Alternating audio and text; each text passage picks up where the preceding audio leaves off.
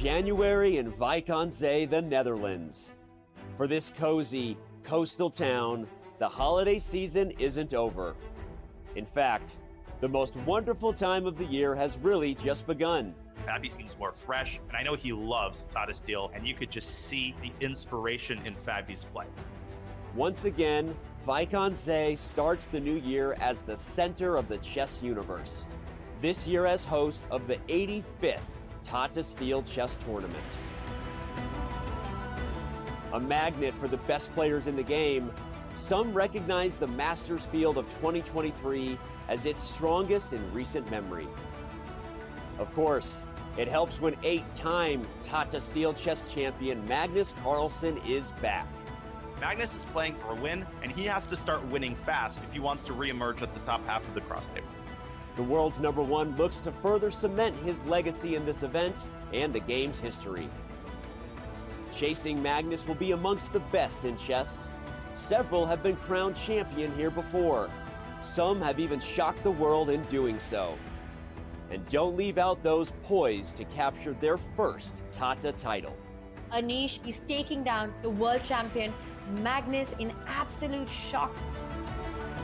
Although winter, Tata Steel Chess is also known as the place new stars come to bloom.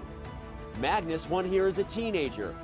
This year's event has its fair share of young players on the rise, each hoping to follow in Carlsen's footsteps. Nodirbek just playing a modern brilliancy. What a performance. The Dutch refer to Tata Steel as the Wimbledon of chess. For 85 years in running, this tournament continues to be steeped in prestige and legacy, and does so again in this welcoming little Dutch town by the sea. Mein Vrienden, it's the 85th edition of the Tata Steel Chess Tournament, and it starts right now.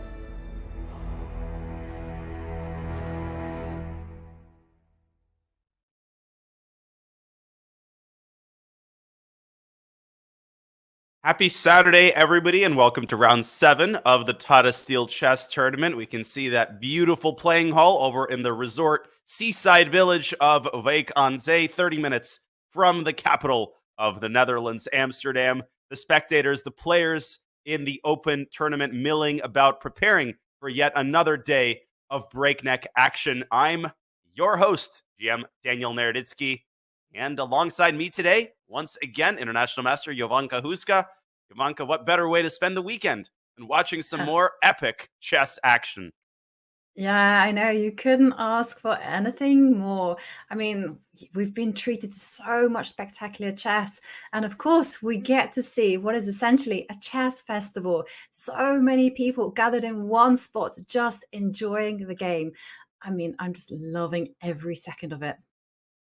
We talked about this yesterday. It's not just about who's leading the tournament. It's not just about who beats who. It's about the atmosphere. And the atmosphere in the Tata Steel tournament is second to none. And the atmosphere is created by a combination of things. Of course, the players, but also just the amount of spectators, the tournaments that are going on the side, and the location, which is so picturesque and so unmistakable. Wijk aan Zee means only one thing, and it means epic chess.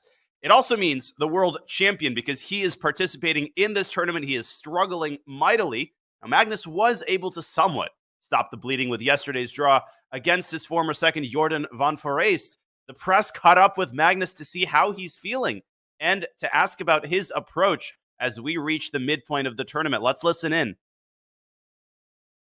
Yeah, it's probably not a good sign, really. I mean, I try to, not let it affect my sort of day-to-day routine too much. Just keep on going, and I feel okay. So hopefully things will turn around. But losing is it's frustrating. Well, I mean, I did take quite a bit of risk in both those games that I did lose. So I'll probably have to take even more risk now. But I'll try every game. I'll try and play, and we'll see how far it takes me. The tournament victory is obviously not realistic, but regardless of what you're doing, that's not what you should think about. So I'll take it day by day, and we'll see how I end up. Well, the world champion promising to take it day by day, tempering our expectations by saying that a tournament victory is not realistic. And as the current cross table sits, well, that's a pretty accurate statement. Let's review Friday's results. We had two decisive games as Wesley So scores his first win of the tournament, Yovi, and Fabiano Caruana delivers just a crushing victory over the struggling Gukesh. Yeah, and it was especially important for Fabi to actually take down Gukesh because it meant that he managed to get revenge over his defeat in the Olympiad in 2022. And yes, it looks like it was quite a draw fest, and it was, but boy, were those games so tense, so thrilling.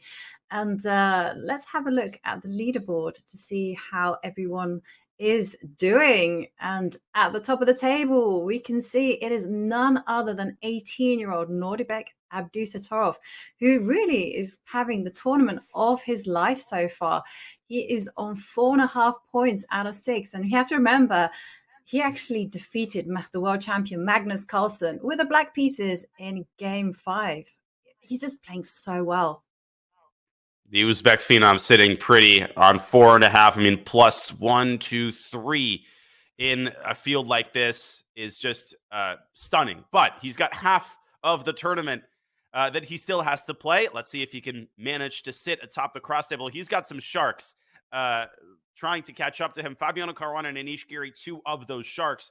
They are only half a point behind on 4 out of 6. And of course, a big contingent on plus 1 that includes the Indian talent Praggnanandhaa, and then, of course, Magnus Carlsen. That's the real story of the second half of the tournament cross table. He is in 10th place right now on -1. Let's see if he can course correct today with a victory, and he's got a pretty good pairing. He's got the white pieces against Richard Rapport, who has historically really struggled in his black games against the world champion. We'll be bringing you those stats in due course, but mouth-watering matchups all around. Praggnanandhaa Van Foreest.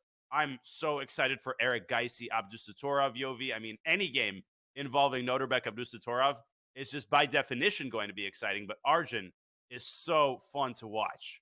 Yeah, he's really been sharpening his tools. He's been playing razor sharp chess. And I agree with you. He is definitely a spectator favorite.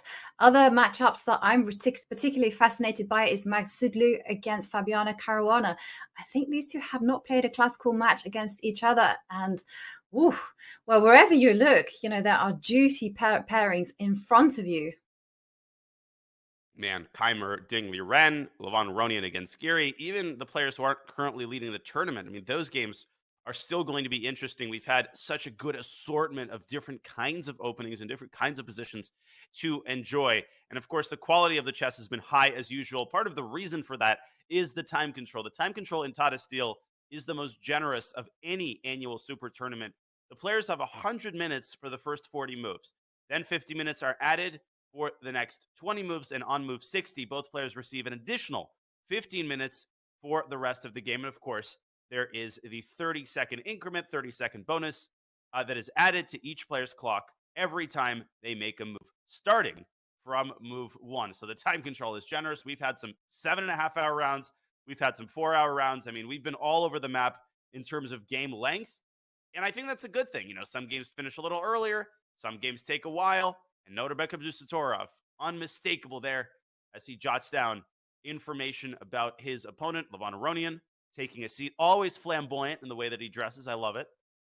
That is Aronian, right? Okay. That is Aronian, yeah. There is no other player who dresses in such a colorful style. And I have to admire the creativity. He's come here in a certain mood.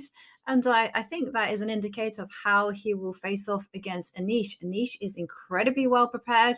And I'm wondering how Levon will try to crack open Anish's arsenal. And there we see Richard Rapport sitting there ready for the world champion to come to the board. And you kind of mentioned it earlier. Richard Rapport has a really bad score against Magnus Carlsen with the black pieces. I mean, he's lost every single game that he's played with black and against the world champion. So Magnus, of course, must be feeling quite positive. And Richard Rapport, he's got to break the streak eventually. So I think the statistics are on his side. I don't think there's a single reason, an easily identifiable reason, that the now Romanian grandmaster has struggled against the world champion. Richard Rapport has been, all over the map in terms of his opening choices, but in the last couple of tournaments, he's played far more standard openings than he did the first time he entered the Super GM club. He used to play the craziest stuff with both colors. Something tells me that against the world champion, he is not going to dip his toes into too exotic of an opening pool, but we're going to see. First of all, big question is what Magnus is going to play. C4 against Nodirbek did not result in success. Are we going to see something more mainstream, such as 1E4? Well, we're about to find out because the clocks are going to be started any second. You can see, I think all of the players have taken their seats over in the Challengers and the Masters. And Magnus isn't here yet. Of course, Yovi. Of course Magnus isn't here yet. He has to be fashionably late. Isn't it a sign of the world champions that they come late? Isn't it a kind of psychological ploy just to make your opponent wait for you, just to kind of say, hey, you waited for me. I'm the one in charge. I can remember Garry Kasparov always turned up late. I mean, primarily this was to avoid all the photographers. I wonder, and everyone getting ready. And I have to say that they did experiment a few years ago with a zero tolerance policy, where if you were not at the board when the arbiters said, start the clocks, that was it. You lost. And they go, handshake, and they are off. And we see Levon opening with E4. And Giri, not a surprise there. E4, E5. He is fine with a draw with the black pieces, but something tells me Levon is going to bring his A game to the opening. Knight F3, knight to C6. Well, we will not start from Magnus's game because the world champion isn't here yet. And an Italian, just a big surprise there, Yovi. Nobody thought we would see that opening. But knight F6 from Anish Giri. Anish refraining from the more standard bishop C5. And let's see if he puts his bishop on E7. No, I spoke too soon. We're back to standard territory with bishop C5. Yeah, and I wasn't really surprised that Levon has been playing E4. I mean, I am surprised that it wasn't a low pass. This kind of Italian, gioco piano, however you want to call it, is a little bit out of territory for both of them. And there we go, D3, D6. And are we going to see something brave and adventurous like we've seen in the past with the bishop coming out to G5? Are we going to see, this is the kind of, I call it the Magnus approach. A4, C3, take as much space as you possibly can on the queen side.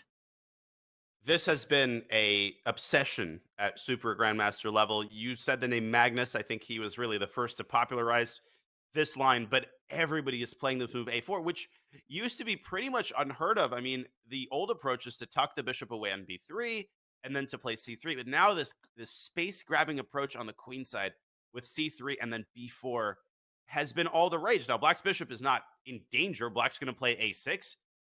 For some reason, Black rarely plays A5 in these positions for reasons that I don't quite understand fully. Maybe the B5 square you don't want to weaken, but there's a lot of positional subtleties that hide below the surface in these Italian positions. And Giri taking the first think of the game. Yeah, and I have to say, in my opinion, I feel that this opening is perhaps one of the most complicated openings. It's so tense. None of the minor pieces get traded off early on. And so you're playing with a full set of pieces. And this just makes it very, very tense, especially when you consider that both sides don't have so much space. And the one thing that I found out is that the game will eventually hinge on who has the better bishop. And there we can see the world champion has entered the building. Sat there and his board. He's getting ready to make his move. What are we going to see? Is he going to push E4, D4, C4? Richard looks a little bit peeved, if I have to say. Yeah, like really? Are we really doing this? Richard's, and he's watching him write down the information about the game, right? Can you just make a move already? Can I already find out what you're going to play? Maybe Magnus doesn't even know. No. He's got to adjust his pieces first. The knights have to be facing each other. Okay, king, queen, bishop, very methodical. He's not in a hurry. For now, the pawns, every piece has to be adjusted. And E4. And here it comes, E4. Oh, yeah, that's what I want to see. Now, are we going to see a French from Richard Rapport? Rapport likes to play the French. I was going to almost say pray the French. If he plays the French, he might have to pray, because that it would not be a very wise choice against the world champion. But Rapport really only one of the last Super GMs who is still willing to play something truly offbeat, even against the strongest players in the world, and Yeah. not responding immediately. No, he's certainly not. And he does have a big smile up his face as though he has a surprise for us. And now Richard also taking a pause, having a think. Maybe this is also a good psychological ploy in return. Make the world champion wait.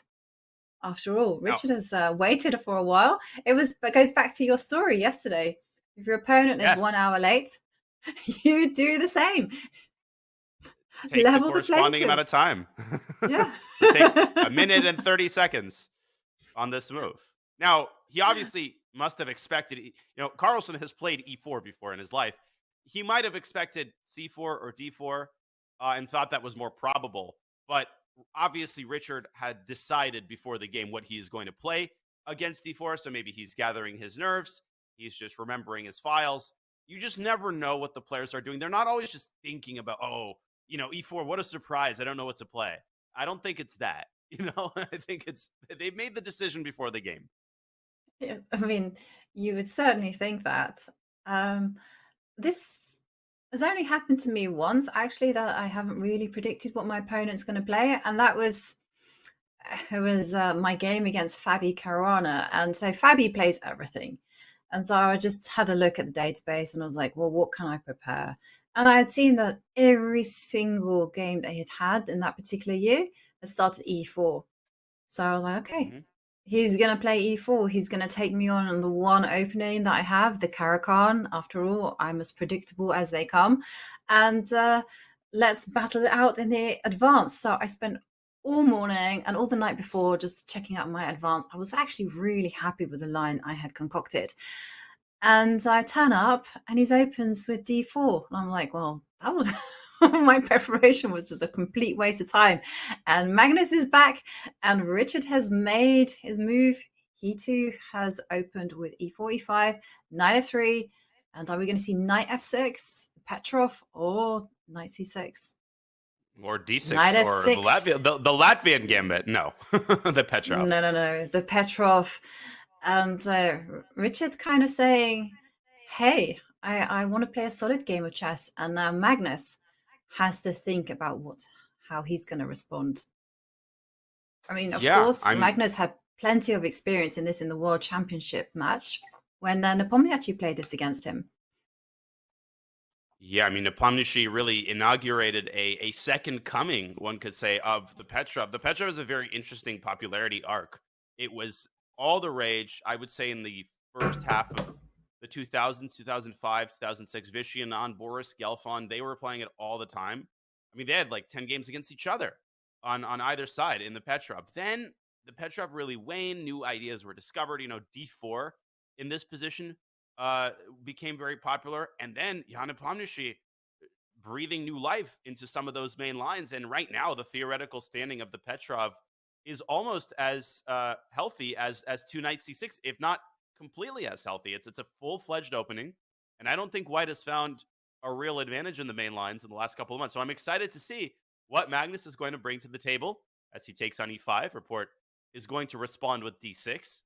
This might be a good opportunity, Yovi, to share the famous story concerning Vishy Anand and the shortest game of his career. I know you know what I'm talking about. I do know exactly what you're talking about. I can't quite remember the moves, though, but it's a very famous story. So the story concerns Vishy Anand. I think this was the 80s.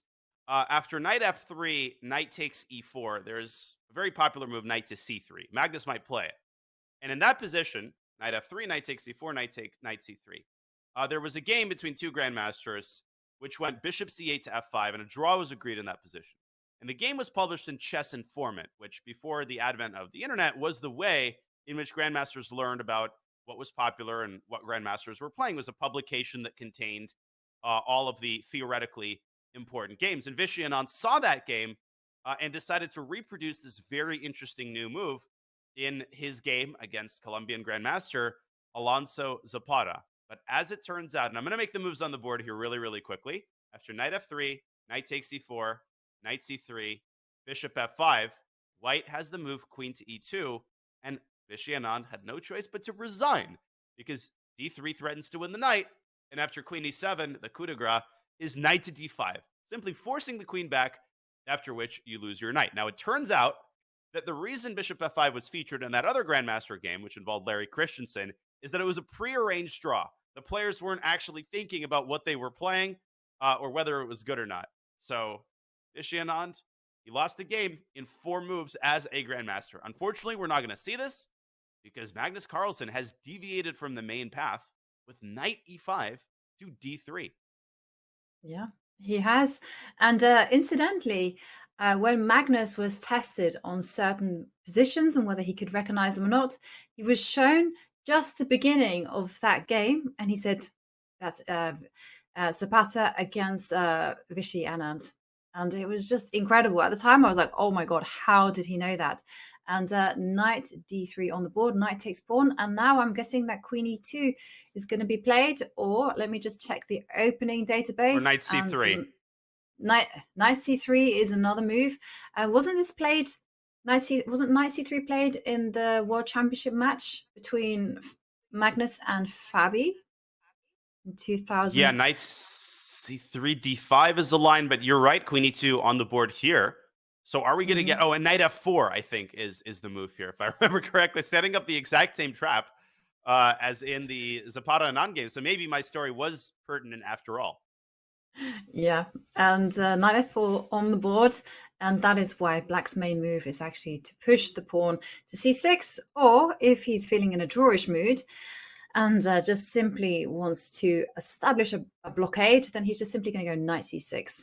Just start building those fences, take it into an endgame. I mean, after knight f6, I don't quite understand why White is supposed to be better there. I guess it's a slight advantage because White can push the pawn to d4 in one fell swoop. White's got slightly better development. So Magnus, rather than, going for something incredibly sharp, and there are very sharp lines in the Petrov, you don't have to trade queens. He decides to stick what he's most comfortable with, which is a long, grinded out endgame with a slight advantage. He wants to play with no risk. He knows that he's not in great form this tournament. And when you're struggling in sharp positions, what you often want to do is go for the types of positions that you feel most comfortable with. And I think that's exactly what we see the world champion doing here. Yeah, certainly. But I have to say, when you are struggling, do you want to see an opening like the Petrov when there are no pawn imbalances? The pieces, okay, White has a slight advantage there, but it could fizzle out very quickly, especially if Black were well prepared and knows exactly the path to equality. Yeah, I mean, this is a surprising choice somewhat for the world champion. I take his comment about not having chances to win the tournament with a grain of salt. And I think if, insofar as Magnus still entertains prospects of, let's say, finishing in the top 3, he cannot afford to make a quick draw this game. He basically has to win all of his White games, starting with this one. And we will see if his strategy bears success. But we've got a couple of other interesting openings. So let's take a dive into our first bird's eye view of the day, EOV. And we've got a feast for the eyes here. Yeah, I certainly do. Maybe we can start with the tournament leader, Nodirbek. He is playing with the black pieces against Arjun Erigaisi. And we are seeing, it looks like an e4, e5 scenario. Yeah, that is our second Petrov. Oh, another Petrov. Yep, okay. Another Petrov. So we've got a lot of e4, e5s today. Let's count. We've got Aronian Giri in the Italian. We've got Gukesh, and an early d5, also in Italian. So we've got 1, 2, 3, 4 e4 games, and then the others either d4 or c4. Keymer Ding is a very interesting opening, which we'll get to in short order. But yeah, the Erigaisi Abdusattorov game went directly into a somewhat less popular version of the Petrov. So I agree. Let's take a closer look at that one. Yeah. Okay. And this is move 10. Go here. And okay, the database is telling me this actually has a name. It's called the Steinitz attack. I didn't know this. I'm very bad with opening names. How are you when it comes to recalling those names? I'm okay with the sort of I know this is the Petrov, but when you get down to like move 7 and 8, I'm always shocked by how many sub variations had names I'd never heard of. And sometimes you have the Steinitz attacker, you have the Capablanca setup, and they might have nothing to do with who played the line first. So I just wonder who invents these names. But anyways, let's rewind a little bit and show how this was reached. In this game, White did in fact play the second most popular move, e4, knight takes e4, and d takes e5, already a deviation from the standard bishop f1 to d3. White takes on e5 immediately. There's a crazy line here that goes bishop c5, but black going for the calmer approach with d7, d5, inviting white to take on passant, but that's totally toothless. Erigaisi keeps the imbalance by developing his knight. We have a trade. Black develops his bishops, grabs control of the center. White does the same. And bishop g4, rook e1 to defend the e5 pawn, and black castles. One thing I'll point out before I pass it to you, Yovi, is that bishop takes h7 check. People are always tempted by this move. It doesn't do anything with the bishop on g4 pinning the knight. If you play bishop h7 and then knight g5, it'll just take your knight and you'll emerge 2 pieces down. So Abdusattorov hasn't blundered anything. Visually, his position looks pretty pleasant, I have to say. Yeah, and the first pressing question that I would be thinking about if I had the white pieces would be very simple. How on earth are you going to unravel from this pin? This bishop pinning the knight and the queen. And it's not an easy thing to deal with to begin with, because you don't really want to be going h3, g4 unless you're feeling really brave. And some of us are not in that category. And then the other option is just maybe just to play around that pin, just develop the queen to e2 and then put the rooks in the center. But there will come a time when it's what happens next. And I do know that grandmasters and in fact strong players are just obsessed with where's the progress, what's my plan. You've got to know what to do, because it's very difficult to play a planless position. It is indeed. And in terms of formulating a plan, you often want to first identify the area of the board on which you want to operate. And to piggyback off of what you're saying, it's hard to identify White's area of superiority. I would say that maybe the center is narrowly the E file is really the only area of the board in which White can operate freely. So I'm thinking about a move like e5, e6 at some point, maybe start with h3 and then follow up with e6. The downside, of course, is that if you allow f takes c6, the pin only intensifies and the pressure on the knight becomes truly unpleasant. So Erigaisi taking his time here. Obviously, there are still games in the database in this position, and you can confirm that. But this is not the kind of position I would want to have with White if I wasn't very well acquainted with sort of the typical plans. Yep, there are not too many games in the databases. In fact, I'm just looking at it and nothing has been played. Castles is a new move, but I'm sure, I mean, in the previous games, Black had always kind of developed the queen, put the queen to c7 or d7, but I'm sure it will transpose into something. I agree with you. It kind of does feel like a standard position, but also if White doesn't do something now, I'm really afraid that Black is simply going to step forward with the queen, connect the rooks, and like you say, just get good development and at the right time, break open with a potential f6. Yeah, and looking pretty good for Abdusattorov. Mm-hmm. Yeah, no, I'm quite worried actually, and I'm just thinking of ways to do something. You know, I'm the kind of player that cannot do anything. I can't just sit there and do nothing. I want to do something. So I was thinking, first of all, first obvious move is actually just attack the bishop. Just ask it, what are you going to do? And if Black plays bishop takes knight, you breathe a sigh of relief and you go, thank you for solving my problems. But okay, h3 on the board. But Black will not be so accommodating. Black will, of course, step back with the bishop to h5. And here it comes. I mean, how are you going to unravel? Well, there's also the not so remote possibility that Black plays bishop g4 to e6, because your idea could be, okay, I'll unpin your knight, but where is your knight going to go? c5 is controlled. G5, that's the juicy square. That's controlled. So bishop e6 looks pretty appealing to me as well. Bishop h5, maybe White's idea is to reposition the dark squared bishop to f4 and open up the d2 square for the queen and say, at some point, I'm going to let you take on f3 and ruin my pawn structure. But on the flip side, that opens the g file.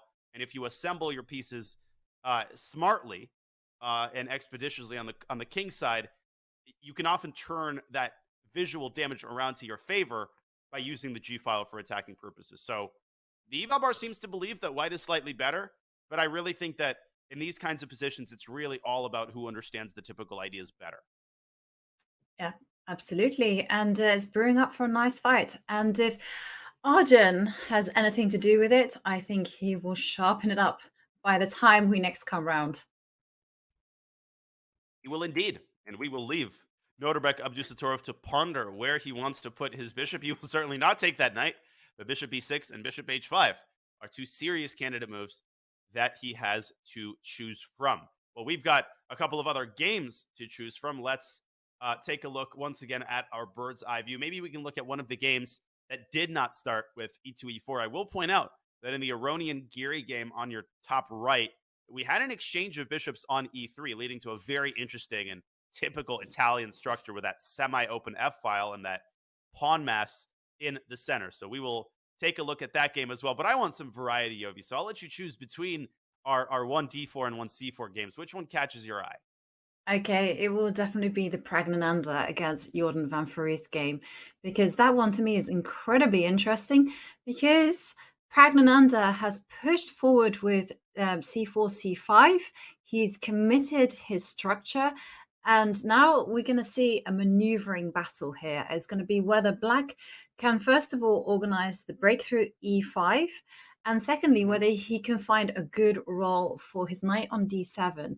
Because at the minute, the knight on d7 looks like it's a good piece, but actually it's not doing too much. It's just helping with e5. And I like these type of positions for Black, I have to say. Most people think that they're very passive, but that suits me fine. Yeah, it's incredibly solid. I mean, it's almost like this came from a Slav. In fact, I'm going to rewind all the way back because we're only 8 moves in.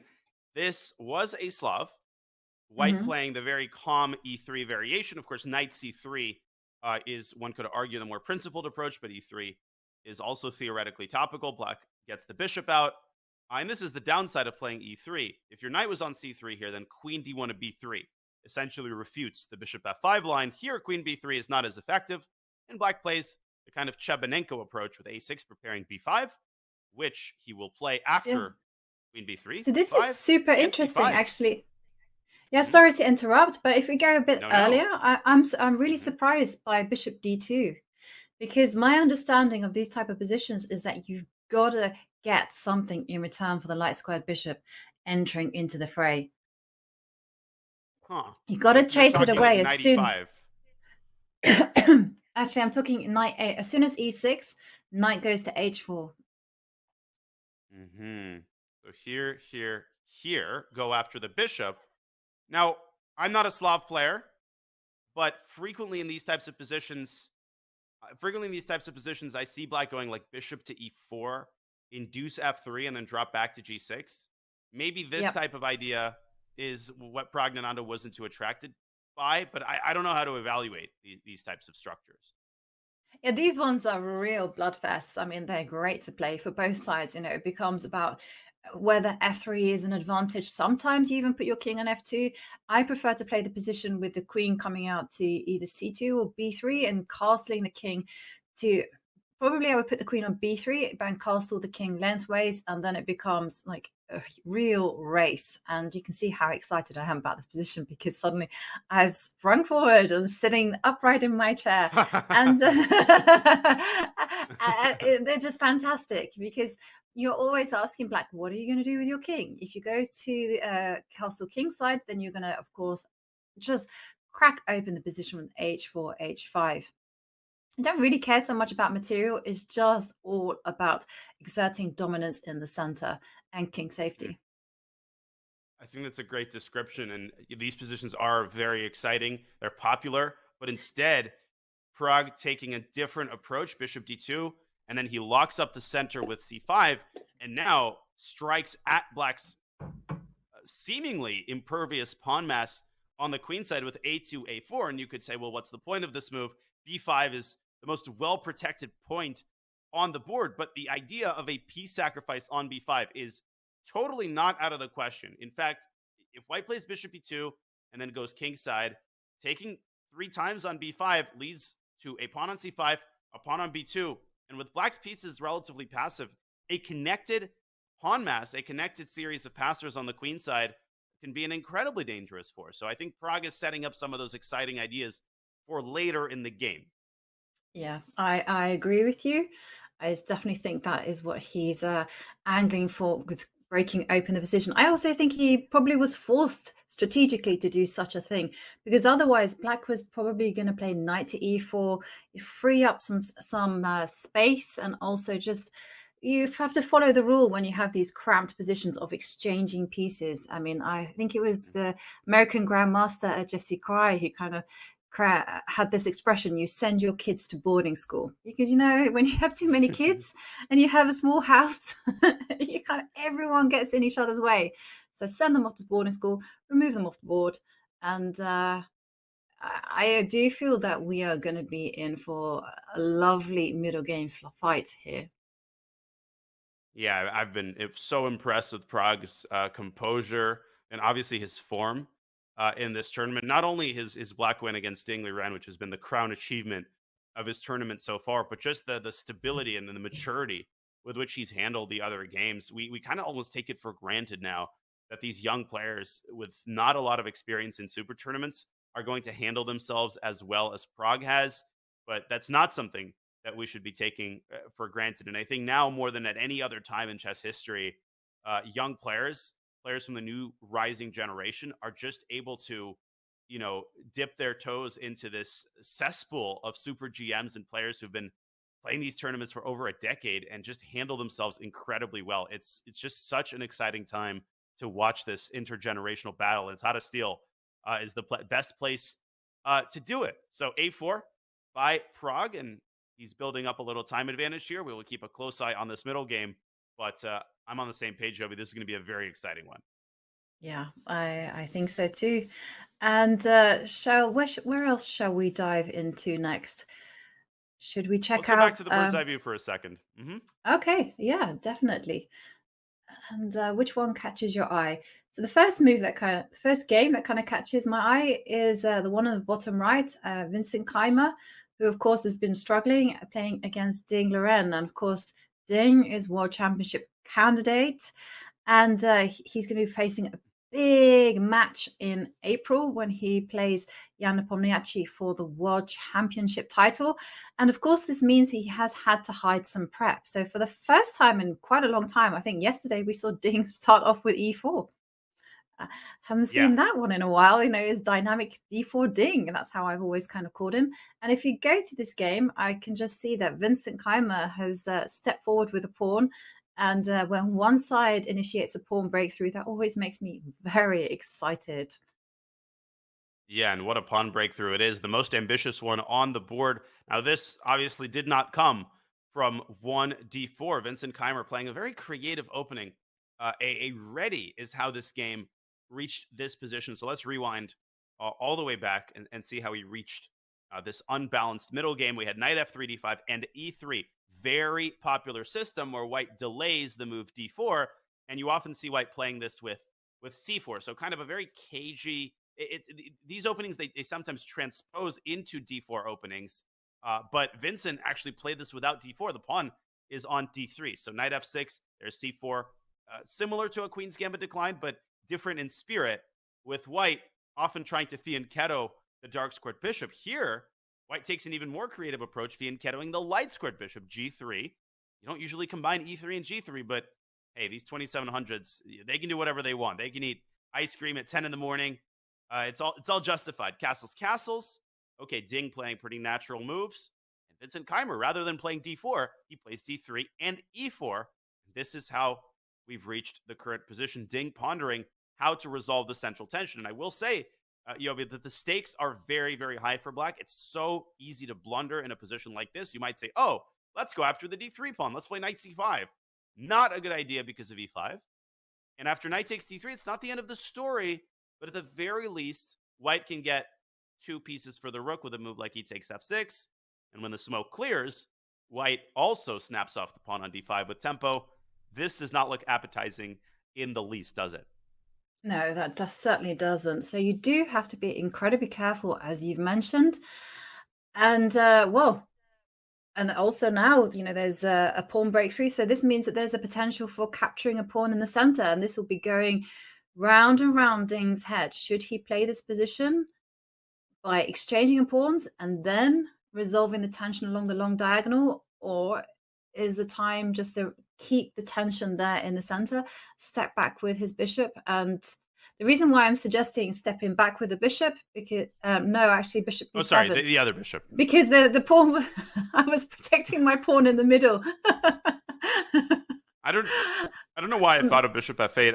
I didn't realize that e5 wasn't a threat, so I didn't count the defenders and attackers. This is what old age does to you. Gotta be patient with me. You're not old, Daniel. So no, I was just thinking that, and the reason I wasn't a big fan of playing c6 is primarily because this introduces the option that white captures on d5 himself. And after bishop b7, the capture on d5 is far less appealing because it leaves white with this runt on d3. So it was a really kind of maximalist approach that I was going for. I wanted it all. I wanted the piece play, and I wanted white to weaken their own pawn structure. Wow, that's just too ambitious. I mean, Ding Liren is not really known for trying to squeeze the most out of each position. Man, he's taking his time though. He's taking a very significant thing. What could be some of his other candidate moves?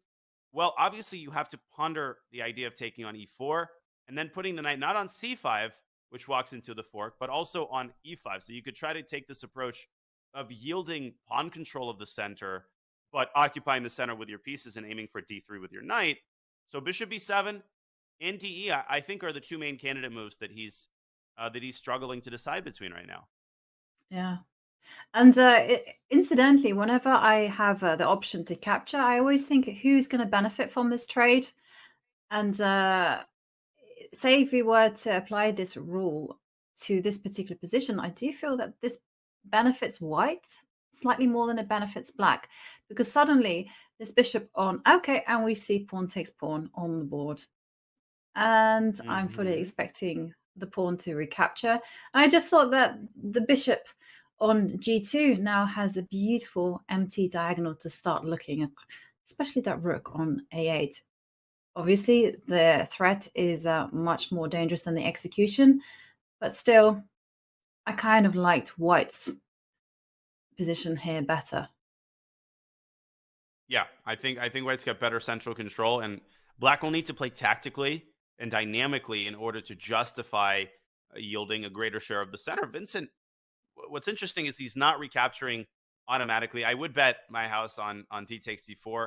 And when you see players taking their time on an obvious move, they're not always thinking about the current move. They could be calculating a line two or three moves into the variation. So they already know what they're going to play. But Max Erva, the Dutch world champion, he always advised to play the obvious moves first. As tempting as it may be to take your time, just play the moves you know you need to play. And then once you reach a position, it's easier to think about. And there's knight e5. So Ding going for one of the approaches that we outlined. Yeah, and well, this is a very interesting battle actually, because it's all going to hinge on whether white can actually just say, for instance, we see a capture of knight takes knight, bishop takes knight. If white can get away with doing things like f4, e5, I think white has a fantastic position. Obviously, that's a little bit weakening. And again, it's the English thing of doing an understatement. It is very weakening. It's slightly, ever so slightly weakening. It's such a bad habit. And I don't know why I do it all the time. But yeah, it's too risky right now to do it. But white will be preparing it. And it doesn't matter if it comes in an endgame or in a middle game. Once it's prepared, it will be very, very dangerous. Yeah, it definitely will be. And you can also put a bishop on f4, either immediately or after knight takes e5, which is slightly less weakening, but tries to do the same thing. Dislodge whatever piece appears on e5, whether it's a knight or a bishop after the exchange. So another rich, complicated middle game in the German Grandmaster's game against the World Championship challenger. Okay, I think as Vincent ponders his next move, a good opportunity for us to quickly get back to the bird's eye view, but I'm pretty insistent that we take a closer look at Aronian's game against Giri. In the World Champions game, on the right-hand side of your screen, you can see Magnus played f3 and then followed up with d4. So we are going to be very likely to see a long, drawn-out, grinded-out endgame. World champion going for what makes him comfortable.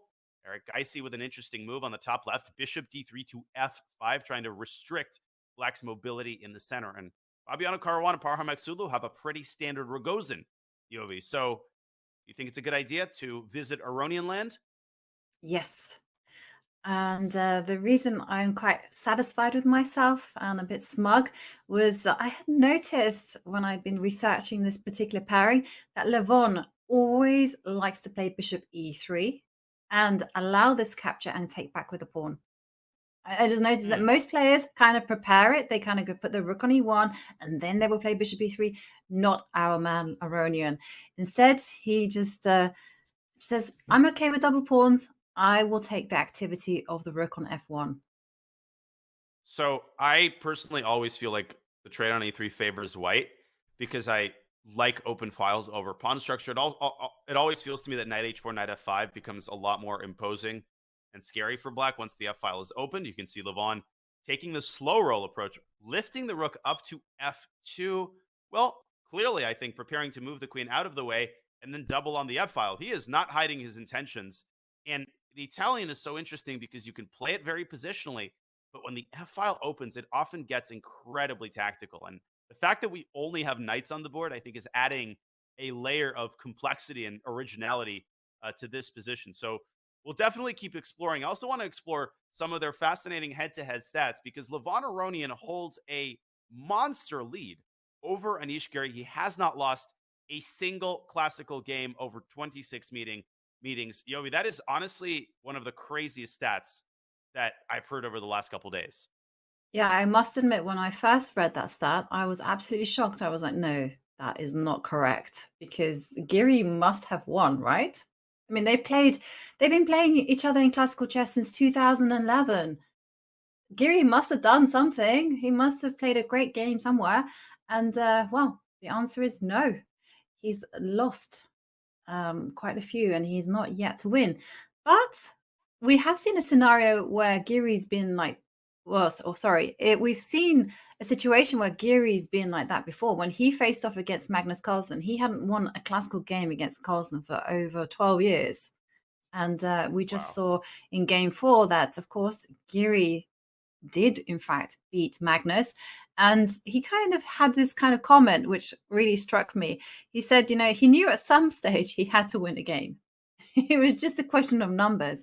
And maybe this is the same scenario with Aronian, Anish is just waiting for his moment to come. But if I take a look at the position, I'm thinking, not today. Yeah, it would be hard to imagine. Maybe I'm jumping the gun here, but Levon has exactly the kind of situation that makes him comfortable. And his experience level, not only in chess, but also in the tournament, is vast. I mean, he's a 4-time Tata champion. This is his 10th appearance. And Anish Giri has had his share of frustrations in Tata Steel. He's never won the tournament, but he's a 5-time runner-up. That is nothing to sneeze at. But, Yovi, you mentioned that maybe this is the game, maybe this is the year. And I think that's how Anish is approaching it. He's approaching it from a statistical point of view. I've never won a game against Levon. Statistics are on my side, okay? I mean, this is my 27th game against the guy. Eventually, the gods have to get on my side. Exactly. Eventually something has to crack. And and looking at the statistics again, we can kind of see that Aronian has actually beaten Anish twice and Wijk and Aronian making his 10th appearance. And I saw an interview with Levon where they asked him about his age and how, the fact that he was a 4-time champion. And he kind of answered that someone had called him Uncle Levon. And he was like, no, Whoa, whoa, whoa, I'm whoa. no one's uncle. Whoa. Thank you very much. I'm like the youngest one here. And I thought, way to go, Levon. That is the mindset. And they also grilled him about playing kids. And he said, no, he corrected a statement. He said he never said he hated playing kids. He said he hated kids. Oof. Oof, Yeah. that is brutal. Even though I think he just had a kid. He has just had a baby, yeah. That is disturbing. But Levon is great. There's certain players that you can just count on to provide entertainment every time they give an interview. Like, you just know that they're going to be game for, saying something interesting and, just filling the often tense environment at chess tournaments with a dose of levity. And Levon is definitely one of those players. Okay, what conclusions can we make about the position as Levon drops his knight, not to h4, but back to d2? And the reason, I think, why is knight h4 can be met with the move g6. And when you don't have a dark squared bishop, it's very, very hard to exploit the consequent weakening of the dark square. So he goes the other way, knight f to d2, opens the f file. What do you think he wants here? Does he want queen f3, queen g3, just sort of assembling his pieces on the king side? Or is there a more subtle reconstruction of his pieces that he has his eye on here? Yeah, I mean, I was surprised by knight d2 because, first of all, it's a backward knight move. Those are very difficult to spot. And secondly, it made a superfluous knight sitting there on d2. But I just kind of had an idea that maybe this knight could actually jump back to f1 and then g3. Grandmasters are very big fans of overprotecting. And then once the knight has relocated to g3, then maybe the queen will get out of the way, the rook will come to f1, and there will be pressure, like Freddie Mercury and David Bowie sang. I love that song, by the way. I'm going to have to listen to it during the break, just to pretend that to fill the vast gaps in my cultural upbringing. You've never heard of it before? You've never heard it? I can't believe it. So no, famous. I mean, I think you know me well by now, though. I mean, most references that are worth their salt fly right over my head, unfortunately. Okay, I'm sorry. You definitely have to listen to it. Maybe you've heard of it. I'm sure you have.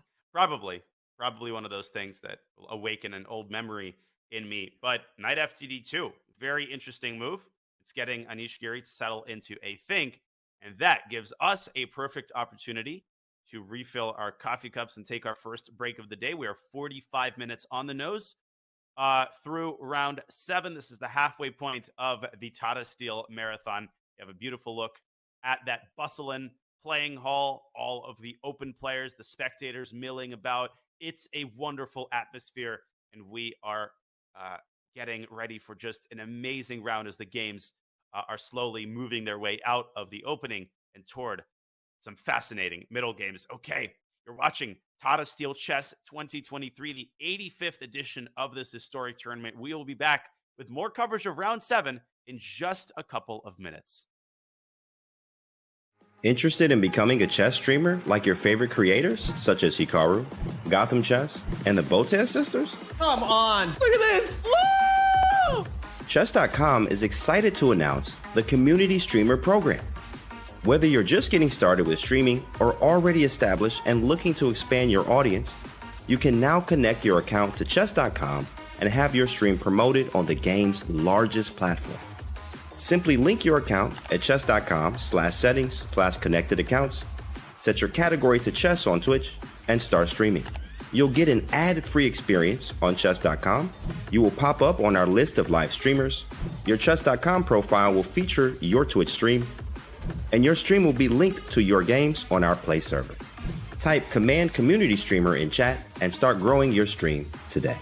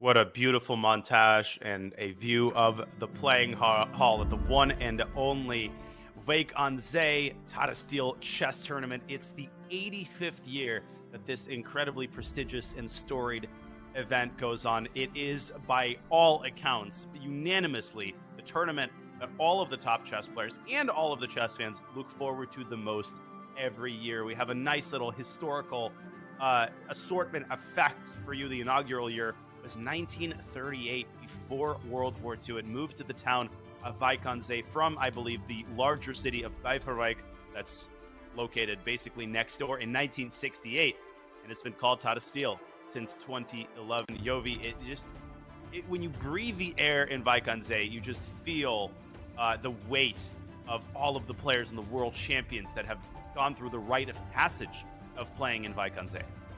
Yeah, I have to say, Tata Steel, Wijk aan Zee, it is the tournament to play if you are a top player. I mean, it is where you want to go to live, breathe chess amongst the greats for just over 2 weeks. And yeah, we can see the playing hall. I mean, it's completely packed with players. I mean, that is a sight that really gladdens my heart. I mean, there are hundreds of people all just in one room enjoying the game, and it's just about this just coming together, how chess connects us. And you have never seen so many people just crowded around watching the top section. And that's beautiful to see, because usually they're kind of cordoned off, and maybe they're on a stage somewhere and maybe one or two players are allowed to go there. But here, no, the players are right there among the bustle of the crowds. And there we see Param walking up and down, and everyone can see, everyone can get a bite of that atmosphere. It's just magical. There's a meme to be built out of this. Someone says, classical chess, OTB chess is dead. Hold my beer. Just a view of the playing hall with all of the spectators at Tata Steel. But another reason I think that we all look forward to this tournament so much, Yovi, as we take a look at the bird's eye view and adjust our eyes to all of these fascinating positions, we get virtually no quick draws in Tata Steel, and we definitely don't get any Berlin draws. Would you say that substantively contributes to this atmosphere of fighting chess? And why do you think that nobody comes to Tata Steel, willing to conserve energy with those quick draws that we've all gotten used to? Yeah, I think it's because the organizers are quite strict here, and they say, you do a Berlin draw, I ain't inviting you back to the tournament.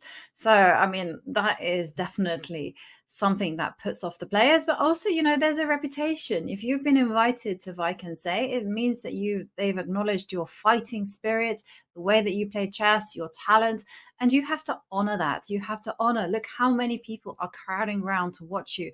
And I do feel it's disrespectful when you've been invited and so many people are just watching your games in eager anticipation for you just to agree a quick 13-move draw that's been played before.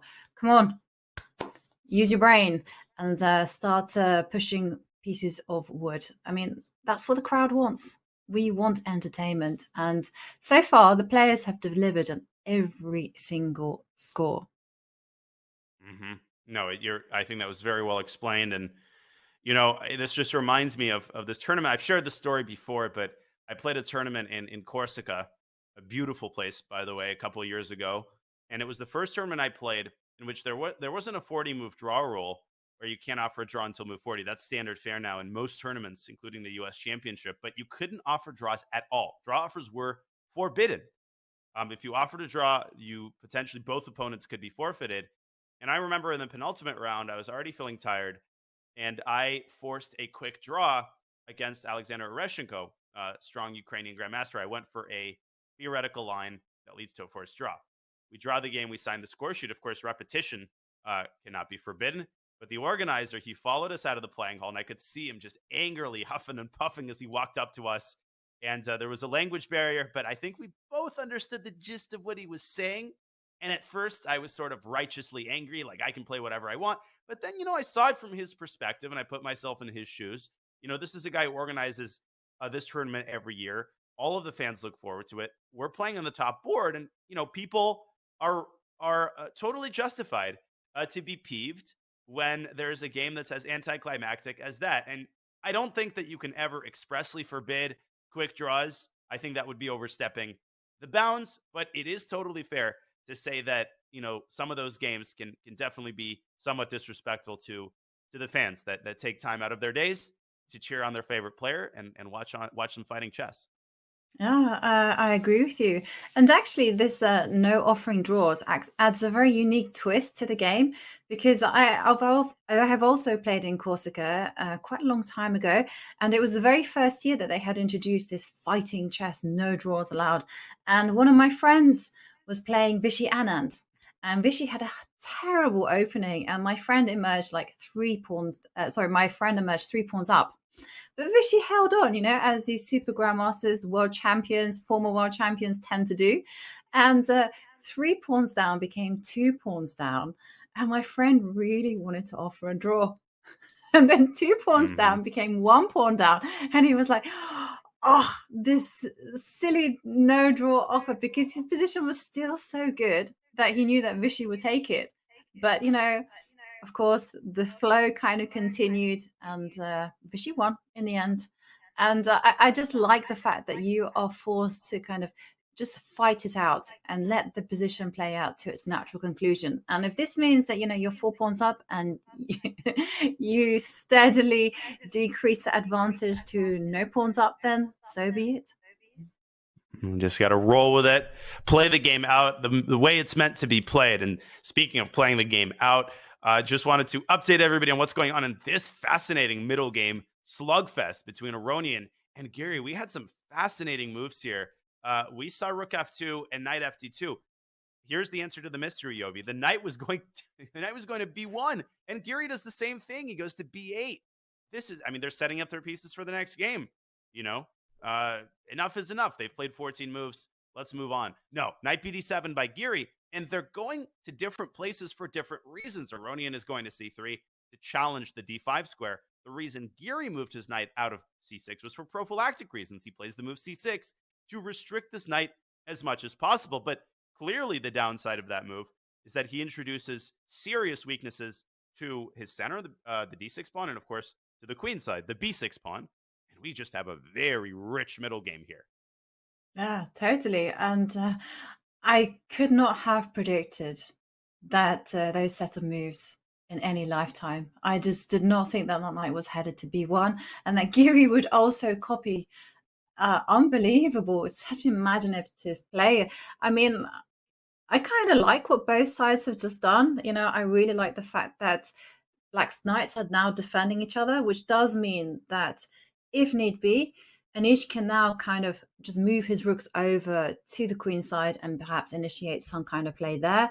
I also really like what Levon has done, because Levon has said, well, now that I've tidied up my knights, look how lovely they are sitting together.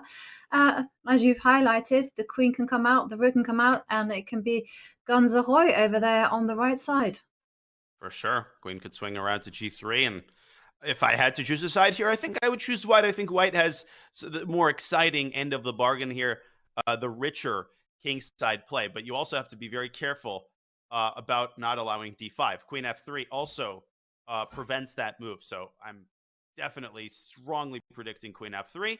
And we will see if Levon can squeeze something out of this middle game. But we've got some other fascinating middle games in a few of the other games. The world champion and Richard Rapport still have queens that are staring at each other. We've got a good old school standoff on the e-file. Richard has just developed his knight to A6. Gee, I wonder where that knight is going. It's going to B4, and it's going potentially to C2. So interesting game there. And Praggnanandhaa van Foreest, you were talking about that game during the break. That game is going off the rails. Yeah, it's insane, that game. Black has already broken out in the center, and Praggnanandhaa has immediately issued a counter threat.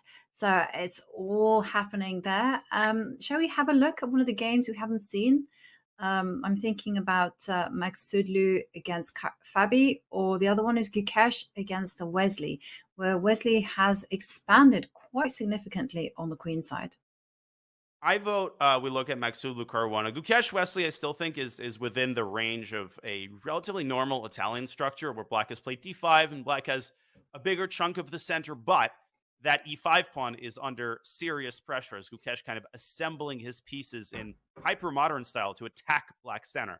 Now, Maghsoodloo Caruana is an old-school Rogozin structure with that knight on c6, somewhat misplaced because it blocks the c-pawn from building up that pawn chain we often see in queen's pawn openings. But on his next move, if Fabiano Caruana can move his knight back to e7 and then play c6 and find a nice spot for the knight on the king side, I think he's officially solved all of his opening problems. So Parham Maghsoodloo really just has like one tempo that he should try to use to make this process difficult. I like the look of queen c2, Yobi, to prevent the knight from moving away. Maybe Fabi just plays rook a c8. Oh, but then bishop takes a6 is a nasty tactic. Yeah, definitely. This knight on c6 really makes a bad impression, actually, for all the reasons that you highlighted. I can't stress it enough. Knight should not be in front of its pawns. And I like what you say. You've got to tie that knight down. You've got to prevent it from moving. And also, the pawn structure really is just like a queen's gambit declined and an exchange variation. And all those rules are at play in this particular position. So if the knight does eventually find itself a safe spot and the black pawn were to get to c6, then Maghsoodloo has got ideas of playing b4, perhaps trying to launch a minority attack, and other things that he can do is just simply clamp down on black's pieces and just restrict them. And I'm thinking of that light squared bishop, just prevent it from having any squares. So that's why I love your queen c2 move. I think is fantastic. I think it fits in with all the rules. And of course, also, let's not forget that white has a stronghold on c5. And I really like Maghsoodloo's position. I mean, the computer might say pretty level, but I think on a practical level, Maghsoodloo is better. Agreed completely. And we saw Fabi walking past the camera there. He's not at the board. This is an unpleasant position. I think the eval bar, well, it is showing a slight advantage, right? Queen to b3 by Parham. He doesn't drag it all the way back to c2. It's like that famous anecdote that Russian players like to share about Vladimir Simagin, an old Soviet grandmaster. He plays e4, c6. His opponent plays d4. He plays d6. And they said, Vladimir, what was that? Why didn't you play d5? I didn't have the strength to push the pawn 2 squares. So Parham didn't have the strength to bring the queen back to c2, but in all seriousness, I really like queen b3. He is inducing the move rook a b8, and then I think queen c2 is even stronger because bishop takes c6, bishop takes a6 actively becomes a threat in that position. Yeah, I agree with you. Is the big question though, is black obliged to play rook a b8? Because we've been talking about this knight wanting to get away from the c6 square. It's stood in front of his own pawn. So the first move that I would think about is I would love to get away with knight a5. Attack the queen, and if I can put that knight on c4, I am so happy. So the way I see it, there's queen b4, but then you can maybe take and go back to c6. So let's say I go queen c3, and you're saying stick the knight on c4. Yeah. Huh. I'm trying to live like this because this is kind of a common idea in certain Queen's Gambit decline lines. And there, if you manage to get a5, a4 in, then you are riding high with that knight on c4. And if I take, and if you take, and you can defend the pawn with b5, or even in this position, the knight is actually under the X-ray, and black, I think, solves all of his problems with c5. Knight e4 and cd, counterattacking the queen. Here, white is already worse. Yeah. Okay. So if I'm not taking on c4, can I go b3? Things get a little bit sharp here. Taking there, and then after queen takes pawn. You can even take and go b5, maybe. Yes. Or immediate b5. Yeah, immediate b5 I kind of like. You know who doesn't like it though? Or I can also put the queen on b4 as well. I kind of keep the queens on the board and then threaten rook a c8. That's an excellent move. No, white can't be better here. So not b3, not bishop c4. I really like this idea. I think that is the serious downside of trying to provoke rook ba. You might have walked yourself into a maneuver that actually improves the opponent's position. Well, if it works, I mean, if it doesn't work, then okay, it's out of bounds. But this is the dream kind of response to queen b3. Yeah, and I think for Fabi, when you get into these unpleasant situations, you want to I think the proper expression is changing the course of the game. You want to do something that poses a new set of challenges to your opponent. And rook a8 is just too obedient, right? This goes right down the path that White has carved out for himself. Knight a5, knight c4 really changes the tenor of the game, and it says, hey, I'm not just willing to accept that my position is passive, and I'm not going to do what you say. I'm going to try to get active myself. And queen b3 might have offered Black a rare and an opportunity that he won't have again to whip up some activity among his ranks. I like knight a5. Yeah, no, it was just an interesting idea because I've had I played this type of position with the white pieces, and it was Humpy Konoru who did this to me. She put her knight on c4, and then she followed it through with a5, a4, and I was like, my position is not good. And then Maria Mazichuk did exactly the same thing. I was like, okay. The first time it happens, okay, fine. But the second time it happens, you've got to learn your lessons, Yobi. So that's why I'm like immediately looking at knight a5, trying to get away with it.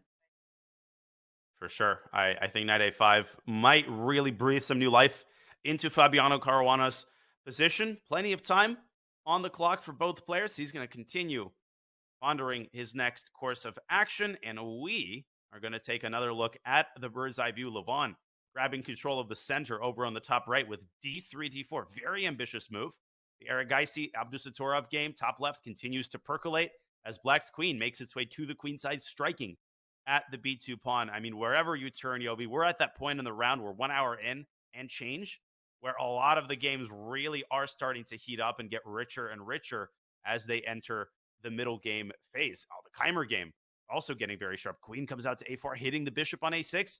Looks like Ding has to be very careful to keep the balance in the center. Oh, so much excitement. Yeah, my vibe is to kind of go to the Abdusattorov game, but then I think we should go back and check up on the world champion and see how he's doing against Richard Rapport, because there is still that standoff with the queens. And both sides are kind of shaping themselves up for the end game. And what's going to happen there?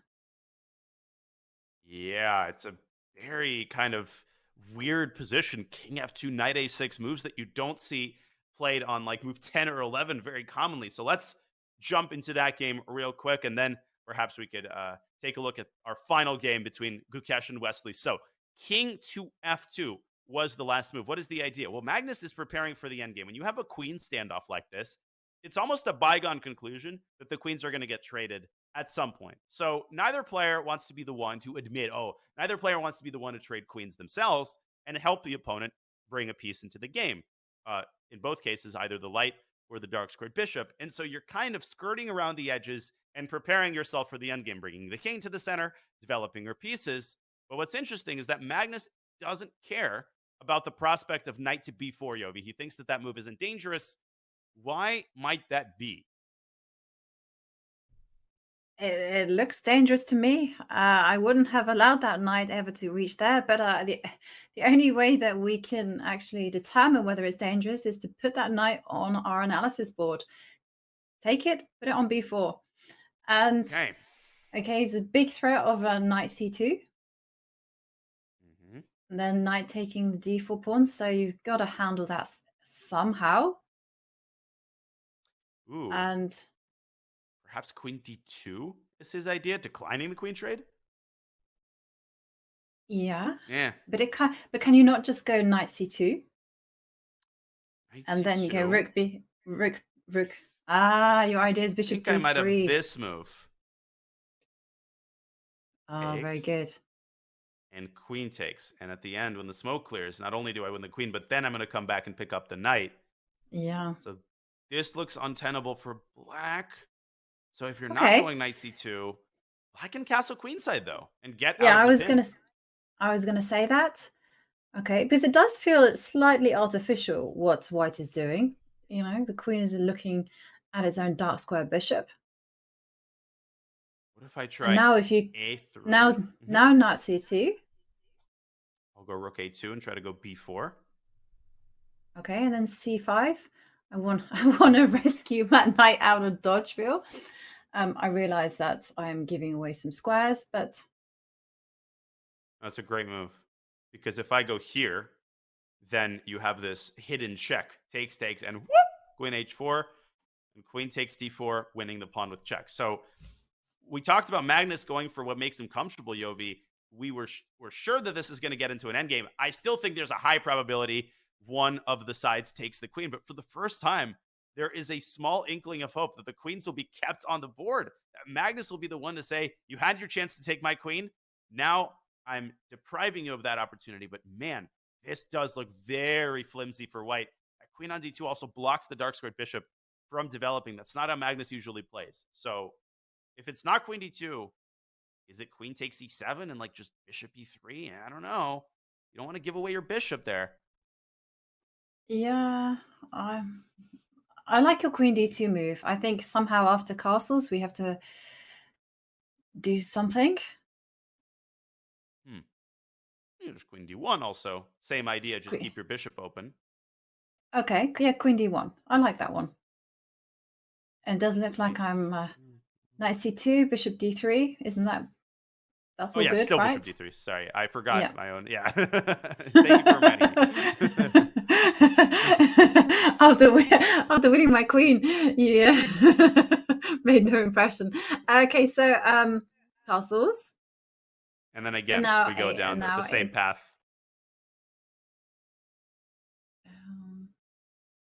Rook a2. What a mess. What a total and complete chaos on the board. It is very scrappy, isn't it? Also, maybe white could even go g5. Rather than rush with c5, can go g5, attack the knight. Jeez, just stir the pot even more. Because the knight can't drop back to d3 because you intercept the connection between the queen and the pawn. That's always a troublesome situation. I like g5. Yeah. Gosh. Messy. Let's go back to live board. I've reached my allotment of, chaos at 9 o'clock in the morning. Richard Rapport is swimming in that cesspool right now as he considers the move knight b4. This is a game, Yovi, unless the queens get traded and things calm down, in which both sides could end up in acute time pressure by move 20. Because this is only move 11, and they've both already taken about 40 minutes off their clocks. Yeah, definitely.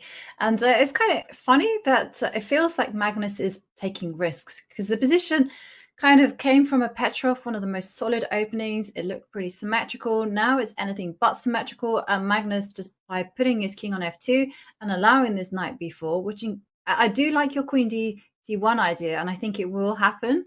I just think that there will be chaos on the board, and Magnus is just invited every single moment. I can't... I think he had to do it. I mean, he wants to win. He wants to win this tournament. He wants to win points. He does. Maybe take the position away from simple pawn structures and positional elements, and just light that firework. Very provocative by the world champion, who has only lost one classical game to Richard Rapport. Carlsen leads their head-to-head 3 wins, 1 draw, and 1 loss. His only loss coming a couple of years ago in 2017. And an interesting stat there, each player has lost to Nodirbek Abdusattorov earlier in this event. So Abdusattorov is really the King Slayer and the Rapport Slayer. And in their last OTB meeting, the World Blitz, Carlsen came back to defeat Richard Rapport. So not an easy opponent for Rapport. I mean, as if Carlsen is an easy opponent for anybody, Yovi. As if, some players play well against the world champion. Does anyone have a positive score against Magnus? I remember it was kind of said that Nepomniachtchi was the one who had a positive score against the world champion, but most of those victories came from when they were juniors. Yeah, maybe someone... I was just thinking maybe someone has beaten the world champion and then rage quit. Or win quit. Queen quit is the no more. That's exactly right. Win, and then I've had enough. I'm keeping my positive record against Magnus. I think an interesting question would be for all players who have played 4 games or more, or like an arbitrary number that's greater than 1, does anybody have a positive score against Magnus Carlsen? Definitely something I'll research, perhaps after the broadcast today. So a good reason to tune in tomorrow. I can't wait to hear your stats on this. Our producer said Yesipenko could be one person. Oh, yeah, I I think remember it. maybe. It's He's just beaten Magnus a few times. Mhm. But have they played 4 games is the question. Anyways, we'll test that out. That is and we have a result. Whoa. We already have a result in Aronian Giri, a draw by liquidation. And there How we did see that the happen? players. Yeah, we have to check out, how did this happen? It's because when we left it was all brewing up very nicely for this big battle on the sides of the board. Levon was gonna align his rooks on the F line. Something was gonna happen in the center. Oh, and there we have it. The pawn broke through and was met by like for like. Yeah, pace for pace, d4, d5. That's the thing with these positions, these Italian positions. They have a very high tendency to explode, but when they explode, they frequently lead to liquidation because both sides essentially have a very healthy position, a healthy pawn structure. So neither side really able to gain the edge. Takes, and a draw with the move queen d4, which is a totally reasonable draw for this is a dead equal position. Black can go rook f to e8. And a great result for Anish Giri. I mean, he holds Levon Aronian easily with black. He's adhering to his tournament strategy, and his preparation, Yovi, has just been unimpeachable, whichever opening he's played. Yeah, he's making it all look so effortless. And here it just seemed like an easy path to equality. It looked like he sussed out what Levon was going to play, and he had found a formula to neutralize that. I'm a bit confused about one thing, because I was under the impression that the players were not allowed to offer draws. It's basically because I've never seen anyone offer a draw, if I can say, and I've never seen anyone finish so quickly. I was under a similar impression. So I'd be curious to look into that. Maybe the players don't even know whether they're allowed to offer draws. So they're kind of assuming that they're not. But then Levon Aronian is like, let me test this out. Let me see if I get banned by the organizers after a draw. But this definitely was not a 3-time repetition. So I suppose maybe it's at the organizer's discretion. You have to ask permission.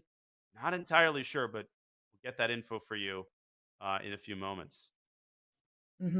Yeah, I mean, but this is the very first kind of quick draw we've seen actually during this tournament. Yeah. And okay, looking at the position, I mean, fairs. I mean, I would say a totally drawn position, but it's nice that it would have been nice to see them playing it out.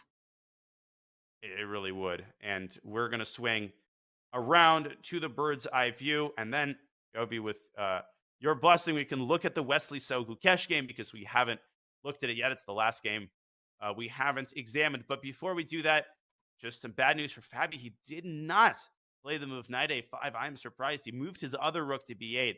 So his position still looks quite unpleasant. A fun aesthetic effect produced by Erigaisi's minor pieces, all of which sit on the F file. He's played bishop c1 to f4. There are some moves you have to play, not because they're necessarily good, but because they just produce, a certain aesthetic effect. And I think bishop f4 falls into that category. Yeah, it certainly does.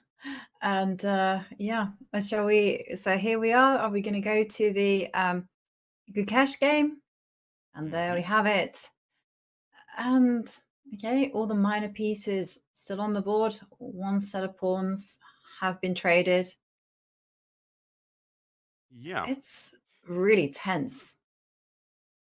It's a hard position to make heads or tails of because the most arresting feature is, of course, the fact that black has a pawn in the center and white does not. But in these Italian positions, that pawn could be the bane of black's existence. White is already in a position to play the move b5, which I think is the first thing we have to calculate.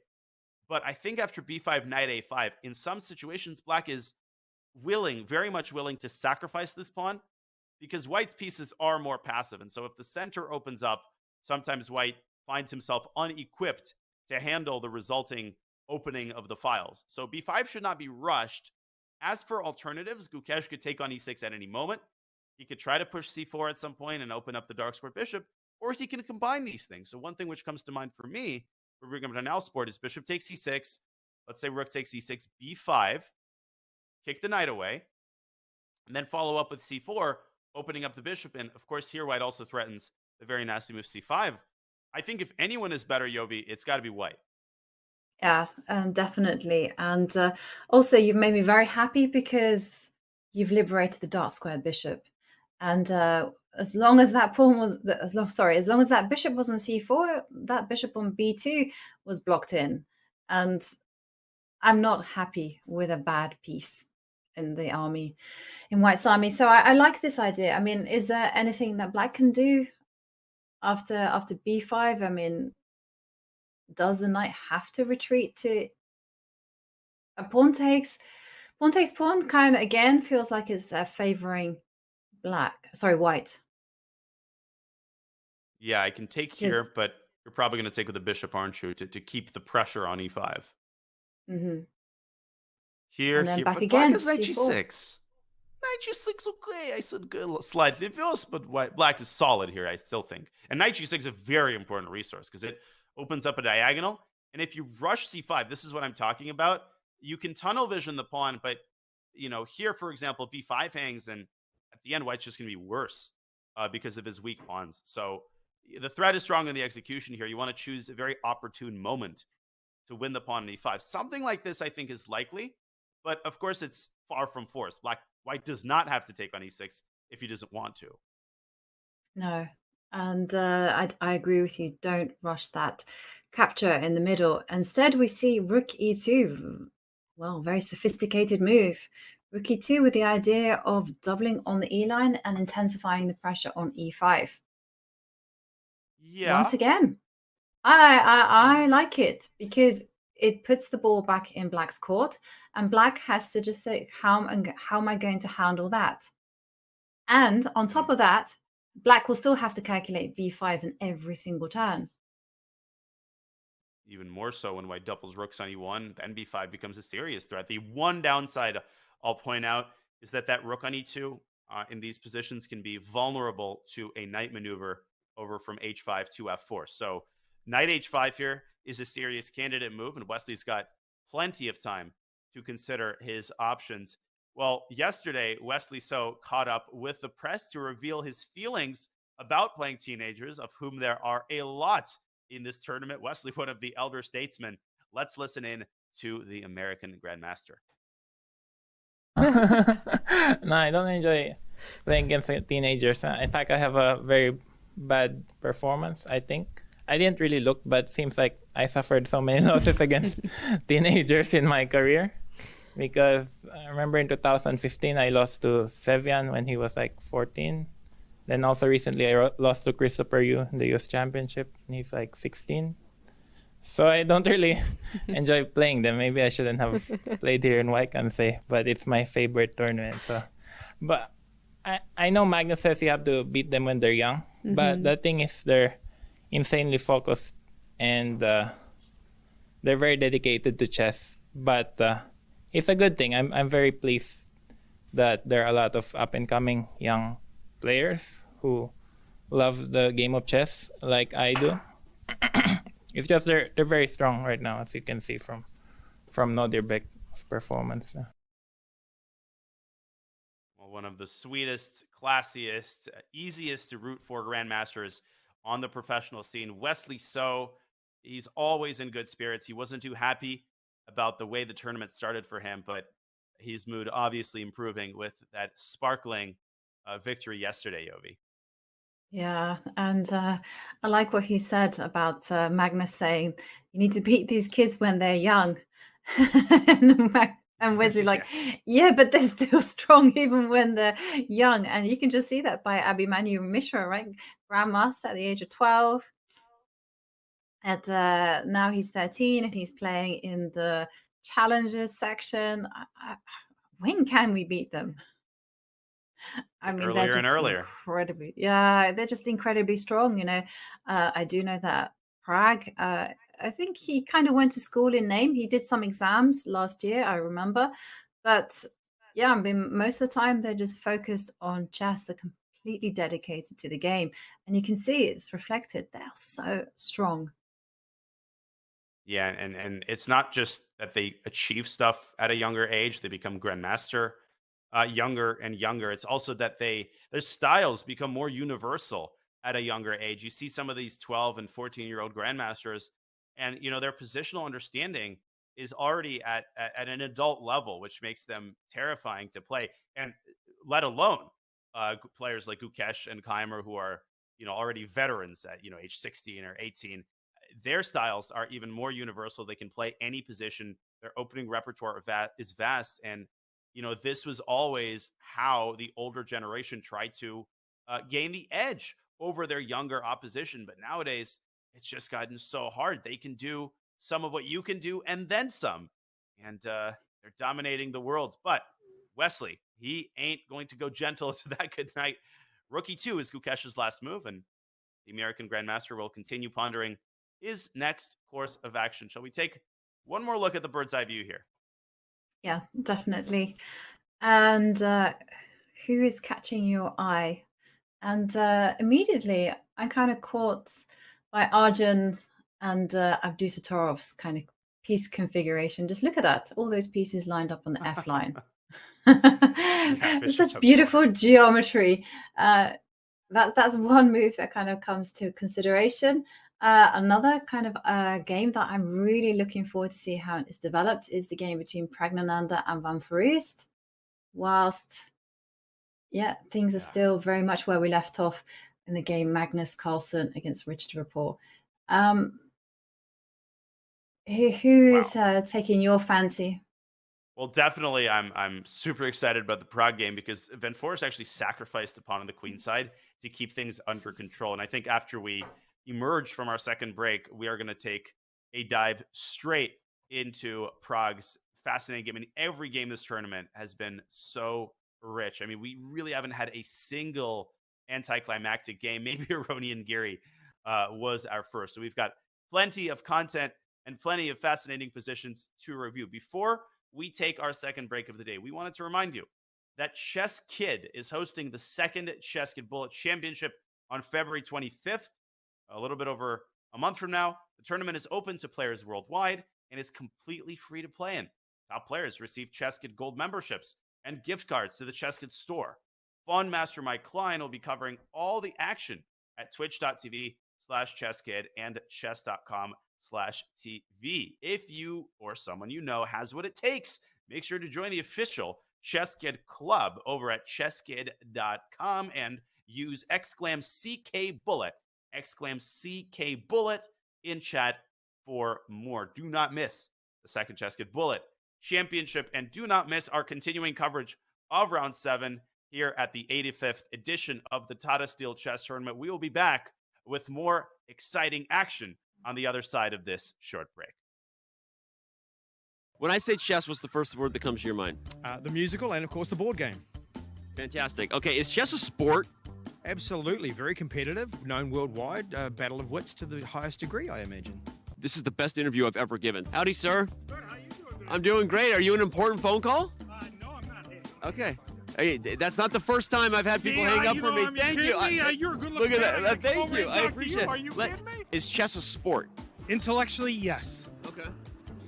Kind of like the same type of sport physically that NASCAR is. Okay. Does that make sense? I've actually never heard that comparison as a guy who's been in chess my whole life. That's a great comparison. Hi, sir. Do you play chess? Sorry, speak French. Oh, speak French. Okay. En passant. Hey, that guy was walking en passant. Chess. Chess? Chess, like the game. Chess? I can beat you in chess. If you beat me, I'll give you $10. 10? 10. If you beat me, I bet.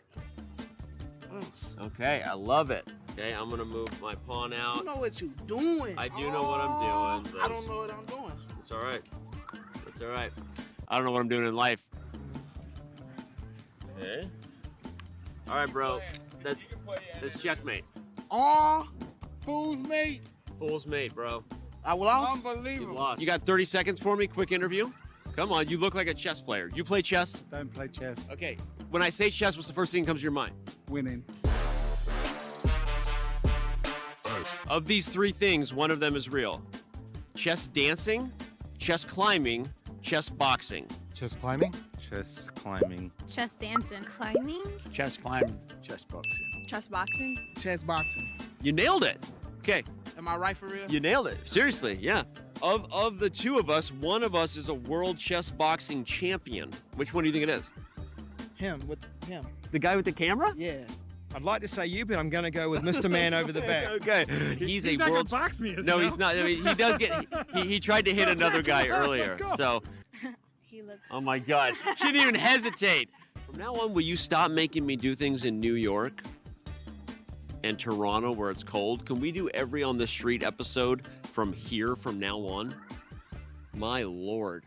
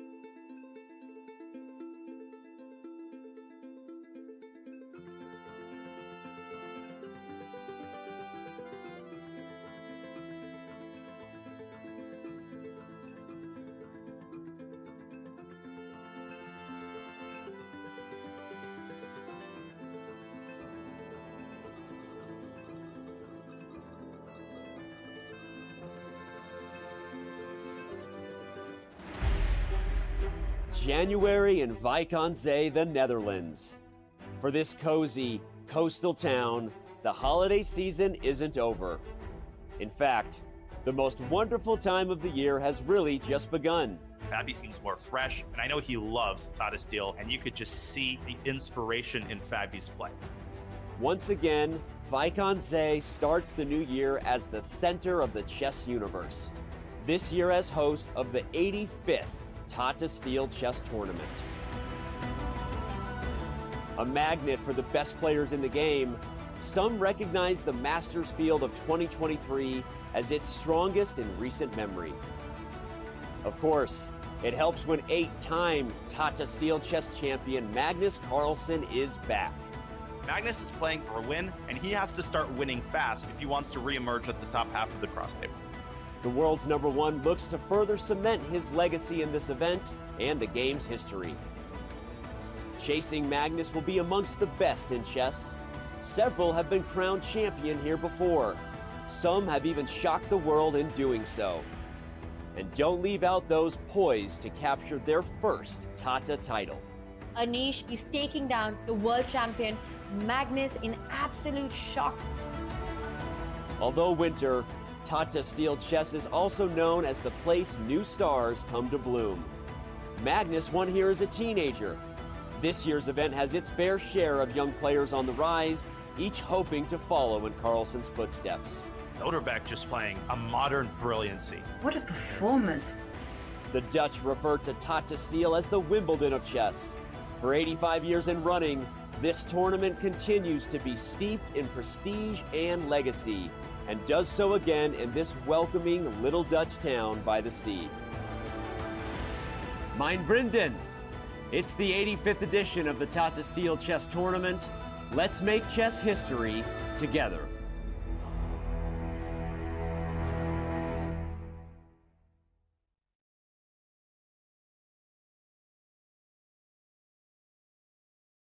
The world champion Magnus Carlsen is struggling at the 85th edition of the Tata Steel Chess Tournament.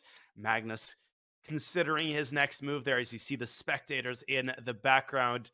The entire playing hall, the vast playing hall, filled to the brim with interested chess fans and chess fans who themselves want to take a dip in the pool and are playing in the open tournament. What a magical atmosphere as we reach the halfway point of the Tata Steel Chess Tournament. Daniel Naroditsky and Jovanka Huska bringing you commentary of this 7th round. We hope you're having a great weekend and enjoying some chess on this Saturday morning or afternoon as we look at the bird's eye view. Yovi, all of the games, well, first of all, Aronian Giri have already made a draw. All of the other games have exited the opening and are hurtling toward some fascinating middle games. Yeah, I mean, we've been really brewing up for some nice battles, and just having a look at Magnus there in full focus mode. And I just love the fact that this being watched by so many people and of different ages as well. We see 2 young girls. They just sat there on the table, just hanging on to every bit of moves, and just look at them. They're enjoying the atmosphere, focused on Magnus. Magnus is very, very popular all over the world. And there we saw Fabi walking around in the background. And here comes, is that Anish? No. Is that Abdusattorov? No, Abdusattorov is sitting. So unless he's bilocating, that couldn't be that. That was Aline Rubers right there. By the way, big shout out. She is very strong, talented up-and-comer, defeating Erwin Lamy, holding a couple 2600s to a draw over in the challenger section. Yeah, and I think I read somewhere, I mean, that she's been trained by Laurent Frisinet, and I know here she's working with Robert Rees, famous Dutch international master. And there we see Praggnanandhaa, is it Gukesh, strolling up and down. You know, the tension is palpable here. This is often the way that chess players just calm themselves between moves. They're not actually just wandering up and down thoughtlessly, thinking about nothing. No, they are just laser focused. They're thinking about plans. They're thinking about the positions, and everyone is just a picture of concentration. They're just walking out that nervous energy with their hands often behind their back or in their pockets. There are just certain poses that chess players reliably adopt when they're sitting or when they're walking. That's why you can identify a chess player from a crowded room many miles away. Well, oh my gosh. Speaking of crowded rooms, I mean, look at the spectators. But we have the bird's eye view up right now. We are going to choose a couple of games to look at. The world champion Magnus Carlsen has played bishop e2 back to f1, and he did indeed refrain from the queen trade. So my proposal, Yovi, is that we look at the Erigaisi Abdusattorov game, because that game's seriously heating up. And while we do that, perhaps Richard Rapport will have made a response to bishop f1, and perhaps we could follow that up with another look at Magnus Carlsen's rich middle game. What do you say to that? I say absolutely. And it's a good time because I just saw another fine move from Abdusattorov where suddenly everything is happening on the board because there's a pawn break in the middle. He's just played d5, d4. Oh, okay. Let's break this position down. Yeah, this is always one of my favorite things about high-level chess is when the game, you can feel the shift between the stage of the game where the players are still developing, assembling, the tension is percolating, and then at one point, one of the sides, they step on the gas pedal. In this case, it's black. Doesn't necessarily mean that black is better, but black is the one who initiates kind of the first battle, d5, d4 by Nodirbek. Now, let me tell you what white is not going to do. Unless I'm missing something, white is not going to take that pawn and allow black's knight to jump into the game. Erigaisi with a quick response, a strike of his own on the king side. Get off me, he says to the light squared bishop. And okay, and he's voluntarily weakened his king side, so that carries great risk. Not right now because the white king is safe as houses, and now the question does arise. Is white going to capture the pawn? C takes d5, c4, and try to play against this pawn, or is he kind of saying, "Hang on, I've just pushed forward those pawns on the king side, and am I going to continue?" I think the former option is more likely. I don't see a major downside to playing CD. It should be pointed out that Arjun is by no means afraid of Nodirbek taking bishop on f5. That enables white's pawns to reach very imposing stature on f5 and e5. And then you could think about a move like f6 to shatter black's king position. So you're right. White's strategy not without risk, especially if the center opens up. But I would be expecting something like CD, and then maybe a calm move like rook d1 to d3, preparing to double rooks. Queen e4 is also in the mix, but for the time being, the queen must remain on e2 to supervise this b2 pawn. Yeah. Oh, such a sharp position. And yeah, and if white is going to suddenly switch to positional mode and start attacking the d4 pawn, well, black has to have an answer of their own, because if you take a look at their minor pieces, none of them are working well. I mean, black is in danger of being squeezed in terms of space. I think that's the best word to describe what Erigaisi is about to do. If you think about the scenario where white takes on d4 and doubles rooks, black is not at immediate risk of losing that pawn. He can play bishop b7 to c5. The pawn will have disappeared from c5. The problem is that if you divert too many of your pieces to the queen side, especially if they adapt a passive role, then white could switch over to the king side and carry out your second idea to play an h4, h5 at a timely moment and force black's hand on the king side. You could get checkmated there in the blink of an eye, with white's pieces very much equipped to move from one side of the board to the other. The rook from d3 could swing over to g3. I'm really talking about the distant future here, but that's what you have to do. When you've got a position that's as undefined and as sharp as this one, you have to make sure that your pieces are ready to meet the challenge whenever that challenge arises and whatever form that challenge takes. Mm-hmm. And yeah, I mean, we're talking about what black should do and how they have to be ready. I'm going to be honest here. I cannot see a way for black to do anything. I mean, if the way is unclear, that simply means that black has to wait and see. So if white decides to go play pawn takes pawn, well, at least the dark square bishop gets liberated, and then you can deal with moves like rook d3 on a move-by-move basis. And when the rook moves to d3, the first thing that you should be thinking of is, do I have a safe place for the queen? If you do, that's great.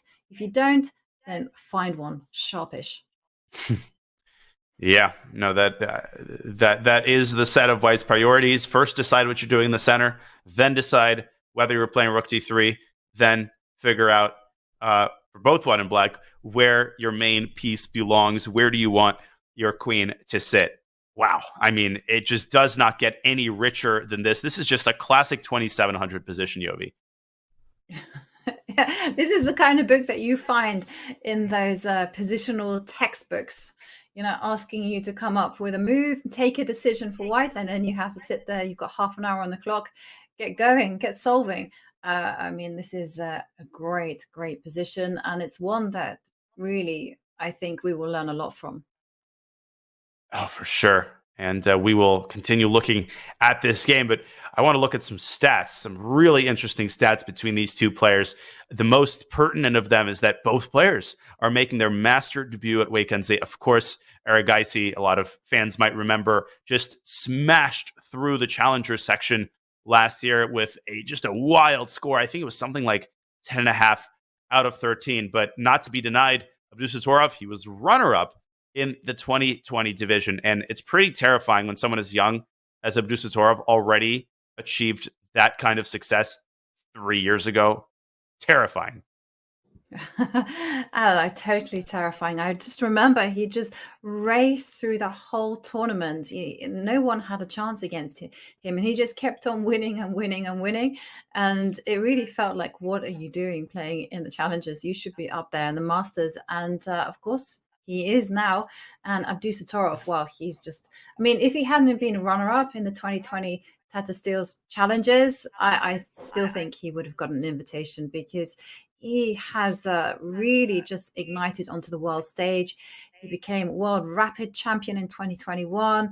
And of course, he was one of the heroes in the Olympiad, leading Uzbekistan to their gold medal. And I mean, it was just fantastic what he's been doing. And now he just shows that he is up there with the world's elite. And I think we're going to see his rating catch up there. So he will be very soon in the top 10. And I'm really impressed by his play, how he's willing just to take risks, play actively when need be. He's bold, he's brave, he calculates well. I mean, we saw how he handled his game against Magnus Carlsen. He was able to withstand all the pressure that the world champion put on him. And he was like, yeah, I've got it under control. And I know that you took a dodgy decision. And I love what he's doing. I do as well. He just seems to get exactly the kinds of positions and play the kinds of games that the organizers of the Tata Steel respect. They respect fighting chess. They respect ambition. They respect youth. And Nodirbek espouses all of these qualities and many, many more. Okay, so as Erigaisi tries to find the best way to resolve the central tension, I vote we dip our toes back into the bird's eye view real quickly and then see what the world champion is up to. Here we go. Oh, and I feel a sense of deja vu. This is exactly the position that we had on our analysis board. In Carlsen report, isn't it? Yes, it is. Yes, it is. You know, we have predicted, you found the move Queen D1. And after alongside castling, the ball is back in Magnus's court and he has to take a decision. I mean, how is he going to deal with the threat of knight c2 and potential openings on the queen side? And of course, there is the threat of the white knight being kicked out from f4 with g5. I'm not going to hide my exuberance at the fact that the queens are not off the board. If you told me that when Magnus played queen e2, I would have laughed you out of the room. But what an interesting turn of events as Carlsen plays queen e2 back to d1. And bishop, for some reason, I thought the bishop was on e2 and moved back to f1. It never did. It was a bad dream. No, queen to d1. If he had also played bishop f1, I would have started to get scared that he's setting up the pieces, because knight e2 to g1 would have been next, and then knight c3 to b1. But what's happening here? How is Carlsen going to resolve the tension in the center and on the queen side? If I remember correctly, Yovi, we were earlier looking at this idea of playing a3, actually provoking knight c2, and then moving the rook up to a2 and trying to go after the knight with b4. The problem is that that's a very cumbersome plan. It takes a lot of time, and it enables black to strike at the d4 pawn with a timely c6, c5, which you proposed, which I thought is a potentially game-changing idea. So if not a3, are there any somewhat tamer alternatives that White could try? Perhaps knight f4 back to d3? To slice off the bishop. What do you think of that? Just start bailing out, you know, because, I mean, one of the defensive rules that I kind of swear by is when you're in trouble, you've got to start neutralizing the initiative and you've got to start removing your opponent's attacking pieces. And the knight on b4 is on your side of the board. Get rid of it.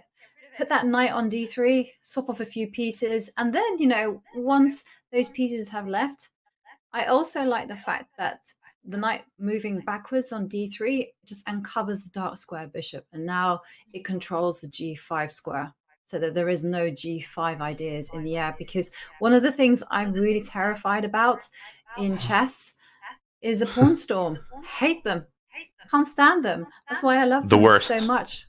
I mean, when they come at you and there's a wall of them, you're just thinking, how can I cope with these things? And this way, knight d3, some attacking pieces eliminated. you can breathe a sigh of relief. And I do feel that that kind of move is in Magnus's style as well. You know, it also falls into his kind of philosophy of overprotecting everything. Every single piece after knight d3 is protected. I'll bet a Multiple silver times. dollar. Yeah, I'll bet a silver dollar we see knight d3 within a couple of minutes. It's just it's too much in Magnus's style for him not to play it. I totally agree. And one thing I wanted to bring the viewers' attention to is that if we pull up an analysis board here real quickly, speaking of pawn storms, you should always start by testing out what happens if all of the pieces get off the board. If black takes the simplest approach and just trades twice on d3, how do you evaluate this position? Well, it seems to me that black is in serious trouble here because you pointed out black's ability to pawn storm on the king side is hamstrung by the pawn prematurely being on h5. The knight on f6, Robert Hess would want me to point out, is restricted, completely restricted by the pawn on f3. White, on the other hand, has carte blanche on the queen side. You're just going to close your eyes and run that b pawn up the board.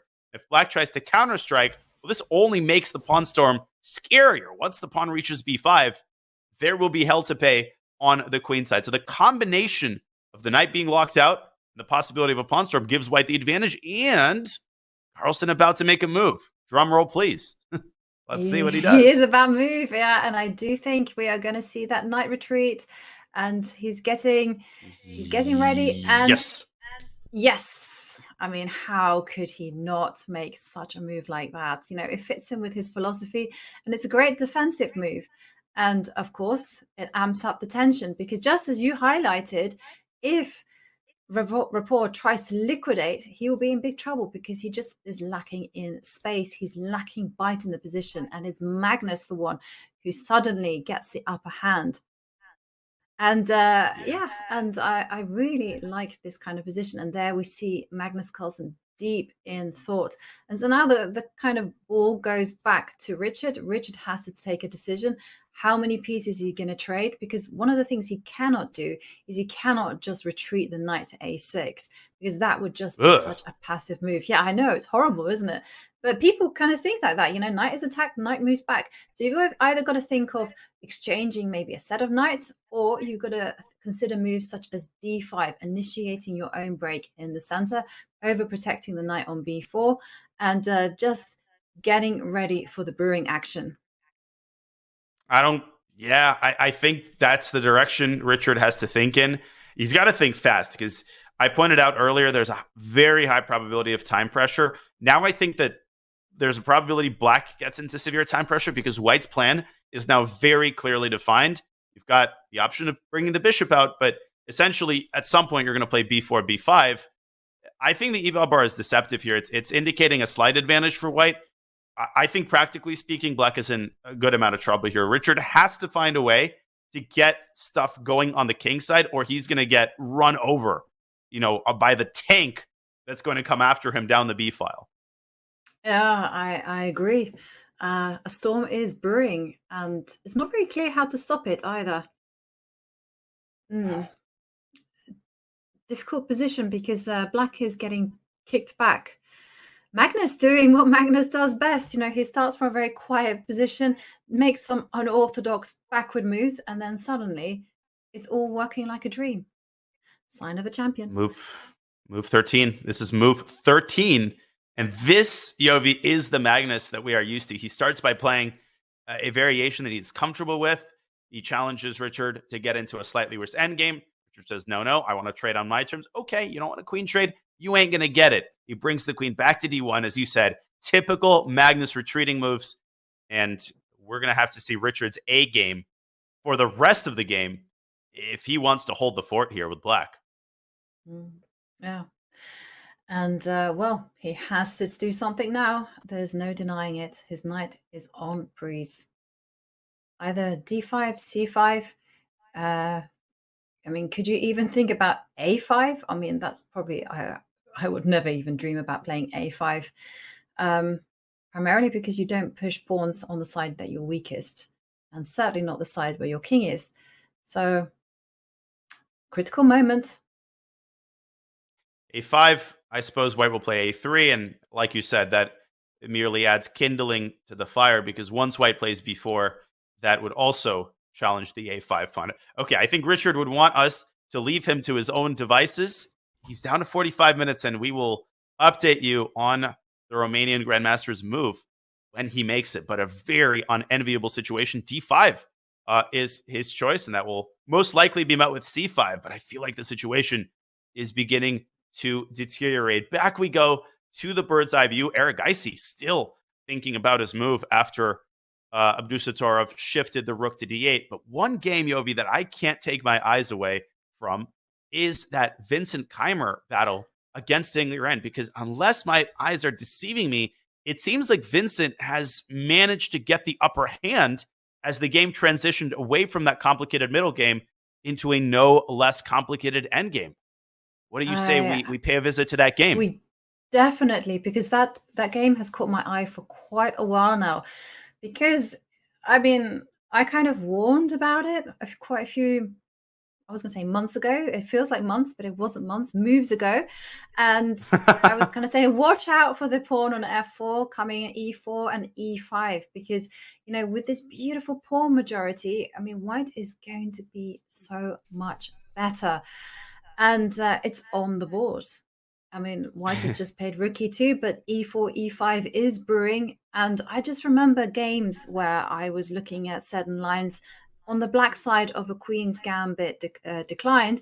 And this was white's plan. And it's been seen, I was going to say, since the 19th century. You know, I think Capablanca, Alekhine have won games like this. You know, you just put your pawn on e5, you use your extra space, and you ask black, what are you doing with your pawn majority there on your queen side? If you're doing nothing, you're basically a pawn down on the king side. Well, white's just prying black's fingers away from the ledge here, as you're saying, after e5.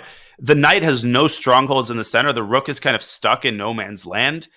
This endgame is just the bee's knees for white. Now, I don't want to overstate the case. I don't think Ding is lost here, because even after white plays e5, okay, black can come back to e8.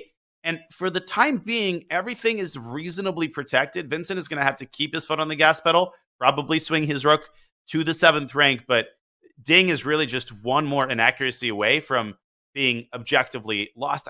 I'd like to rewind, though, a couple of moves and just show everybody how Vincent was able to outplay Ding this quickly, because the middle game only lasted really 7 moves. We last saw the position here. Looks okay for Ding, but watch what Vincent does. Not f4, but bishop f4. A very instructive move, targeting black's strongest piece. Ding responds with queen d6 and queen a4. Whoop! Get the queen to the side. Attack the bishop. Make space for the rook. Ding is getting tossed around like a flimsy boat in a storm. Take e5, and now queen d4. Offering a queen trade now on white's terms and getting control of the d file. That rook on e5. Bang! And rook e2, getting the rook onto a better square, preparing e5. Exquisite play, Yovi, by the German youngster, especially after a painful 2 losses in a row. To come back and play like this against the World Championship challenger speaks to his resilience, his resolve, and this is what we've come to take for granted in the younger generation. Yeah, I have to say. And I think Vincent will be in his comfort zone. I've seen him win countless games like this. And this is also very reminiscent of Vincent's coach, Peter Lecco. I mean, you can just see it's going to be a positional masterpiece. And I'm glad that you're a little bit more optimistic about Ding's chances here, because I really don't like his position. And I do think that is teetering on the brink of being lost. I just feel the danger inherently here.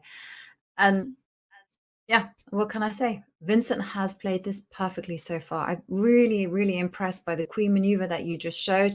I mean, he's got everything. He controls the open lines. He's got this beautiful pawn advance. Is there, I mean, am I being too negative? What can Ding do? No. I mean, just curl up in a ball and just survive? I think that's the only alternative. I mean, curl up into a ball with a move like knight e8, I would say. If we bring up an analysis board really quickly here, let's say he goes knight e8. White can essentially pre-move e5. That's also very tilting when your opponent has such easy play that he can literally close his eyes and, you know, play the obvious move. Bishop takes bishop. White's going to take back with the king. Man, white's control over the only open file, coupled with, you know, an amazing knight on e8 that has so many active prospects. That's what makes black's position miserable. I guess you play a move like rook c8. You just curl up into a ball, as you said, but Yovi, this just gets worse and worse. White gets the rook to d7. The knight can swing going to around to E4. g5. And Ugh. just look how great the rook was on e2. I mean, what a great idea. Prophylaxis. Fantastic. That was Black's only active concept to meet knight e4 with rook c2. And even that was shut down convincingly by Vincent Keymer. Oh my gosh. 40 minutes also for Ding, which is not a lot of time when you think about defending a position like this for 20 moves until the time control. Crisis. Absolute crisis here for the Chinese number one. Yeah. Sorry times. Knight g8. And what? Knight g8. Okay. So, well, the defensive hedgehog has appeared, and I'm using this obviously in the terms of pawn structure. But here, you just have to curl up in a little ball and hope those spikes do defend you. One thing, if I had to make a prediction, I think for some reason that Ding is going to save this game, and that has nothing to do with trying to diss Vincent. I think he's amazing, but I've just seen Ding play so calmly in these types of situations. I think even after White gets the rook to d7, he's going to find some way to neutralize the activity of that rook.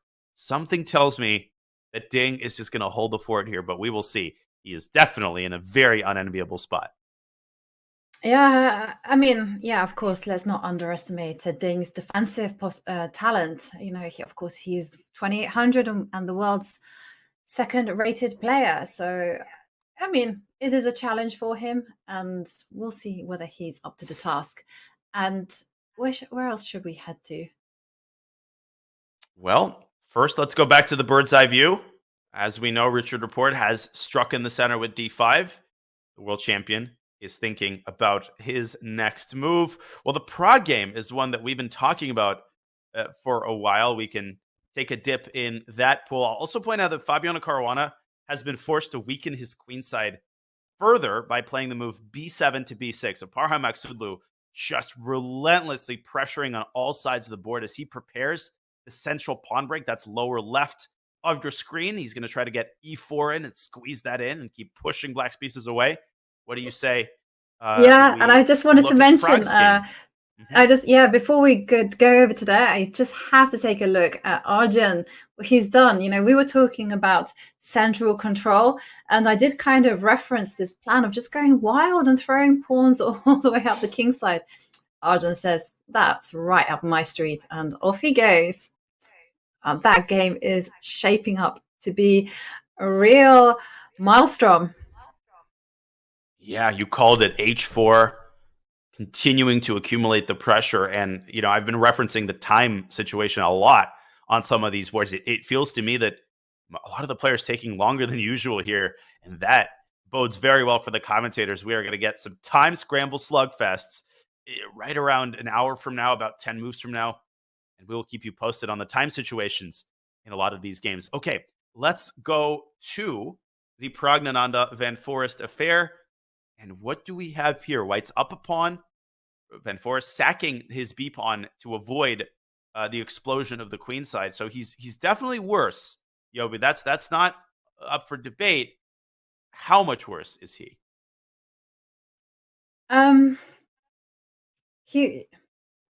Difficult position, actually, because I don't think it's as bad as the evaluation bar is making it out to be. Yeah, okay, it's, if two computers were playing it, no doubt it would be really, really bad for Black. But, they're two humans here. And my understanding is that when a Black pawn reaches e4, if Black has a dark square bishop, then the position carries a lot of venom.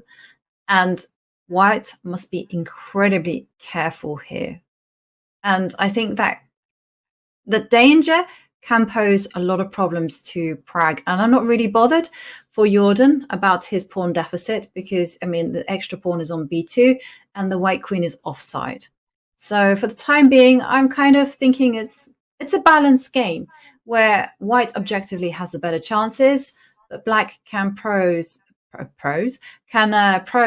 and create real problems. Were you going to say pose and probe? Yeah, pose. Combination? Yeah, I was going to say probe, and then the brain went and goes, let's make it a new word, pros, which actually is not a new word. It's something else. By the way, speaking of posing problems, rook d to b1. I agree with everything you said.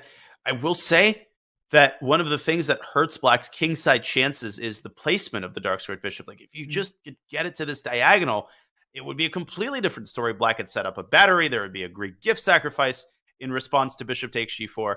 As it stands, right now, when Foreest doesn't have anything going, and there's a ticking clock, literally and figuratively, because White is already prepared to play the move b2, b4. And once that move happens, Black has no choice but to exchange on b4. And that a pawn, I mean, the path is clear. The runway, there's no airplanes on it. You just go a5, a6, a7, and that's only 3 moves. And that could just end the game right then and there. So Jordan, he's got to figure something out here. Yeah, that move came like a cold shower to me because I was being all kind of in the ether, thinking about beautiful attacking possibilities. But yeah, you're right. And Pragg is right. b4 is coming, and with it is the launch of the a pawn, and that is going to be difficult to stop. Sorry. And okay, how to break out? I mean, desperate times call for desperate measures. What can Black do? I mean, my first move is just to take it slow and play queen c7, but that really doesn't do that much. Yeah, well, you might have to. I mean, that h2 pawn is really the only one that you can attack. This bishop e7 to d8 to c7 maneuver just takes too long. Gosh, the more I look at this, the more miserable it appears. I'm even looking at creative ideas like knight d7 to b6, try to get around to c4, but all of this are just one-move threats that can be very easily parried, if necessary, with a move like b3. Yeah. Maybe you have to get creative and kind of go rook e8. I mean, you might ask me, why on earth are you doing such a thing? But the whole idea is perhaps to maneuver the knight to f8. I like your idea of knight b6. Let's keep that in reserve for potentially, after knight b6 can't be met with knight b3 with b3. I'm sorry, say that again. So I was just thinking, if you leave that in reserve for when I'm going to cough. I have this cough. Go ahead, get it out of the way. Please get it out of the way. Yeah, it's a lot of talking. We do a lot of talking, and sometimes you just gotta clear the pipes. But knight b6, b3. And I feel like Black is at a dead end. That was so I was kind of hoping to leave that idea in reserve for when b3 wouldn't be appearing. So say, for instance, I mean, could we possibly set it up so that after b4, and maybe there's some a takes b4 and then knight b6? Could that be something? Oh, so you're saying a move like queen c7. Now I see what you're saying. b4. Yeah. And then just leave that in reserve, but maybe don't put the queen on c7. I thought rook comes to e8, and it is a bit wacky. But I thought that maybe, but now there's pawn takes knight. Oh no! Pawn takes pawn. Rook takes pawn. That ain't gonna work. You see, Black is just too passive for any of these shenanigans to work. Okay, what I think Black should do is actually go queen c7, but with a different idea in mind. After b4, which Pragg might actually choose to delay. There's no hurry. If you play brief b4 prematurely, maybe Black just acquiesces to the trade and goes rook b8 and says, okay, I'm down the a pawn, but at least I have the b file. Maybe try to get the queen to b2. But I'm going to be brutally honest here. It feels to me that Black is borderline lost because of this b2, b4 idea. Yeah. But the problem is, like, even if you do get the b line, like you say, the queen is just going to step back, and then a5, a6, a7. And yeah, you can't stop that tune happening. And Black's attack is not even started. So difficult. I mean, maybe Black just has to accept that pawn is going to shoot up the board. You just ignore it, just blockade it at the last minute, and in the meantime, kind of try to shift some pieces over to the king side. So the reason I wanted rook e8, it was because knight f8, knight g6, knight h4. – It's so long, but who knows? Yeah, I mean, I don't see another option. You kind of have to go into what I call Swiss pilot mode if you're black. I was watching this video a couple months ago of a Swiss airplane making an emergency landing because their engines blew out. And right in the midst of the chaos, after they declare the Mayday, the pilot, who's this sort of very typical, Swiss, calm, older man, he like suddenly takes a bar of chocolate out of his pocket and he unrolls it and he's like, and now it's time for some chocolate. And he's just like eating this chocolate as he's doing an emergency landing. That's the kind of Zen mode that Jordan has to enter. We called it. Queen C7 is on the board, but is he going to be able to contain the furious progress of the A-pawn? Man, I think unless Pragg does something really wrong, I think he should be able to finish this game off. Bishop E2 to F1, by the way, as we go back to the live board, is entirely possible as well. Just leave the bishop on G4 in the dust and play H3 at an opportune moment to prevent knight G4. Anyway, long story short, crisis time for Jordan Van Foreest, who has been struggling, Yovi, this tournament, and uncharacteristically struggling in the opening phase, which is usually his strongest suit. Yeah, and traditionally, I have to say, in Tata, he does very well. Of course, he won the tournament in 2021. And then let's not forget, last year, he didn't defend his title, but he finished around about 6th or 7th, which is a very respectable score.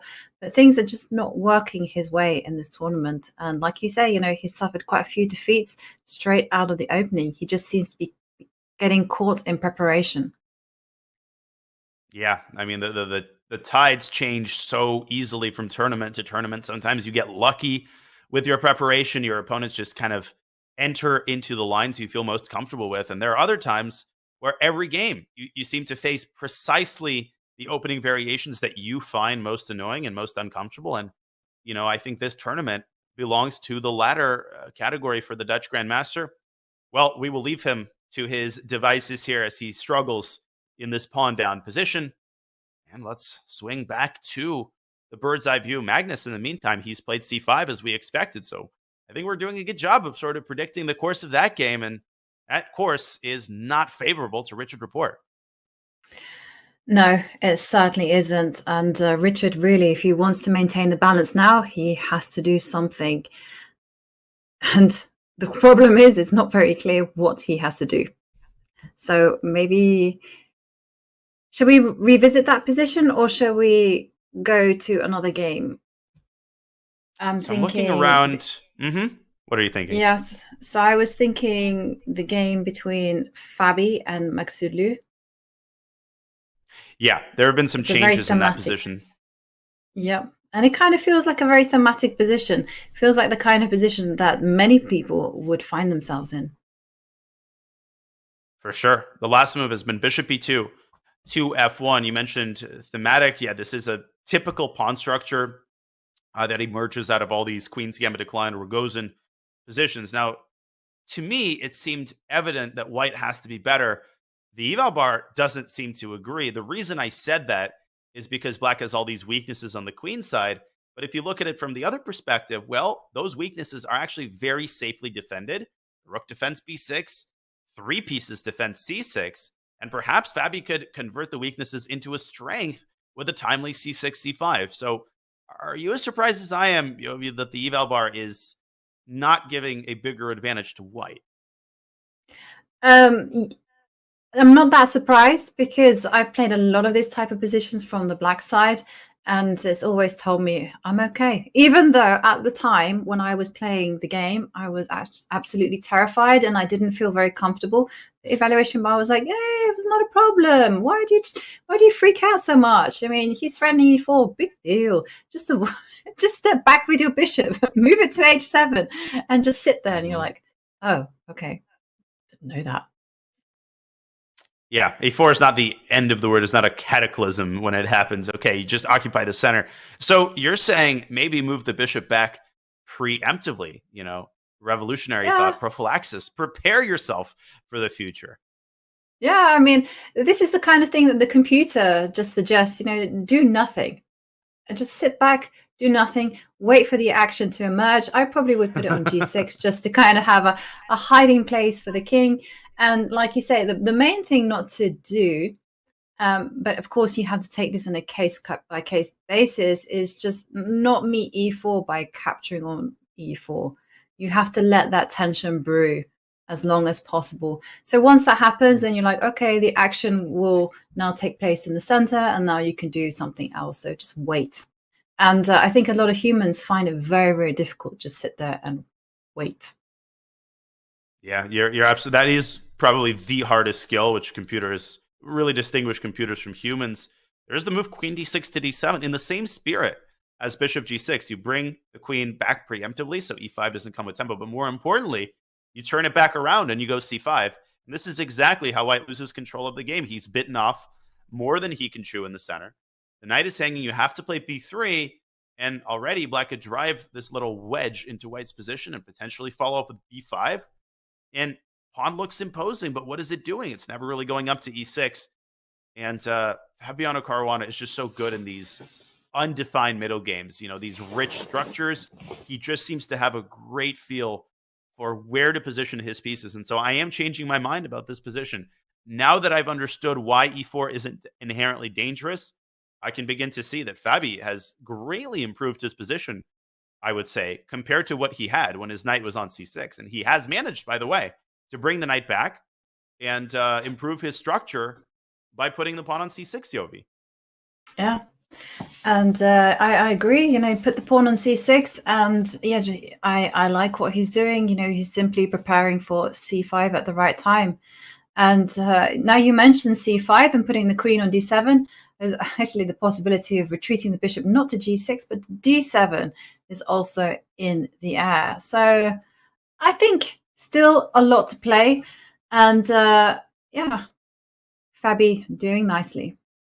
Solid. Well, he's been sporting a very classy new haircut. I mean, he is totally unstoppable, and he was unstoppable yesterday after defeating a struggling Gukesh. Let's listen in as Fabi talks about how he feels going undefeated through 6 rounds.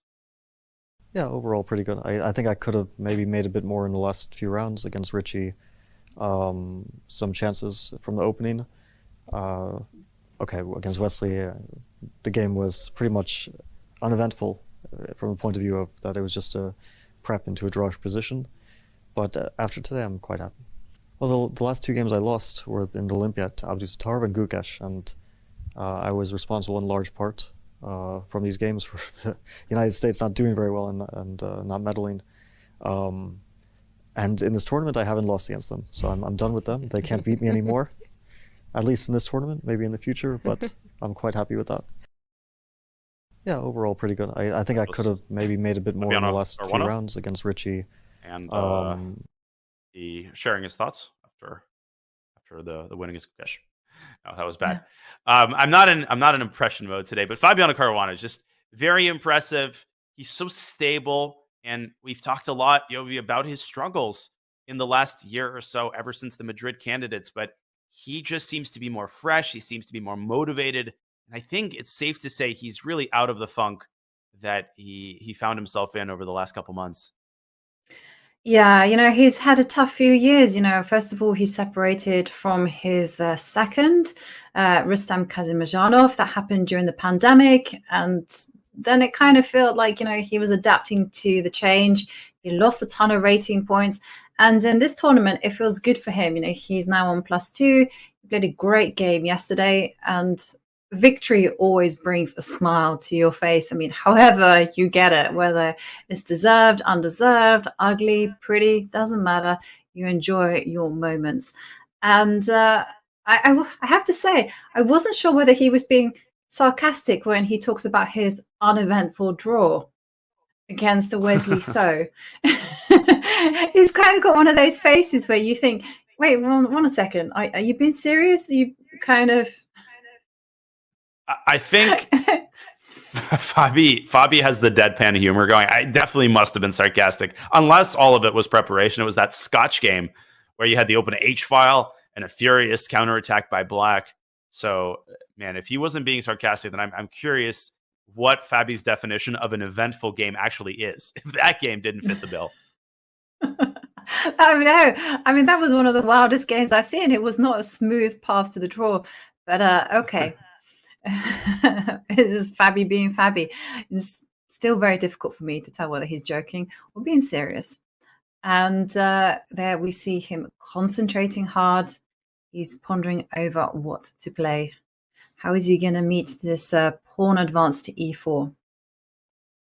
We are predicting that he's going to move his bishop away from f5. He seems to be close to making a move. He's got 16 moves until the time control, 17 moves that is, and 34 minutes to make them. And so he's not in the best situation time-wise, but I think he realizes that if he finds a good way to meet e4, then his structure and his position is going to remain watertight and easy to play. Queen back to d7. So he plays the second move first.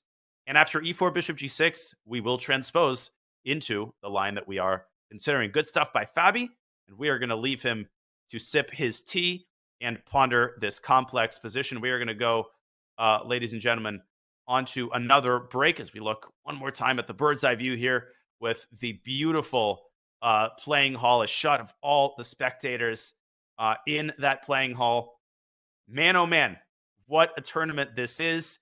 2 hours into the round and change. And before we go on our third break, we wanted to remind you that after a 2-year hiatus, the Pro Chess League is back.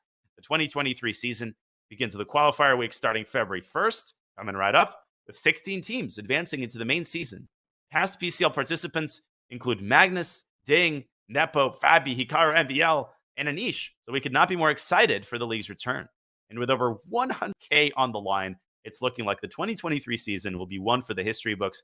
Use !PCL in chat to learn all about it. Okay, we hope you're enjoying our Saturday coverage of round 7 of the 2023 Tata Steel Chess Tournament. We will be back with more exciting action in just a couple of minutes. Chess Kid is fun.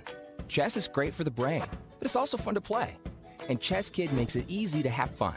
Whether your child is a total beginner or a prodigy, they can hop on and find a well-matched opponent from around the world at any time. Chess Kid is the safe, parent-approved way for your child to play chess online. Chess Kid is educational.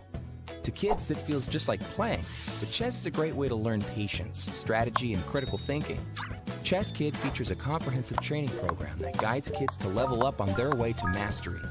There are more than 50,000 chess puzzles and a whole library of entertaining videos that teach strategies, tactics, openings, and endgames specifically for kids. Chess Kid is easy. Whether you're a parent helping your child, a coach managing dozens of kids, or a school of hundreds. Signing up is free and easy, so what are you waiting for?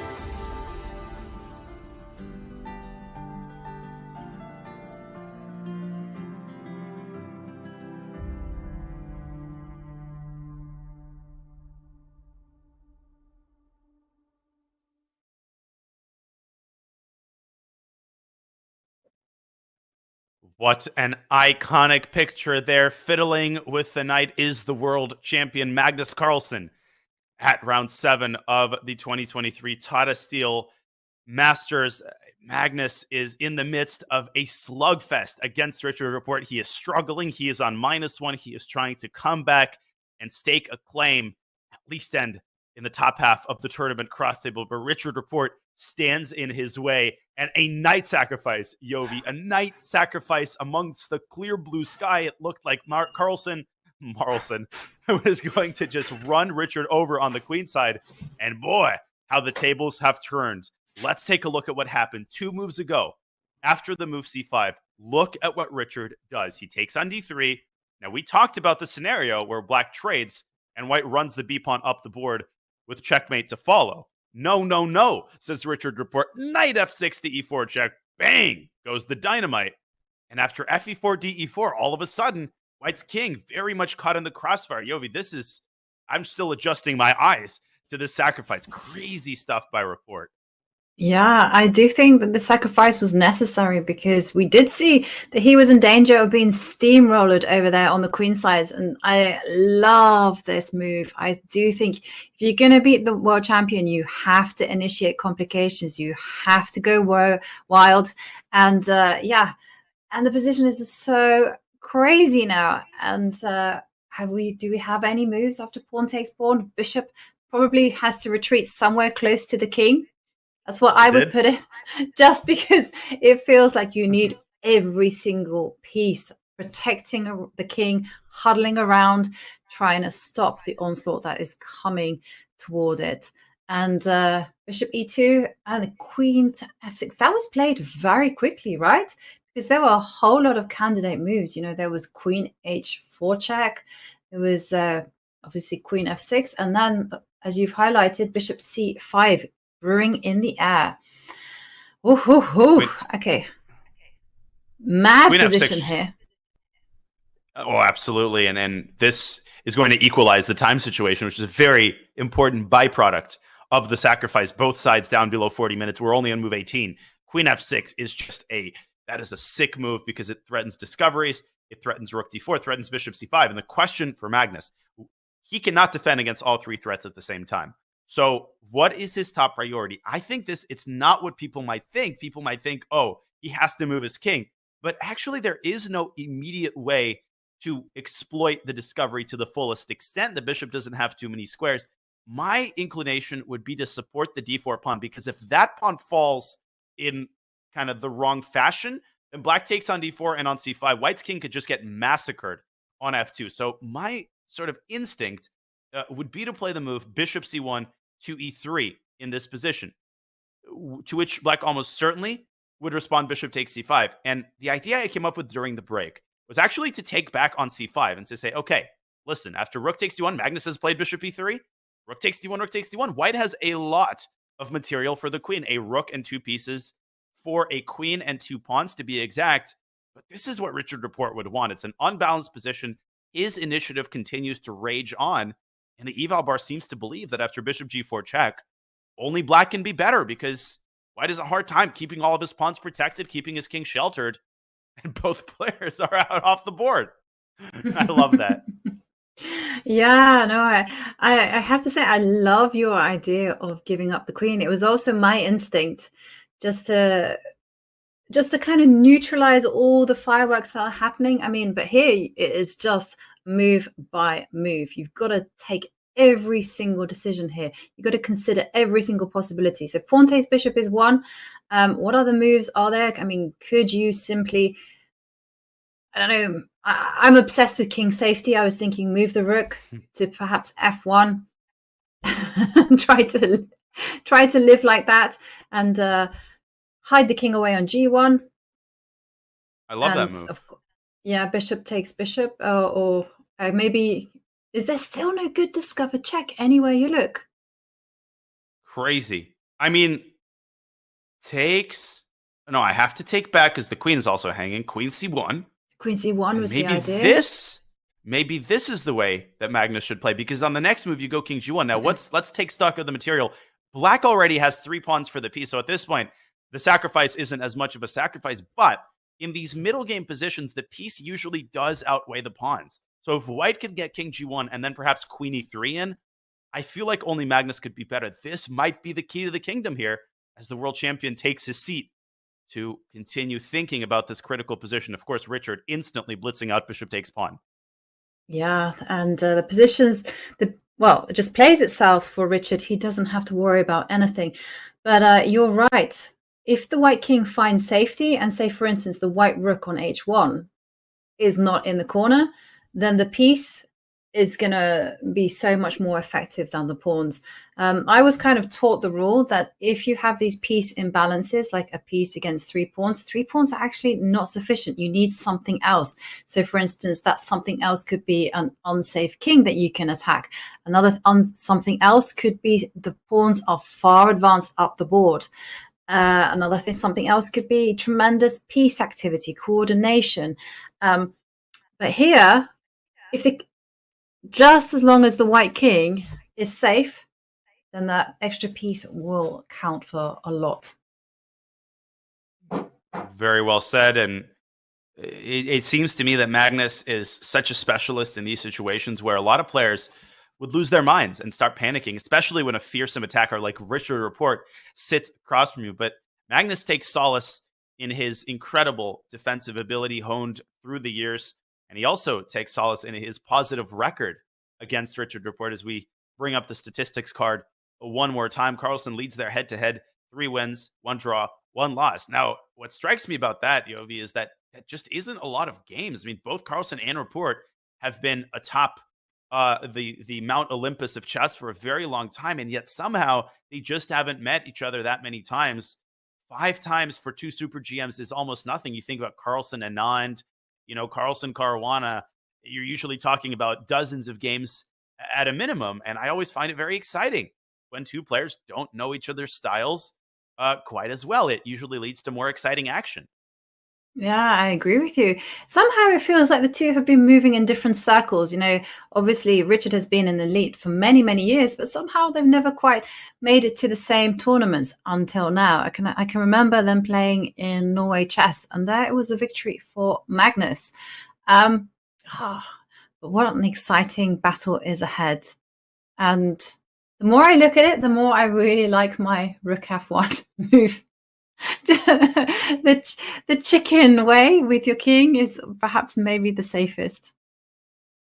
I think Rook F1 is the best move. In fact, I think it's vastly superior to D takes C5, which would play right into Rapport's hands. It would enable him to capture White's queen and continue the initiative.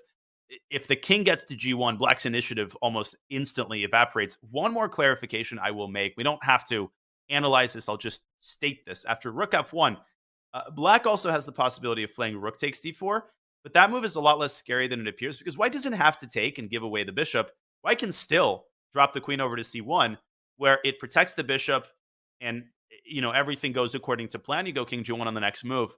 And I continue to be worried about Richard Rapport's prospects here if Magnus Carlsen can find Rook F1, and something tells me that he will. I mean, he is the world champion after all. Yeah, he's the master of defending these tough positions.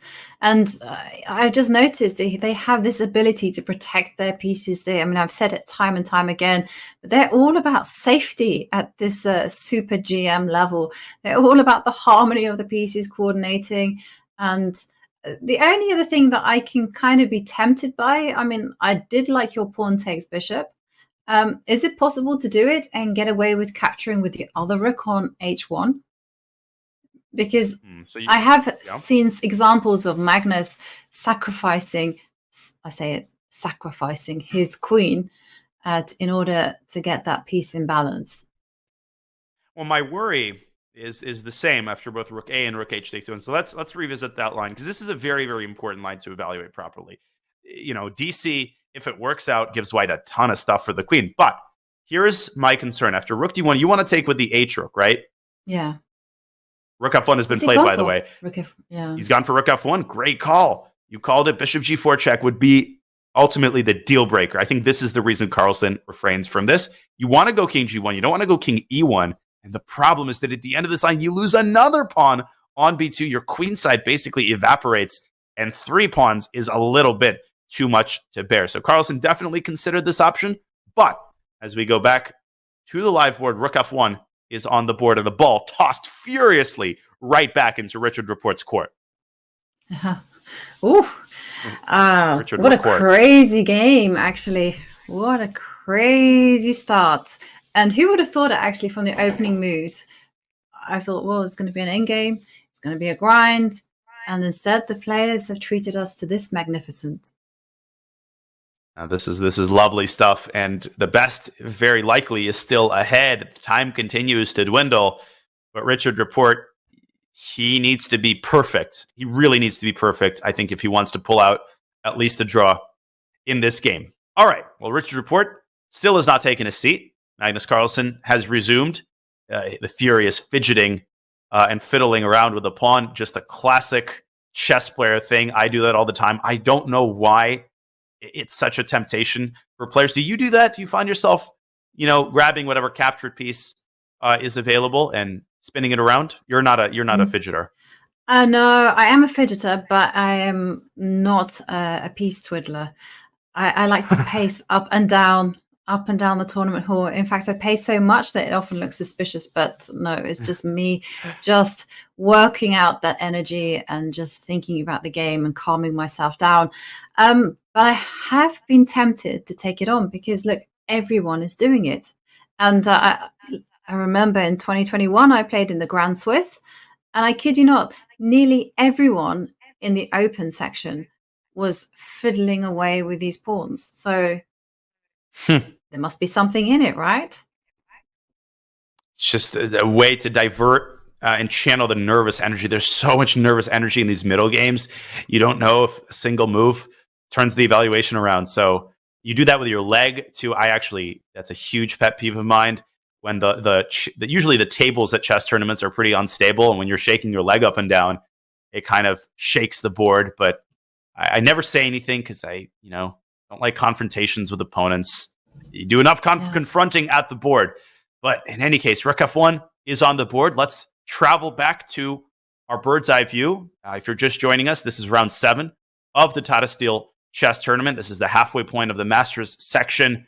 The world champion is struggling on a -1 score. Nodirbek Abdusattorov leads the tournament, and one game has already finished. A rather uneventful draw in the game between Aronian and Anish Giri, who was tied for second before this round. Well, Yovi, I'll pass it back to you. Is there any game that you think we should go to next? Top left. If there is an H pawn marching up the board, I want to know. I want to be part of the action.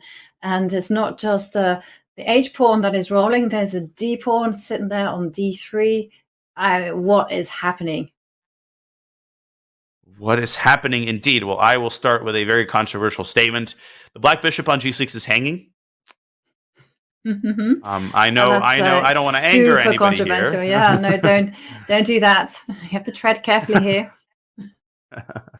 So, are we within reason to say that bishop takes f5 is virtually forced? Now, I say virtually because technically, after white plays hg, black responds with fg, and the pieces that white so carefully arranged on the f file are all going to be hanging.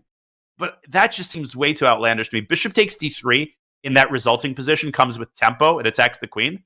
So I think what Nodirbek is really thinking about here is what he wants to do after taking on f5. And I think I have an answer for you, Yovi. I think there's the possibility of swinging the knight over to d4 and initiating a favorable trade of knights. And you can't take on d3 because of the discovery on e2. What a beautiful tactic. Bang. Whoop. Takes. Takes, and the rook hangs at the end of the line. Black emerges up in exchange. Oh, beautiful thing. That is such nice footwork there. So, knight d4. I mean, knight d4 is a move that you want to play. It was sprung to mind, take. But here, well, with great space comes great responsibility. And, well, white's position is just creaking. You've got to drop your bishop back to, I was going to say G3. You do. Protect the king. And this is what why. you doing to the white king? Rah! Yeah. Oh my gosh. So this is why you have to move back to G3. But the downside, and this is a big downside, you have enabled the pawn to squeak forward to D2. And you know what comes after D2? D1. White's pawns just don't look as impressive, and there isn't a whole, entourage of pieces standing behind them, right? That's when the pawns look like they're doing all the work. Now you see that it's the pieces really doing the heavy lifting. What do you think Black is going to do here? Because this position is very likely should Nodirbek jump into D4 with his knight, and I think he will. Yeah, I mean, there's so many tempting things. I love your idea of playing D2. I really do adore that move. I mean, I would also be tempted to play D2, and after the rook swings to E2 or E3, if you go rook E3, I kind of wanted to go queen H6. And Gosh. yeah, I like to get greedy, but I might at a loss here. And then back that up with bishop G5. And if I go here, you can still take on H5 because the rook hangs. And then... Well, you can take it and then go... Okay, you can just take on F5. I was wondering about bishop G5 at some stages. I mean, it just feels like there's some kind of pins. Well, bishop G5, I will play F4. F4. But I think this is already a deal breaker for White. Like, even if Black only has this, you're a pawn down, your king side is in shambles, your bishop's horrible, and Black just has the clear path of going H5, H4, and, wresting control of the D file. So this line is highly problematic for White. At which point could Arjun deviate? Well, if we rewind a little bit, I mean, this position, I wouldn't say forced, but extremely likely, because are you really going to go rook F1? That looks even worse. Yeah. No, don't do that. Okay, maybe we can rewind back to knight D4. I mean, was the capture forced? Okay, so pawn takes pawn, here. Knight D4, take here. It's forced. It's forced, right? Okay. Can't do anything about that. Well, queen D3 is even worse, as we established. And maybe that endgame is the lesser evil. Maybe that's the upshot of what we're, getting at here. But I don't think Arjun would do that, even if it was the lesser evil. I think he would seek his fortunes in the sharper middle game. Maybe here you want to find a better square for the bishop, but I mean, it's one or the other. F6. Black just plays GF, and the G file opens. You can't afford that. I don't know what White is supposed to do here. So you are forced to go bishop G6, G3, sorry. D2. Yeah. This is forced. So we reach this position, basically by force. So here I think White has to hunker down. Maybe there's queen takes pawn. B7. Nice. Yeah. And after queen takes pawn, you just... Yeah. Trade off. What do we make of this endgame? Maybe holdable for White. Yeah, it feels a bit shaky. wherever we look at it, it's like, this pawn on D2 is mighty fine. I agree. It's I also have this rule in games when it comes to pawns. It's the quality, not the quantity. It is the quality. The board they are, the better they are. Indeed. And this is crazy, but Arjun is once again going to be squarely on the defensive, I think, unless we're grossly misevaluating this position, should Nodirbek jump into D4 with his knight. And I think at this point, what might be going through his mind is this too good to be true? Did Arjun really just allow me to take over the initiative like that? But given his current form, Yovi, I mean, Nodirbek is going to play knight D4. He just is not going to let this opportunity pass him by.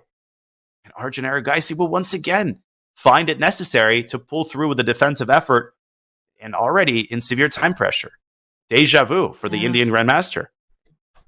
Yeah, he does seem to be following this pattern where he gets his terrible position and then he plays so well. He plays incredibly just to defend it and hold the half point. And, well, it's been working so far, but it sure is nerve-wracking. Yeah, you're not going to pull it out forever, especially not against Nodirbek. And I just wanted to open up a brief, larger conversation, Yovi, about Nodirbek. You know, we sing the praises of these young players again and again. And I feel like there's been a sea change in the last couple of months about our discussion of future world champions. You know, that's chess fans love that question. You know, who do you think has the biggest potential to unseat Magnus Carlsen? Who's going to headline the next generation of chess stars? And I feel like Alireza Firouzja was the one name that was repeated again and again, let's say 6 months ago. But I really feel, as Nodirbek takes on F5, that Abdusattorov is absolutely world champion material. I mean, the guy is 18 years old, and he's got no weaknesses in his game. It's crazy. And 94 on the Daniel, board. I'm really, really sorry to interrupt you, but I do think we should dash over to the Magnus Carlsen Richard Rapport game, because Richard Absolutely. has to sacrifice another piece.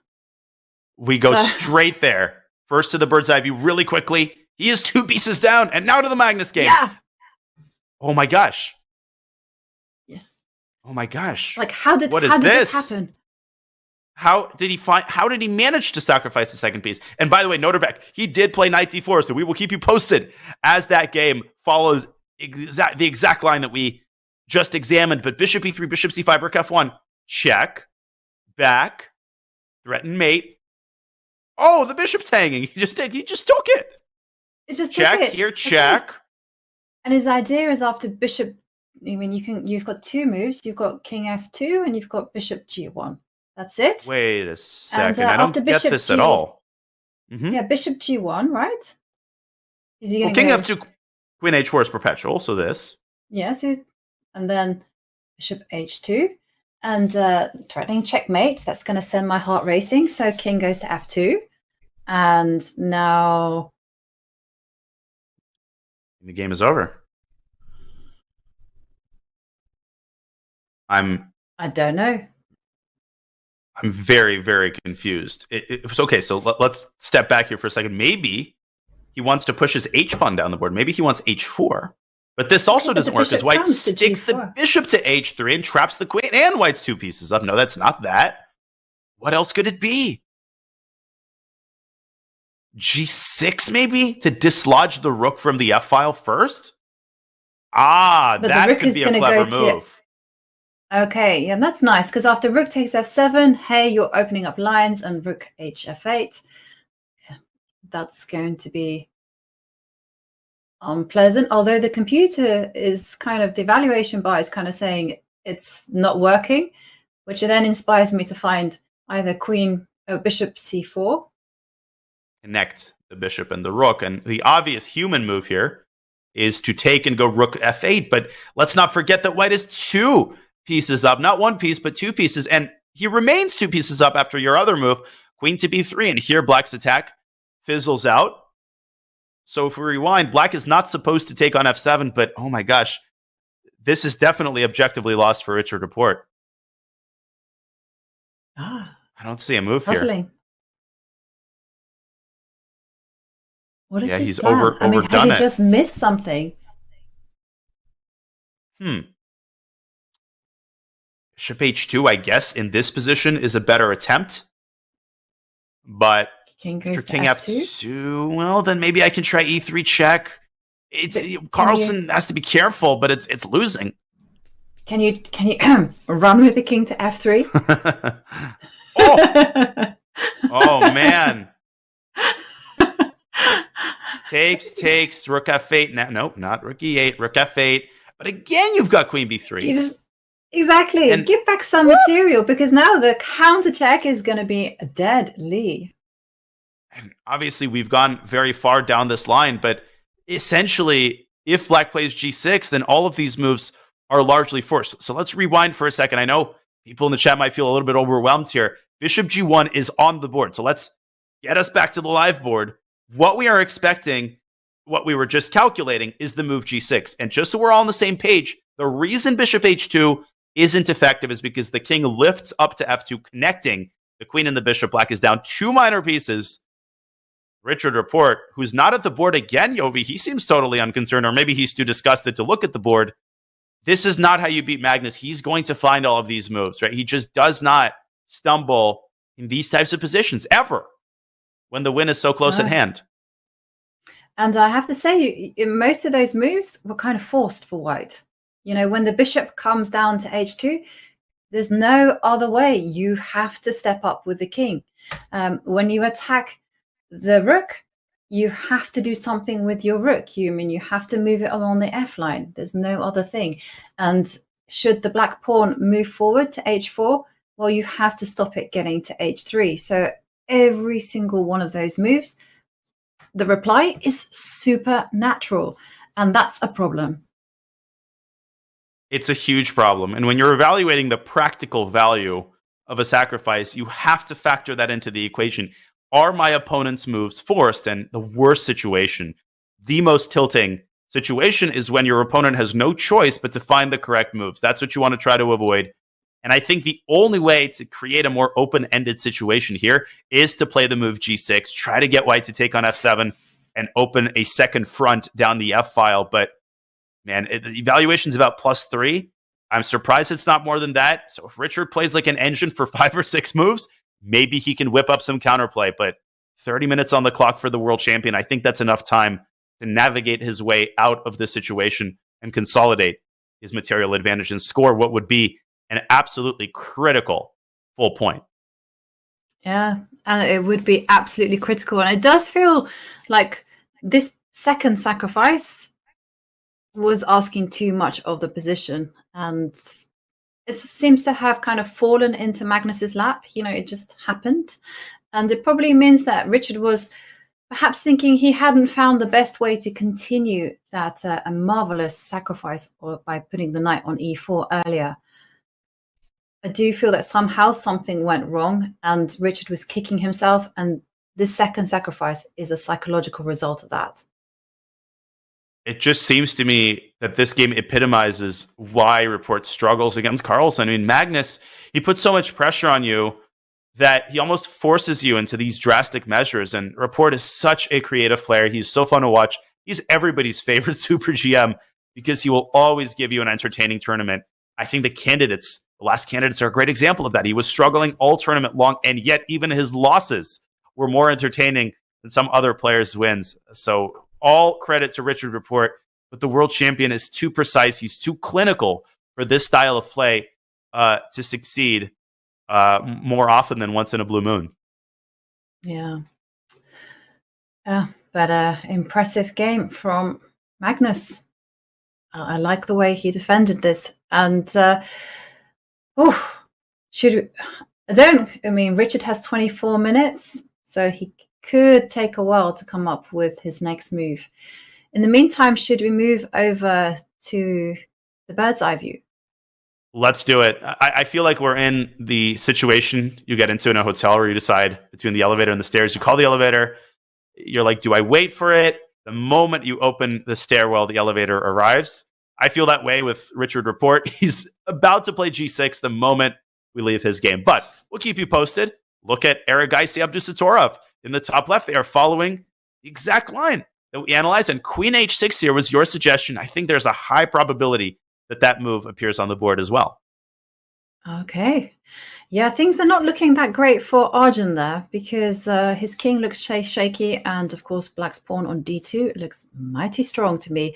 We're kind of talking about losing, and someone who's been skirting on the edge of defeat for quite a while is Jordan van Foreest. Has he managed to ride out that storm, or is he still groveling away? It looks like he's groveling away, but I definitely think that is a worthy game for us to check out, because Prague, with a win in this game, would move to an epic +2 score and make a serious bid to win the tournament, which is wild. Okay, let's see what has happened in the last couple of moves. We saw the position after Black's 17th move, queen to c7. Prague forces the bishop to commit with h3. Jordan sees nothing better than to trade. There's that b4 move. As expected, Prague accompanies it with a rook trade, which obviously favors the side of material. He does not blunder his knight. Big surprise there. And now maneuvering the other knight over to b4 to dislodge the queen and pave the way. Unroll the red carpet, so to speak, for the a-pawn. Now, I don't think the position is entirely one-sided, Yobi, and I think Jordan has just stumbled upon an important defensive idea, which is to bring the knight over to c7. And once the queen moves away, you can establish a little side blockade on a6, or the knight could jump out to b5 in some cases if white's pawn advances to a5. What do you think about this defensive approach? I like it. In fact, it's very reminiscent of what Praggnanandhaa did to Abdusattorov in yesterday's game. You know, he sacrificed a pawn and just blockaded white's advanced pawn. And I think that's the way to do it. You know, you got to follow the rule. Knights make fantastic blockaders. I mean, the queen, she's needed somewhere on the king side to kind of initiate chaos. Let the knight blockade this rogue pawn on a4. Knight c7 has been played, and I don't think Pragg will be able to resist, nor should he resist the temptation to play knight b4.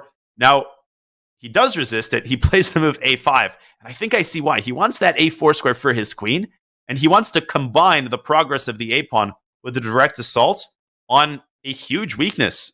On c6, the Slav pawn is now the greatest target in the position. Yeah, Pragg is good, isn't he? There's no denying it. Amazing. And now you have to handle this queen a4, as you said, and that's not easy. The instinct is actually to attack the queen and play knight to b5, and then just try to perhaps blockade not on a6 but on a7. So, but not liking it. No. What do you mean? Black's position is fantastic, lots of winning chances, very active. He's got kingside counterplay. So, yeah.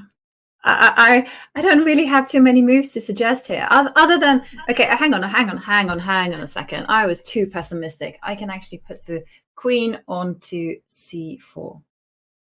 Okay, so queen c4. Let's bring up our analysis board. Woohoo! I'm a little bit active, and I see the evaluation bar hates this. Huh. And what if I go according to plan with knight b4? I'm going to hit c6. Yeah.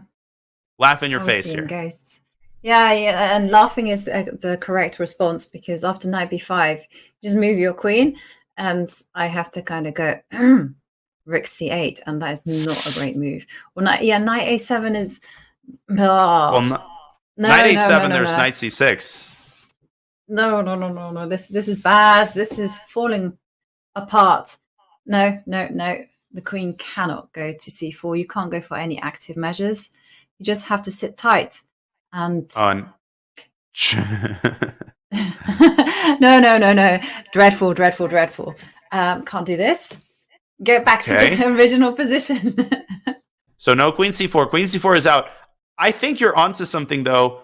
Let me just say, I think knight b5 hastens defeat, because after queen a4, where you really want this knight to be is not on b5. It's not doing anything here. I think you want it on a6. So maybe the best approach here is to drop the queen back, let's say to c8. If white plays a6 prematurely, black could try to surround the pawn with rook a and maybe even knight b8.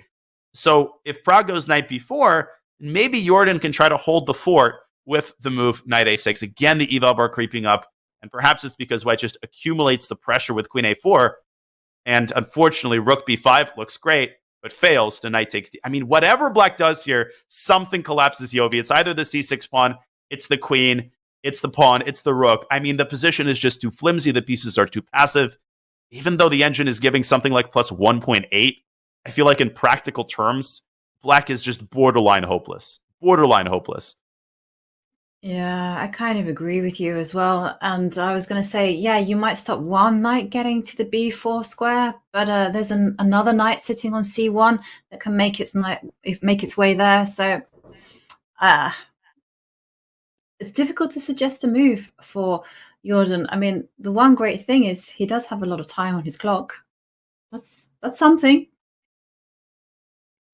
Well, in the old Not days, much. In the old days, I think they would just resign here with black. You know, I was looking yesterday at games from the tournament in Venice in 1950. I was reading Alexander Kotov, who perhaps some people in the chat will know as the author of How to Think Like a Grandmaster, one of the most famous chess books of all time. He was a Soviet grandmaster one of the top players in the Soviet Union, never became world champion, but he was also the sort of official journalist. So when he would go to tournaments together with Smyslov and Botvinnik, he would always write about their experiences. So he has a book on the Venice Super Tournament 1950, where a lot of the top players of the day played. First of all, the way that the players got to those tournaments is incredible. Like, I complain about travel all the time. I complain about a 2-hour flight delay. So in 1950, Smyslov and Kotov left Moscow airport at 12 a.m. They had to fly 10 hours to Prague because back then the range of the airplanes was limited, so they had to stop for fuel 3 times.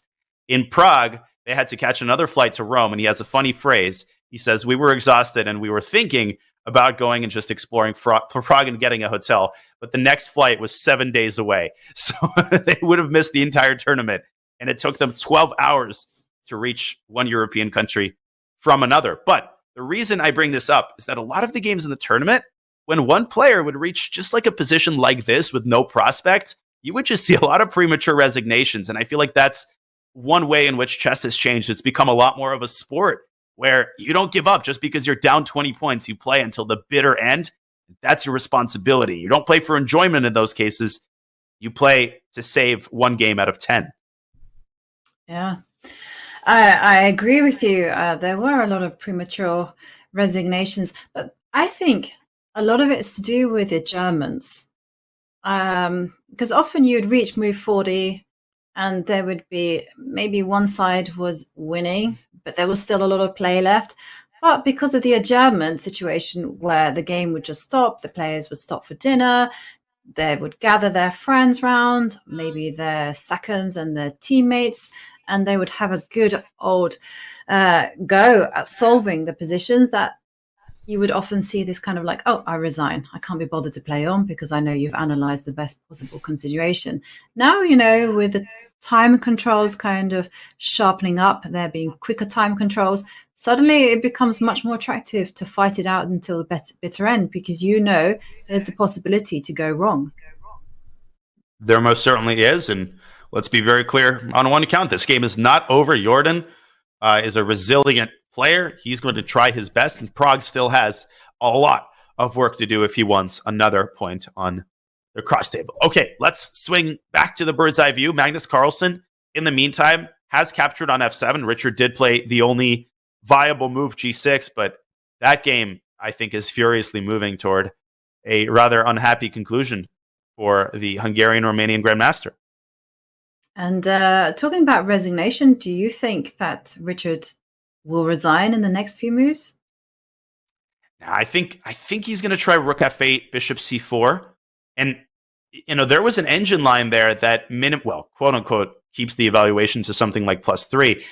I think whether or not he resigns, of course, depends on whether he's able to win back one of Magnus's pieces. If he can win one of those pieces back, even if the attack fizzles out, he's going to try to keep playing. So we'll find out in the next couple of moves, but obviously the position is lost, and I think his chances are close to 0. Okay, because I was a bit worried that these engine lines were perhaps, Magnus just giving back material in order to just completely demolish the attack, and if the queens get traded off, then it's hopeless. So, well, we will see. And a game that we haven't visited in a long time, maybe we can check out the bird's eye view. I was kind of curious to see how Ding was doing against Vincent Keymer, because the last time we left it didn't look good, and Ding was groveling. And I can just see from the bird's eye view that there is a beautiful pawn chain on the board. But it seems to me that Ding is alive and kicking, and I don't think he's that much worse. Yeah, I mean, that pawn chain is beautiful, but so is the knight on f5. So let's go to that game. We still have the same pieces on the board, 2 rooks and a knight for both sides. Now, first of all, Ding has managed to avoid Armageddon there with a rook appearing on the 7th rank. He pushed it back to d2. Instead, Vincent focusing on the queen side. There's now a pawn on a4, which is obviously more of a weakness than a strength. And our last couple of moves were rook e4, rook g6, threatening h4 to break apart the pawn chain. Vincent saw nothing better than to move back to b5, and Ding says, I'm more than happy with 3-move repetition. Back he goes to c6, and knight c3, rook g6. Yovi would lead to repetition. I think there's no way Vincent acquiesces to a draw, but if not knight c3, how does he make progress? Maybe he wants to slow roll it with a move like king f2, but that's a sign that I think the worst is behind Ding. Yeah, it is a sign. I'm also just thinking about the overall tournament situation. Vincent, of course, has suffered a few devastating losses. He's playing this game on the back of a loss to Wesley So. And remember that he also lost in game 5 to Levon Aronian in a heartbreaking style. Maybe he's just going, you know what? Let's just accept the draw. Let's repeat the position and focus our energies onto the next game. It's entirely possible. When your confidence is hurt and you're playing someone of Ding's caliber, it's just easier to get frustrated. You're a little bit less resilient. And it depends on how much time Vincent spent. He's got 22 minutes for 9 moves. That's not time pressure, but it's also not, insignificant. So I think he's got to make a decision in the next couple of minutes.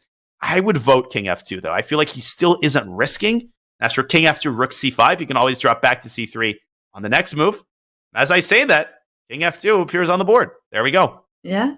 And we've been very good so far at predicting how things are going to play out. King f2 on the board makes me feel good. Do you ever get the sense of satisfaction when the players make the move that you suggested? Oh, I kind of feel all like the time. Being chess bingo, I'm like, yay, I won. But I didn't. I just suggested the move. No, it does. There is a satisfying feeling. And I think, part of our job as commentators is to try to tell people how the game is going to go before the move is reached. So we have, the insider knowledge. We have advanced notice of which direction the game is going to go. Well, we have advanced notice of a different minor tournament that is going to happen from April 7th to May 1st. It's called the World Championship, and it will take place in the city of Astana, Kazakhstan, from April 7th to May 1st. A new world champion will be crowned as Jan Nepomniachtchi and Ding Liren will battle to seize the throne left vacant by Magnus Carlsen's withdrawal. This could not be a more hype event, and it is coming your way in just around 2 months and change. Yovi, how excited are you to watch Ding against Nepo? I'm very excited. I actually can't wait to see how things are going to play out. I just love the fact that during these World Championship matches, it becomes all about the mind games. It becomes all about the engines, the seconds, who's doing what, how are they training? Are they also kind of working hard on their fitness? How are they going to cope with the psychological pressure? I have to say, I love that storyline. And that to me is almost just as important as the chess, because the chess is going to be exceptionally high level and we're probably going to see lots and lots of draw. And so when someone cracks, it's going to be really important to kind of like just critique, how did it happen? How can things be improved? How can they recover from this? And it's brilliant. And I love it. And that's why, even if it's Ding against Nepomniachtchi, and obviously I would love it to be Magnus defending his title again, but it isn't, and that kind of also brings with it a new freshness, because we don't quite know how Ding is going to cope with all this pressure. I mean, if we're honest, all chess fans collectively are definitely groaning that Magnus Carlsen is not participating, right? That's not a good thing, but we have to, A, I think, make the most of the situation, and B, give maximum respect to the players. It's not Ding and Nepo's fault that Magnus isn't playing, and it's still a world championship, right? The rules are still the rules. The winner of the match is still the world champion, and I still think that will be a monumental achievement. But you brought up an earlier point, right?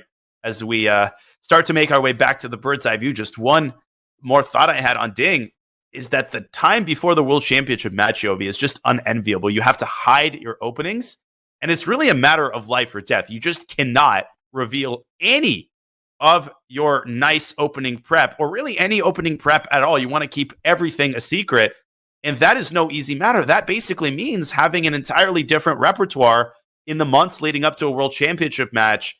And even though these players are capable of playing many different openings, you see them going to drastic lengths to abscond their preparation, including Ding playing 1e4, which would have gotten you laughed out of the room if you said that would happen a couple months ago. I know. We have seen Ding make a lot of surprising opening choices. And and also it's interesting for him as well. How is he going to cope with this psychological pressure? Because again, all the eyes on the world are on him. How is he going to cope with this particular tournament? And one interesting fact that was brought to my attention is that he's here on his own. He doesn't have seconds with him. He's got no company.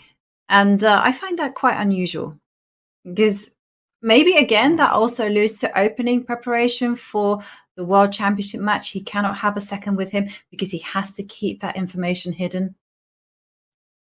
Yeah, I mean, the pressure in these tournaments is incredible, and to handle all of that alone is incredibly admirable. And Ding does it with style and class. He is one of the most well-liked players, both among his the other Super Grandmasters and, of course, among chess fans at large. Bishop H2 there by Richard Rapport, as we had predicted, I think, and Evalbar just continues to shoot up. King F2 there.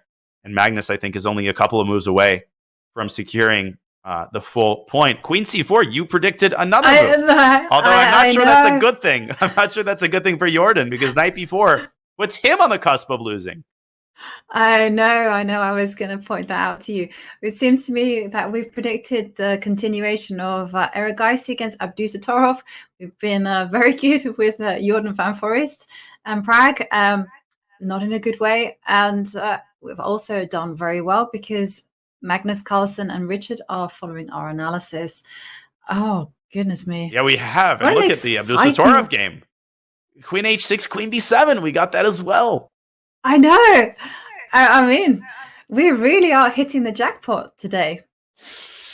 Very nice, very nice. And the games are so exciting. I feel like it's easy to be invested and engaged when these games are such a treat. It's funny that the Wesley game still feels like it's early in the middle game, but that's deceptive because it's further advanced than it looks, and the time situation is very alarming. Gukesh is down to 4 minutes, so we're going to get a time scramble there. I honestly don't know which game we should go to because so many games have reached a climax at the same time that it would make sense to go to really any of them. So I'm going to put you on the spot. You help me out.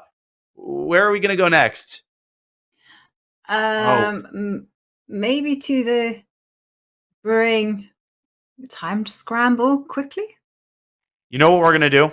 Because I'm so indecisive and I don't want to make the wrong decision, we're going to take this opportunity to go on a short break. We're going to wait for a little bit more clarity, particularly in the Magnus game. When we come back, that game might be on the cusp of being over. So as we once again look at that beautiful playing hall here at the 85th edition of the Tata Steel Chess Tournament, do not go anywhere because the games from round 7 are as exciting as ever. The world champion might be knocking on the door of a victory, and we will bring you more Tata Steel coverage when we return in just a couple of minutes. Your subscription makes shows like this possible, which is why our Twitch subscribers will never see ads on Chess.com. Connect your Chess.com account and Twitch account at go.chess.com/connect accounts, and bang, boom, voila, you're done. 100% ad-free bliss forevermore. Whether you're following our events on site or on stream, type the command connect in the chat, and thank you for helping bring these shows to life.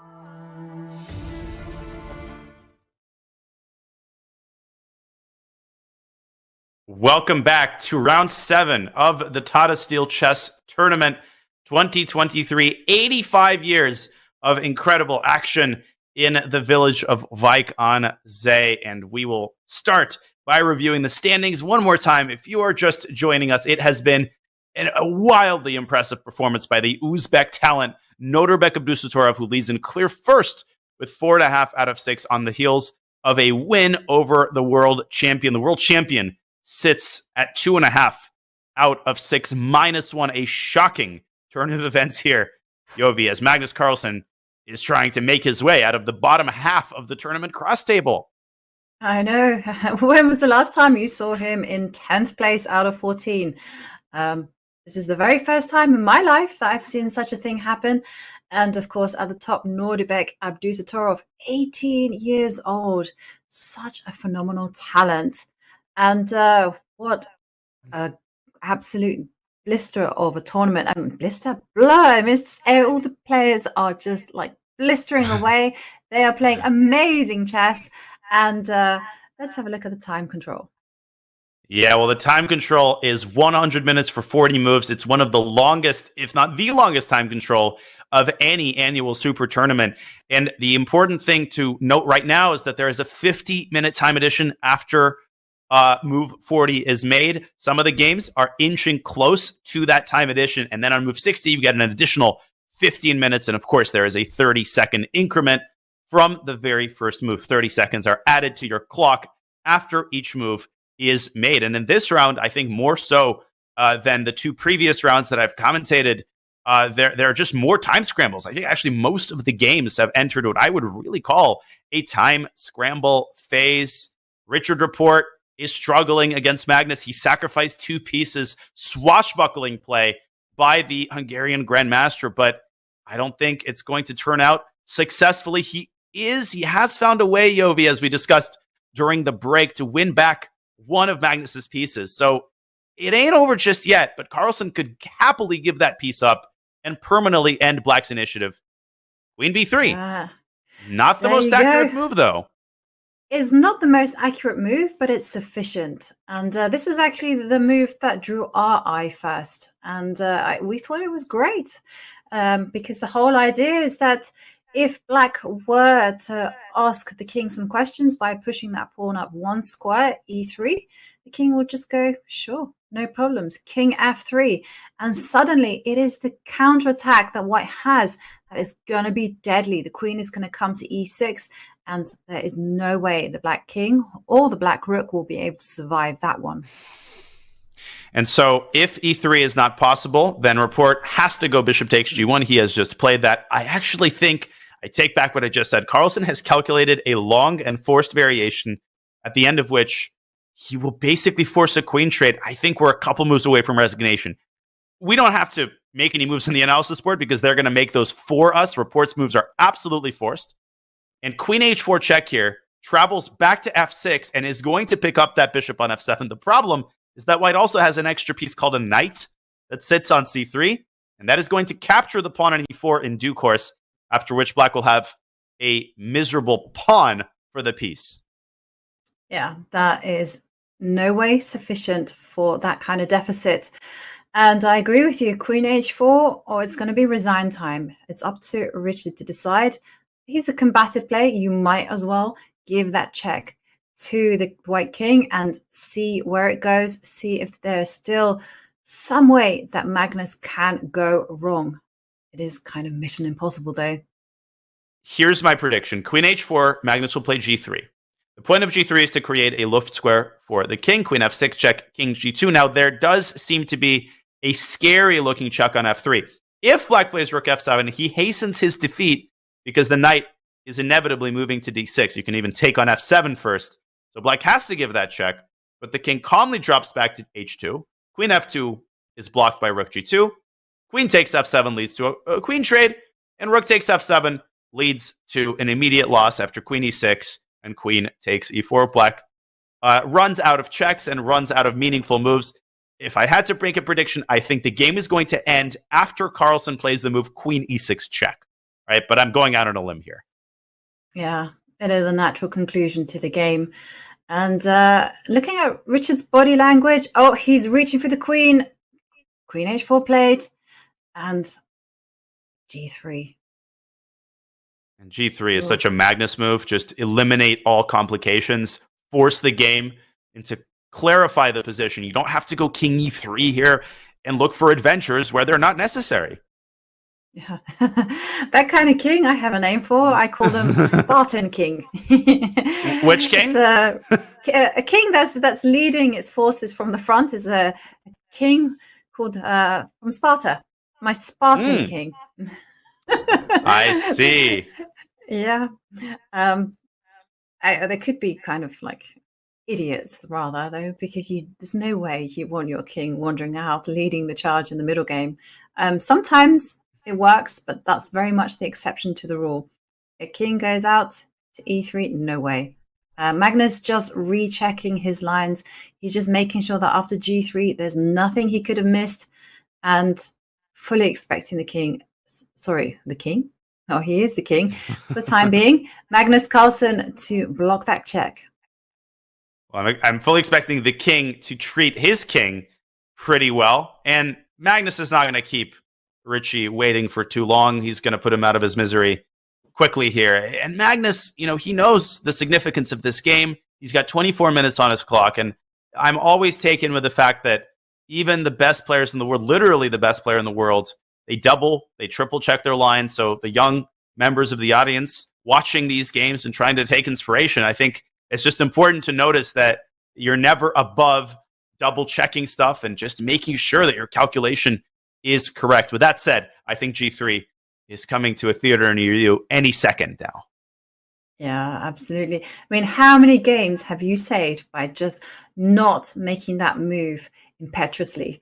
How many points have been saved by simply taking the time out, rechecking everything, making sure it's all good, and then the hand and the brain can catch up, they can align together, and they can make the move.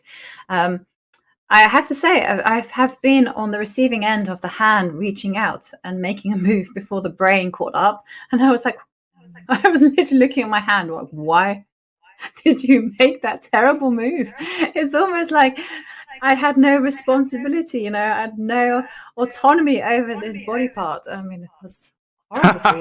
That's so correct. Yeah, your brain has this natural system of preventing you. You used a good word there, from doing something impetuous, but there are times when that membrane is breached and there's just nothing you can do. You can't resist the temptation, especially if you play a lot of bullet. Not going to name any names. Mm-hmm. But I am surprised that Magnus has taken now 3 minutes to play a move which literally just will lead to resignation. But he knows he's not in the greatest form, and you want to do stuff to compensate when you know that you're struggling, you know that you're making uncharacteristic blunders. Magnus is not about to let this game out of the bag. No, I mean, there's no way that he could be considering stepping up with the king or moving the king to e2. I just, why do you need to go into for those dramatics? Keep it simple. Yeah. In simplicity, there is perfection. He's just thinking. I mean, Magnus's body language right now is very hard to read. It doesn't look like he's like, yeah, this is a win for me. This is all good. It just looks like he's incredibly focused. In fact, no, he's reached. Whoa! No, he is running with the king. Oh. Well. That was a turn up for the books. But okay. Let's have a look at the position. I mean, is it still very much in the bag for Magnus? I'm frankly pretty shocked at this because, let me make one thing very clear. He's still winning. He hasn't lost the decisive advantage. But the reason I'm floored is that after queen g4 check, which is on the board, king to d2, I presume, is his idea. He's seeking shelter on the other side of the board. Now, first of all, after king d2, black will play queen f4 check. Don't go king c2 and walk into, well, actually, maybe you could, but king to d1 is much simpler. Black plays rook f7, and this is an inferior version obviously, of the same position, which would have occurred with the king sitting pretty on h2, surrounded by, a pina colada and lying on the beach with that pawn on g3, giving it complete shelter. Now, the king is, there's no pina colada to be found on d1. And if you give that check on e6, which Magnus will, I would be, a little bit concerned after, let's say, well, I guess king c7, white can trade queens here. So maybe black should play. I don't know where black should go. King d8, king b8. But I think people can understand the point. King on d1 just feels a lot less comfortable than it would on h2. It's still winning. I still have no doubt that Magnus will secure the full point. But this was an uncharacteristically sloppy move by the world champion. Yeah, I mean, I have to say it wasn't the most precise technique, but maybe he's just seen one move ahead. Maybe he's banking everything in our analysis position on moves like queen takes pawn. And he's saying, okay, calm down, it's enough, and I'm getting ready to make moves like queen f2, which, okay, queen f2, queen f2, with the rook idea e1. of rook to e1, and that's it. It's going to be game over and checkmate. But you're right, queen takes queen, knight takes queen, rook comes to d7, still in the game. And there we go. There's a direct consequence of putting the king on d1. Not only is it weaker, it's also taking away the rightful square from the rook. If the king was on h2 here, normally you want your king closer to the center, but here it's just important to keep your pawns protected.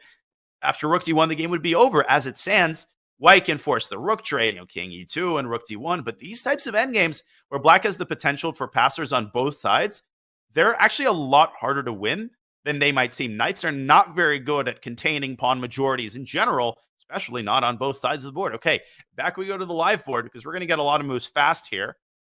Let's see what the world champion decides to do. Where is he going to run with his king? I think he has to go king d2. I just do not see an alternative. King d2 and king d1. Yeah, no. I was wondering whether he could repeat moves, but no, he cannot. King d2 makes a lot of sense to me. I mean, probably he's calculating all these kind of moves such as e3, seeing if that has a disruptive effect on the position. But it's fine. King. Man. And Magnus thinking. Focused. It's a tough choice, right? King e1, you have queen g3, king e2. I mean, king d2, king d1 makes perfect sense. It's just all of this could have been avoided if he had gone king h2. Like, he wouldn't have had to decide where to put his king, and he wouldn't have had to dodge the potential fork against his rook. So I don't like to jump to conclusions. I think chess fans and sometimes commentators have a tendency to use things, to weigh things too drastically. Oh, this is evidence that Magnus is in terrible form and he is washed up, and this is just more of the same. Okay, this is a somewhat sloppy move that doesn't really give away the win.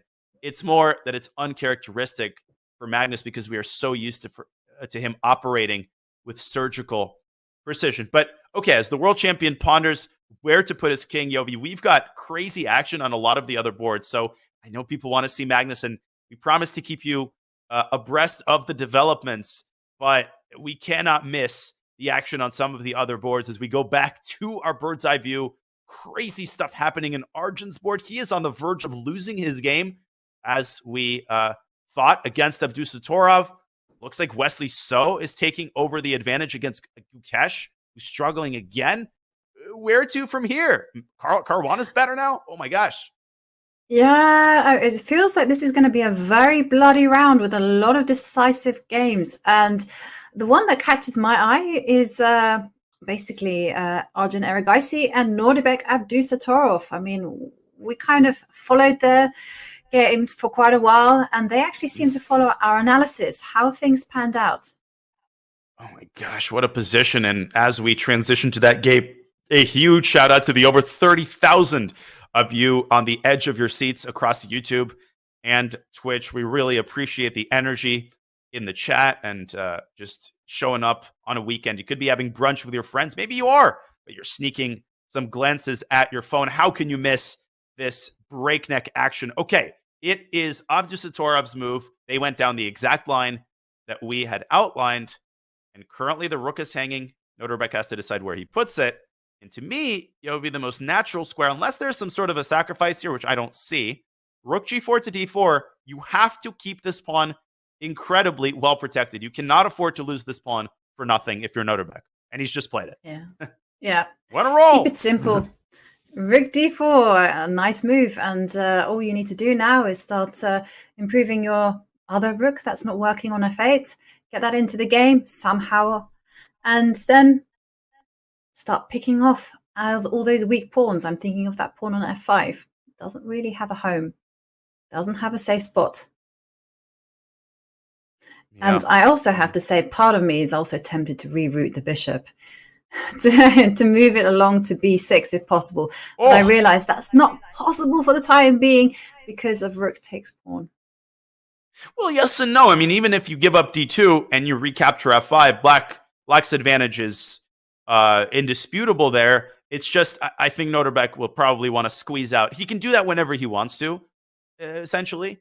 But 9 minutes on the clock in this position, can you imagine that? I mean, yesterday, Erigaisi saved kind of a similar position in spirit against Giri with a similarly alarming time situation.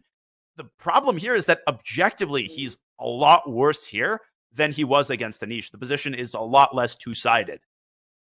Yeah, no, definitely. Here, take a look at White's pieces. None of them are active. And also the defining factor is that pawn on d2. Look how it cuts White's forces in two and just forces White into passivity. And on top of that huge problem, there is the big issue of king safety. I mean, if Abdusattorov is feeling in a really feisty move, he could even start trading off the defenders around White's king, maybe with a bishop f4, bishop h4 at the right time, and start asking questions like, how are you going to hide yourself? And these are such unpleasant things for Erigaisi to deal with. Well, as we're talking, he's dropped down now to 8 minutes. He's going to have to start blitzing out moves. It is inconceivable to me that he saves this game. Nodirbek doesn't have too much time in his own right, but his position is so much easier to play, and the cost of a single mistake is far decreased if you're Nodirbek, because you've got a steady supply of moves that you know can't really ruin the position. I'm talking rook fd8. You pointed out moving the bishop back. If White's queen leaves g2, which it very well might, the queen can slide in to h3, from whence it came a couple of moves earlier. This is devastating. I just don't see Arjun pulling this one out. No, his position is just creaking. And shall we take a look at the bird's eye view? Because we're gonna. We have to go there. And I'm just the kind of game that I kind of want to keep a really close eye on is of course, the Magnus game, because was 2 pieces up, now just 1 piece up against Richard Rapport. And how is it looking? So this one is on the bottom right. He's figured out a way to trade queens. He's just swung his queen from b3 to h3. And the incredibly sad thing for Richard Rapport is that even though Carlsen has played a couple sloppy moves, he's still completely winning. I mean, Carlsen is going to convert this endgame up a piece. I think the main difference is that Rapport is not going to resign. He's going to keep playing, but I just don't think he's got any realistic chances. What's worse than being in an endgame against Carlsen? Being in an endgame against Carlsen down a piece. Yeah, I'm not sure. I think that Richard will kind of keep on playing. I think he might just go, this is enough. Entirely once possible. The trees get traded off and the white king finds its way in the middle of the board on e3, I think it will be enough. Handshake, and there we can catch a glimpse the back of Richard's head, and he does not look happy. Yeah, he knows. He knows that this game is virtually decided. More good stuff, by the way, from Nodirbek, as he has just moved his bishop from g5 to h4, refusing the queen trade and exposing the glaring weaknesses on White's king side. It seems to me that Arjun is going down, maybe even faster than Richard Rapport. We're going to have clearly a couple games ending basically at the same time. Caruana against Maghsoodloo is another game that has reached a certain state of clarity. Maghsoodloo is up a pawn, but Fabi has a furious initiative going in the center. I feel like that game is likely to end in some sort of a piece where White can use the b4 pawn as a bargaining chip to get rid of Black's initiative. Man, we could get like 4 results in the span of, the next 10 minutes. I think so too, because also Gukesh is struggling against Wesley. So he's a pawn down, and his position just doesn't look good. I mean, look at his bishop on its starting square on c1. Doesn't make a good impression, and none of his pieces have any active roles whatsoever. No, they do not. Bad news. No, they do not. Bad news indeed. Shall we take a quick look at the Gukesh game, maybe just a minute or two to understand the extent to which he is struggling? Is it lost, or does he have some chances? Okay, let's go there. And then we will bring you more Magnus as Rapport ponders his next move. Okay, I think that this game is close to being over if Wesley just takes this knight on e3. He's got a fork on c4 coming in. Oh no. Oh, it's He's as got easy a minute as on that. the clock. A minute for 9 moves, Yovi. Oh, and he can capture that knight 3 ways, and it doesn't really matter because every single one of them falls for some kind of reason. So okay. Oh my gosh. Mm, FE knight heartbreaking. h3. Oh, This is over. No, that is not good news in any sense of the word. Rick takes. Oh. Or this, or this. I mean, look at White's pawn structure. Look at White's bishop. It's like Gukesh has made less moves than Wesley has, or so it seems. How did this get so out of control? Gukesh is unable to contain Wesley's kingside initiative. And of course, if White plays, let's say, rook takes e3 and the knight c4 picks off an exchange, and White can't even sack the queen for a rook and a piece because the rook on e8 is protected by this hero of a queen on b5. And Wesley, look how patient he is, just making sure, double checking. He's got plenty of time. This one's going to end pretty quickly as well. It is if he spots that killer blow. But I mean, it wasn't necessarily a natural move to capture on e3 because the bishop on c5 is just such a beautiful piece. And the knight on e3, well, it's doing nothing, let's face it. But once you spot it, it is a killer blow. Yeah, bishop e3. fe3 is forced. Knight takes h3 check. At that point, Black is up 2 pawns, but more importantly, White's position is utterly in shambles. Gukesh will probably keep playing until move 40 out of inertia. When you've got a minute on the clock, you're usually too excited to just stop the clock and resign. But I think once this game reaches time control, Gukesh is going to have to accept the inevitable. What a tough tournament for the Indian youngster. I mean, could not be a bigger contrast from his form in the Olympiad. He's not just struggling point-wise.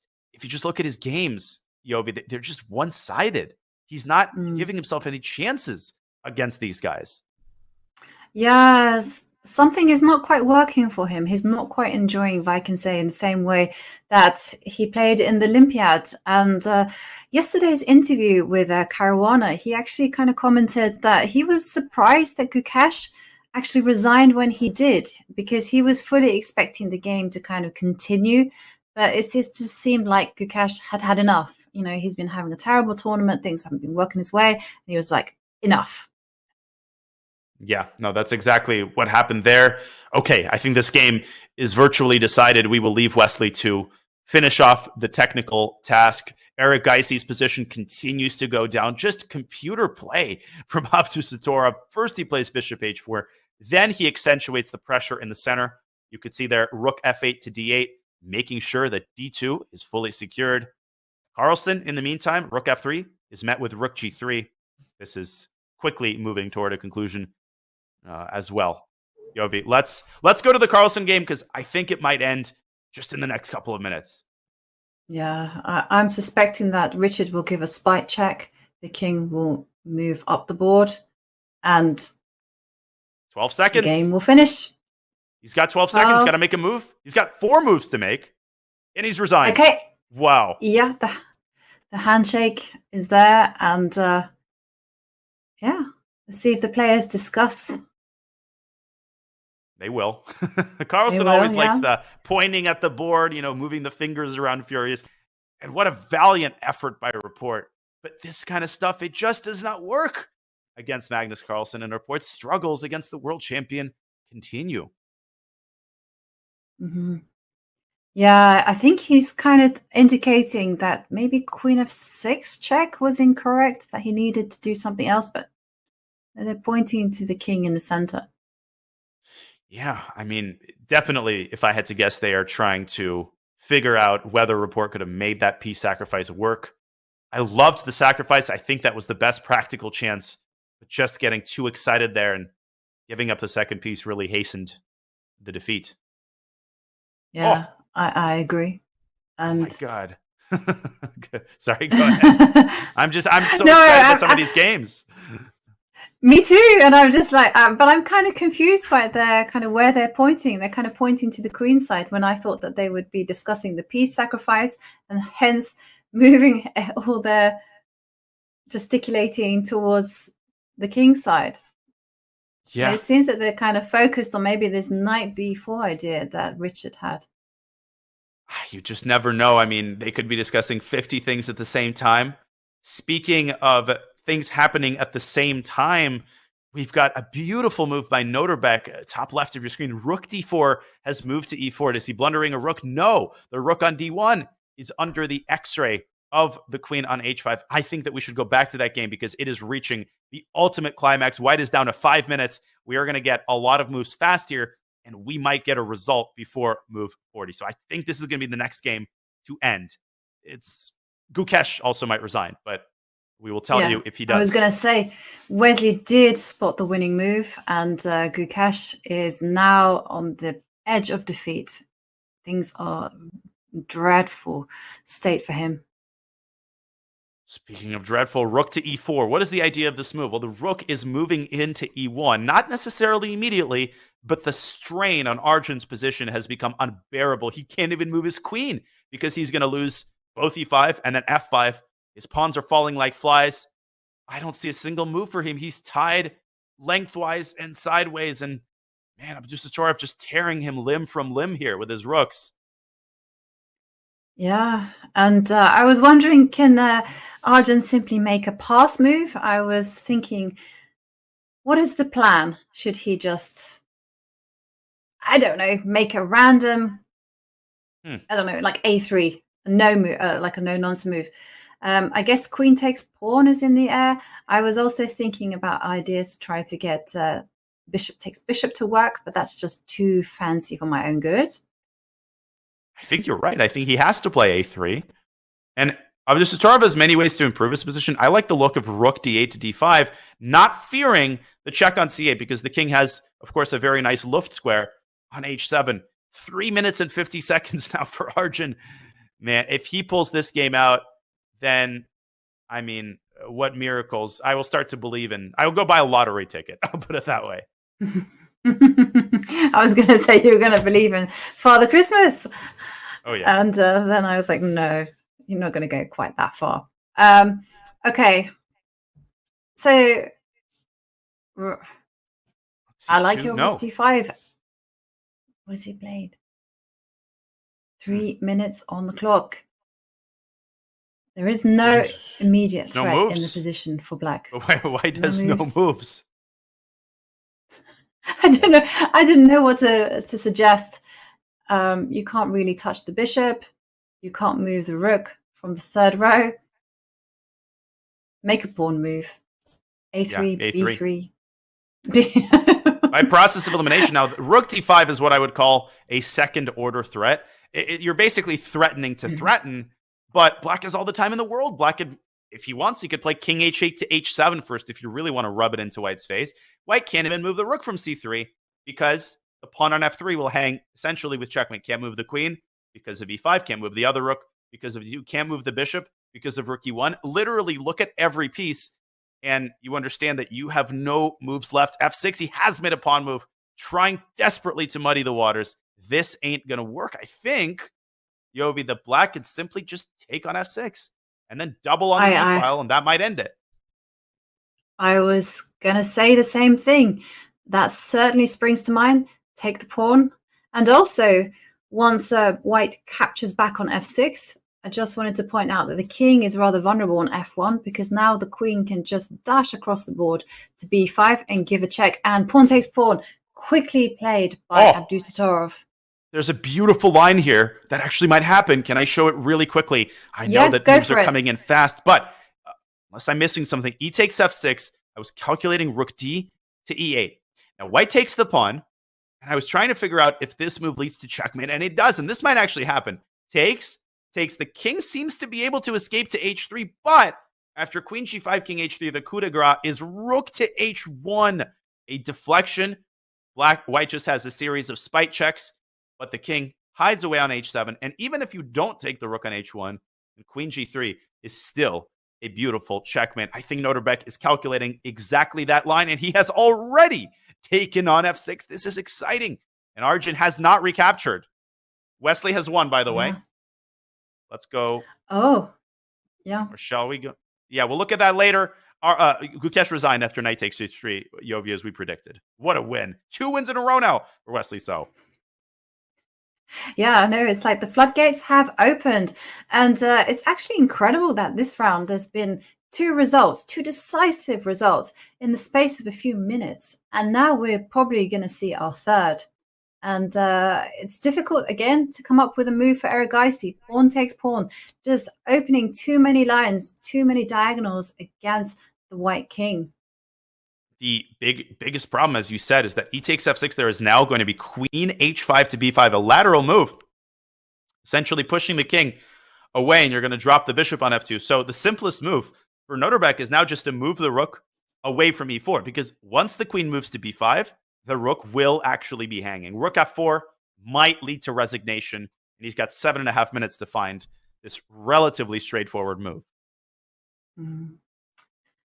Oh my yes, goodness. But it's a good technique by Nodirbek. You notice how he pauses in these critical moments, and he makes some great choices and puts the pressure on Arjun. Arjun has to come up with a move, and he has just over 2.5 minutes left on the clock. Indeed, he does. And there's other exciting games, but I'd like to wait for clarity on the board here as Nodirbek once again fidgeting with a piece that he's captured, a pawn that he's got. He's captured a whole lot of pieces, and he's about to capture many, many more. 6.5 minutes. Okay. Tension is building. Very much so. Rook f4 ends the game. Just want to see if he plays it. Looking around at some of the other boards, none of the other games are all that close to being decided yet. So I think this game is definitely the most tense, closely followed by Fabiano Caruana's slugfest against Maghsoodloo. 6 minutes now for Nodirbek. The reason a miracle could happen is if Nodirbek allows his clock to dwindle down to under a minute. That's the kind of uncertainty you want to avoid. I'm anticipating a move in the next minute. Yeah, I agree with you. Something's going to happen now. And, if you don't see anything directly, there's nothing wrong in being practical and just playing a very natural move. I mean, white has no threat on the board. I mean, white is completely tied down. As Dania says, move the rook to f4, take the pawn. There he goes. He's going to move the rook. And by take the pawn, I was actually advocating either pawn takes pawn or rook takes pawn. And the reason I think rook f4 is slightly more accurate, pawn takes pawn, white has the move bishop f2 to e3. And okay, if Arjun picks up the d2 pawn, he is still completely lost. But at the very least, his hands are somewhat untied, and he can at least try to shelter his king. Rook f4 also prevents bishop e3, because then black can take on f3 with a fork. He was about to make a move, but now he continues to take his time. And he knows, and he's played it. He's playing it. He's so a good. He's unstoppable.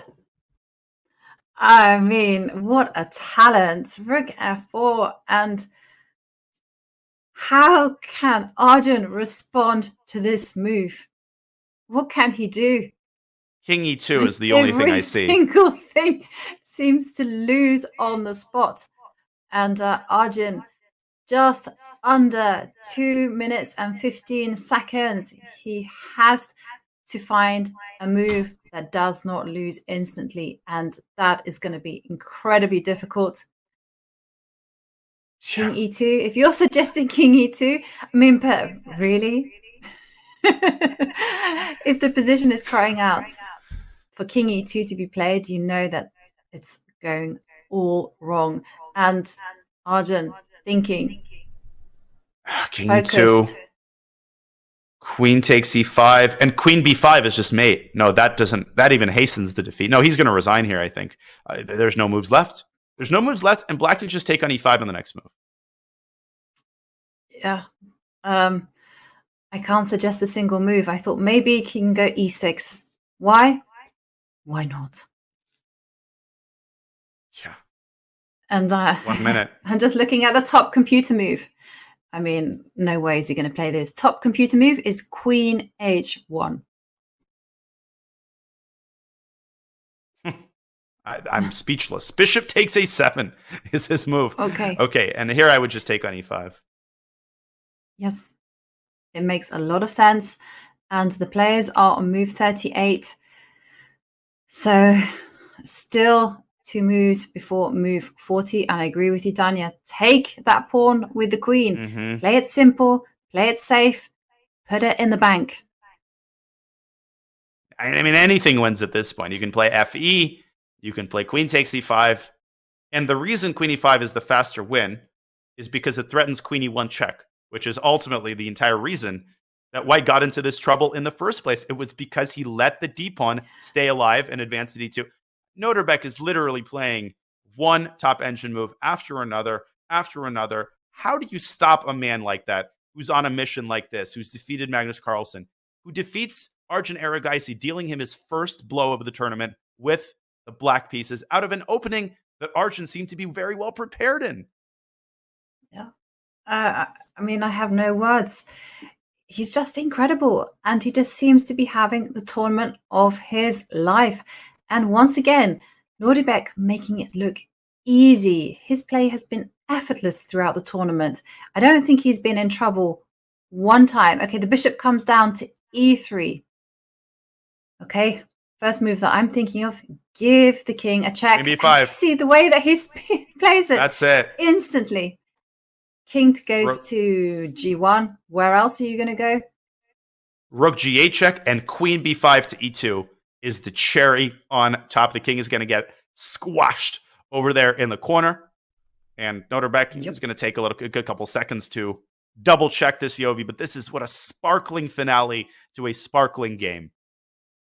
Yeah, I agree with you. He's leaned back in his chair. He knows he has this in the bag. He's just working out those final calculations. He's calming himself. Yeah. And you can just see from his eye line that the queen is definitely going to zoom into E2. There's no stopping her. And with that, I agree with you, Danya. It's going to be instant resignation. There he goes. Nope, There he's you going to go. play Queen E2 first, as if it matters. He's going to play that first. And Arjun Erigaisi is going to stop the clocks in this position. Or he's going to play Queen F1, and after Rook G8, the queens are going to get traded, and then he's going to take on F3, the final deflection. Mm-hmm. And Erigaisi, just under 1.5 minutes. His position is just hopeless. Move 40 has been made. 40. Yeah. As if that held. It makes it worse, right? The fact that you have 50 minutes to stew on how lost your position is makes it even more likely that he's going to resign. Yeah. And Arjun looking at his first defeat of the tournament, and he does drop his queen back to F1, playing the move relatively quickly. Yeah, Rook G8 is going to follow. Nodirbek will need about 20 seconds of his additional 50 minutes to discover that move. And then Queen takes F1 check. and anything wins in that resulting position. Yeah.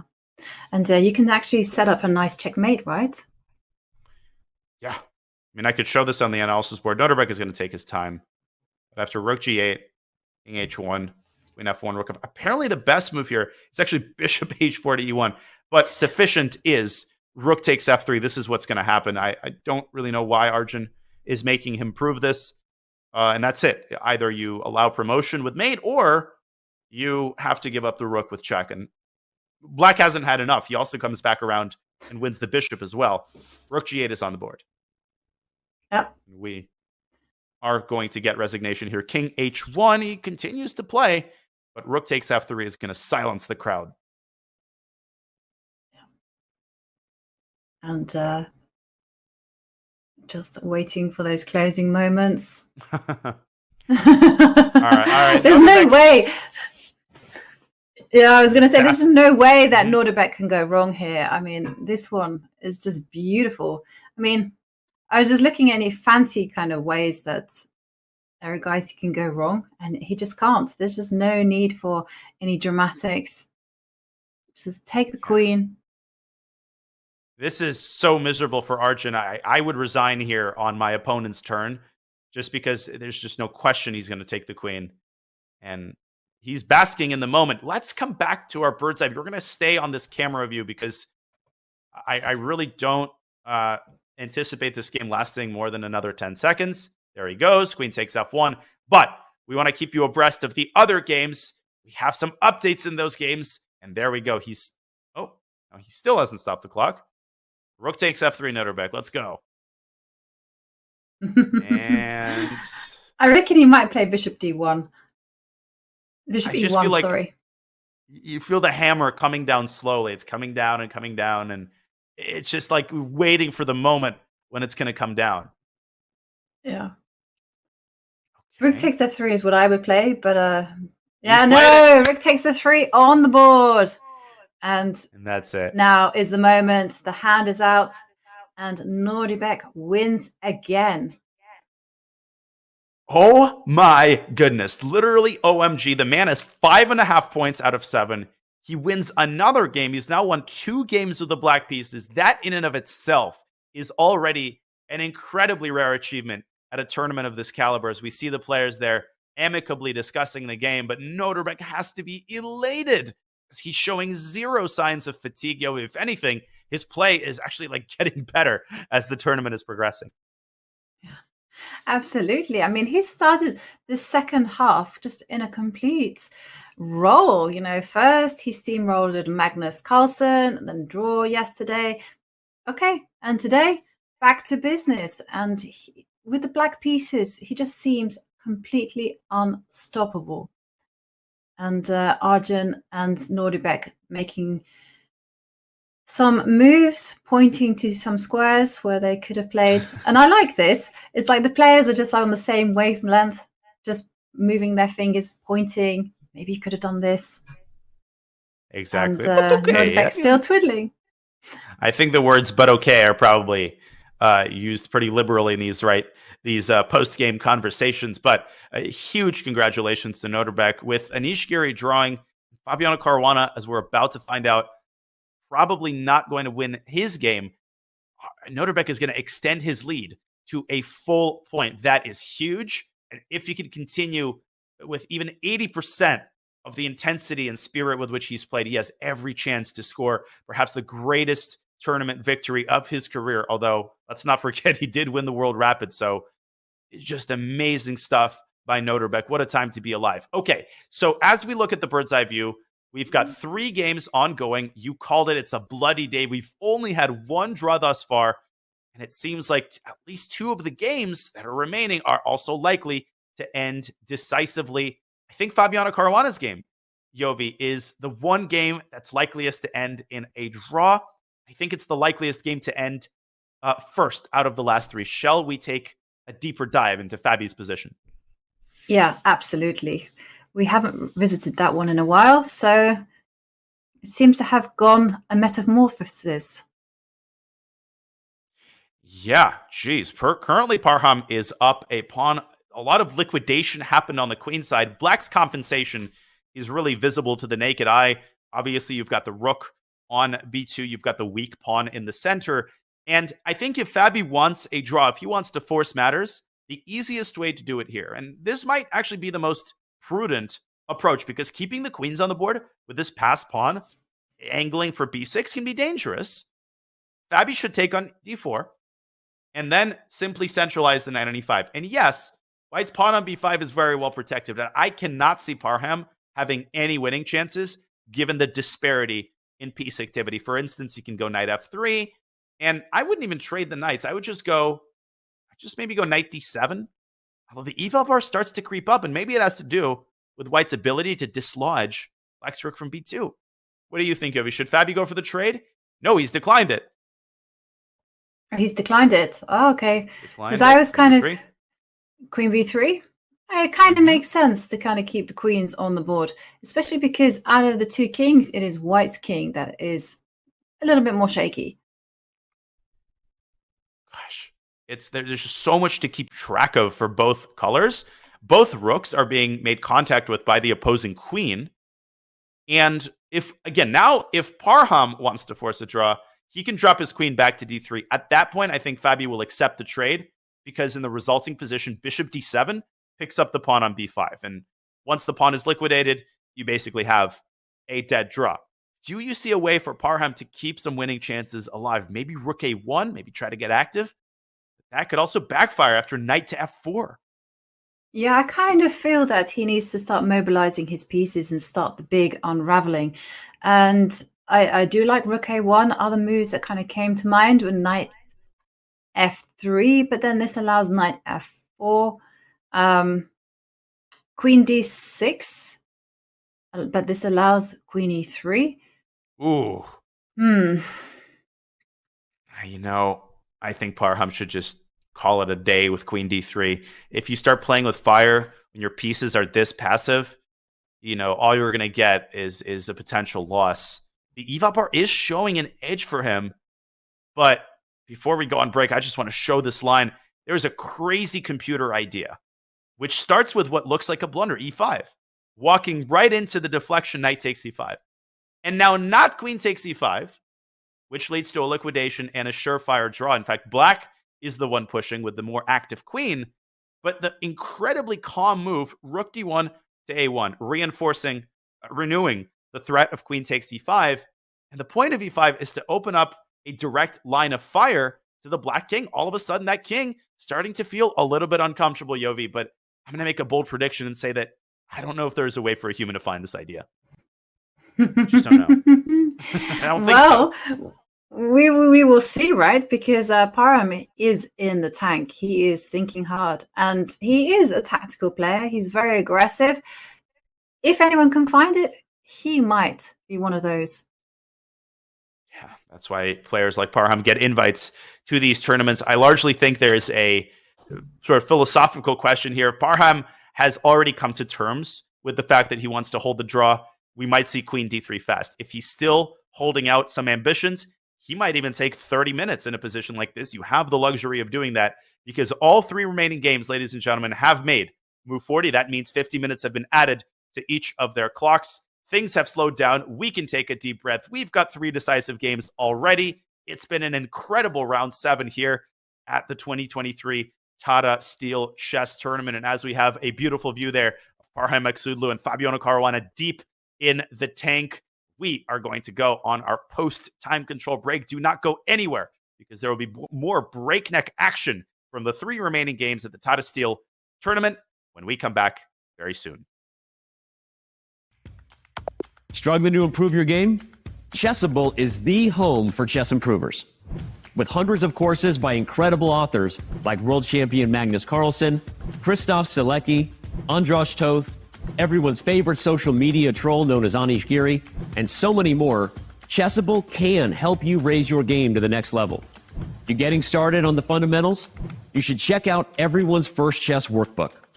Maybe you want to stop letting all those points slip away in the endgame. 100 endgames you must know is the course for you. Maybe tactics are your weakness. The woodpecker method has helped students gain hundreds of ELO points. Most importantly, All of our courses are powered by Chessable's exclusive Move Trainer technology, which uses the science of spaced repetition to make sure it all sticks. Check out Chessable today and get 30 days of Pro for free. Go to chessable.com/begin.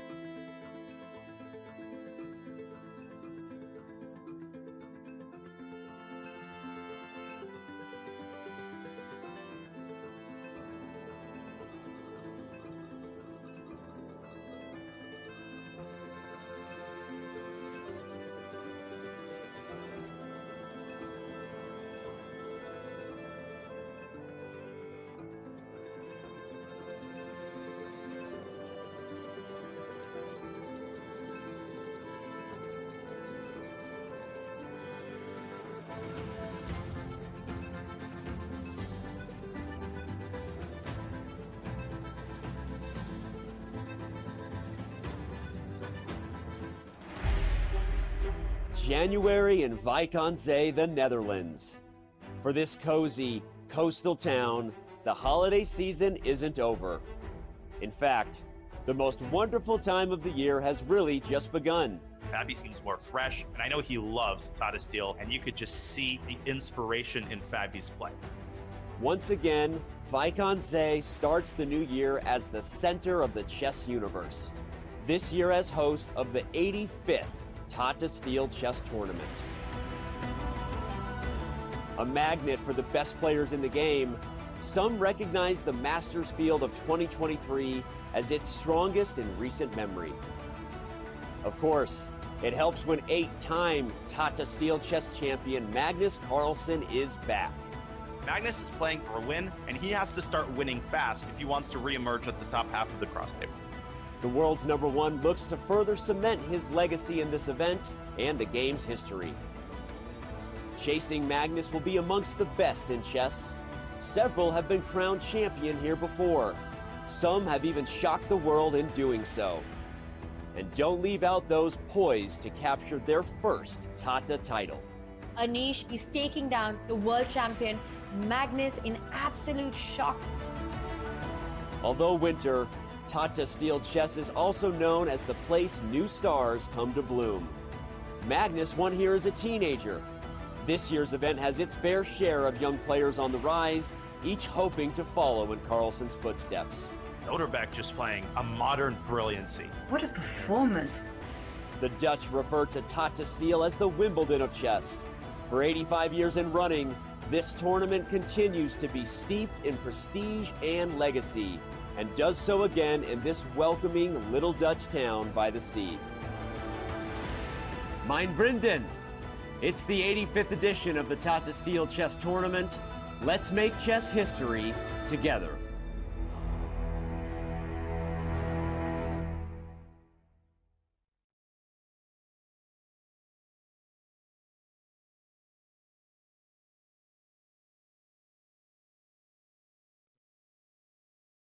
$40,000 of you watching across the platforms this fascinating 7th round of the Tata Steel Chess Tournament in the beautiful, picturesque town of Wijk aan Zee. It is the 85th year that this prestigious tournament is held, and the playing hall is still packed to the brim, both with players in the open section and, of course, the spectators crowding around the screens and the players. This is an amazing atmosphere, and the games from this round have been bloody and amazing, as we've already had 3 decisive games, Yovi. Draws are not to be found today. No, it certainly has not been that way. I mean, we've seen deadly attacks.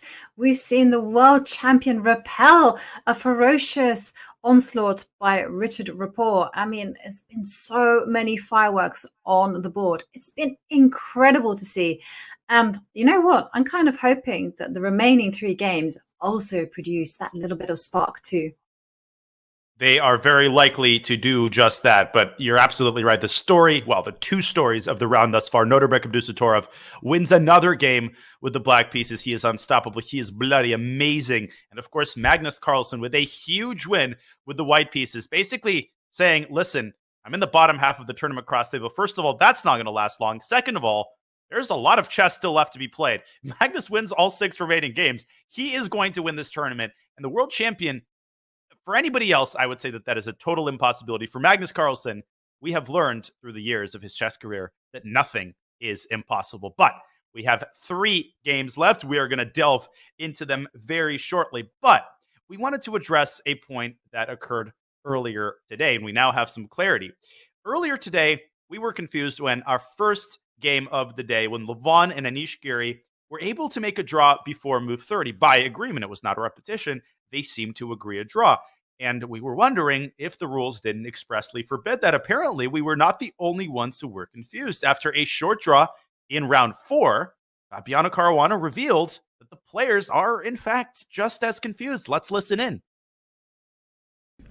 No, I thought before the tournament that it was like 30, that it was that you should make a draw after move 30 if you're going to make a draw. But then in the first round, I was talking to Anish, and Anish was like, no, you can always make a draw here. And I thought, okay, Anish must know. He's been here like nearly 20 He's times. a tournament ambassador. And, yeah, he's a tournament ambassador. He has to know. So when Richard offered, I was like a bit unsure. I was like, yeah, let's ask the arbiter. And then the arbiter said, no, you probably should play on a few more moves. Should. Yeah, I don't know if it's a recommendation or something. Like, normally in most tournaments, it's just a given that you don't draw until there's no more pieces left or there's a repetition. So the rules here are a bit more, let's say, traditional. Like, we don't have the Sophia rules or whatever you want to call them. Fabiano Caruana revealing that he too was unsure of what exactly the draw rules are. Now, from the tournament handbook, I can read the actual statement, which reads, "We kindly ask all players to show their best fighting spirit. The sponsor and organizing committee respect it a lot when draws within 30 moves or within 3 hours of play will not be seen during the event. The players who do not respect this ethical rule may risk not being invited for future Tata Steel tournaments." That is an ominous ending, Yovi. So it's not expressly forbidden to offer draws. You can offer a draw and move too, but if you know what's good for you, that's basically what the organizers are saying. You're going to refrain from such behavior. Your thoughts? Yeah, there's an unwritten code of conduct here. I think the organizers are well within their rights to kind of stamp down this kind of code. Because let's face it, these are the world's best players. They are here. They've been paid a lot of money to put on a show, to entertain us with their chess. And I think it really gives a bad name to chess when the elite players are kind of like green draws in 13 moves, because that's not entertaining. No one cares about that kind of chess. Instead, we care about these fights to the bitter end. And I do feel that even when you do have a very clear-cut position where it is a draw, you should play it out. You should show everyone how it's done. And also, it also kind of eliminates the opportunity of making mistakes. I mean, it's a bit ridiculous if you think about it in chess, that suddenly the players can go, would you like a draw?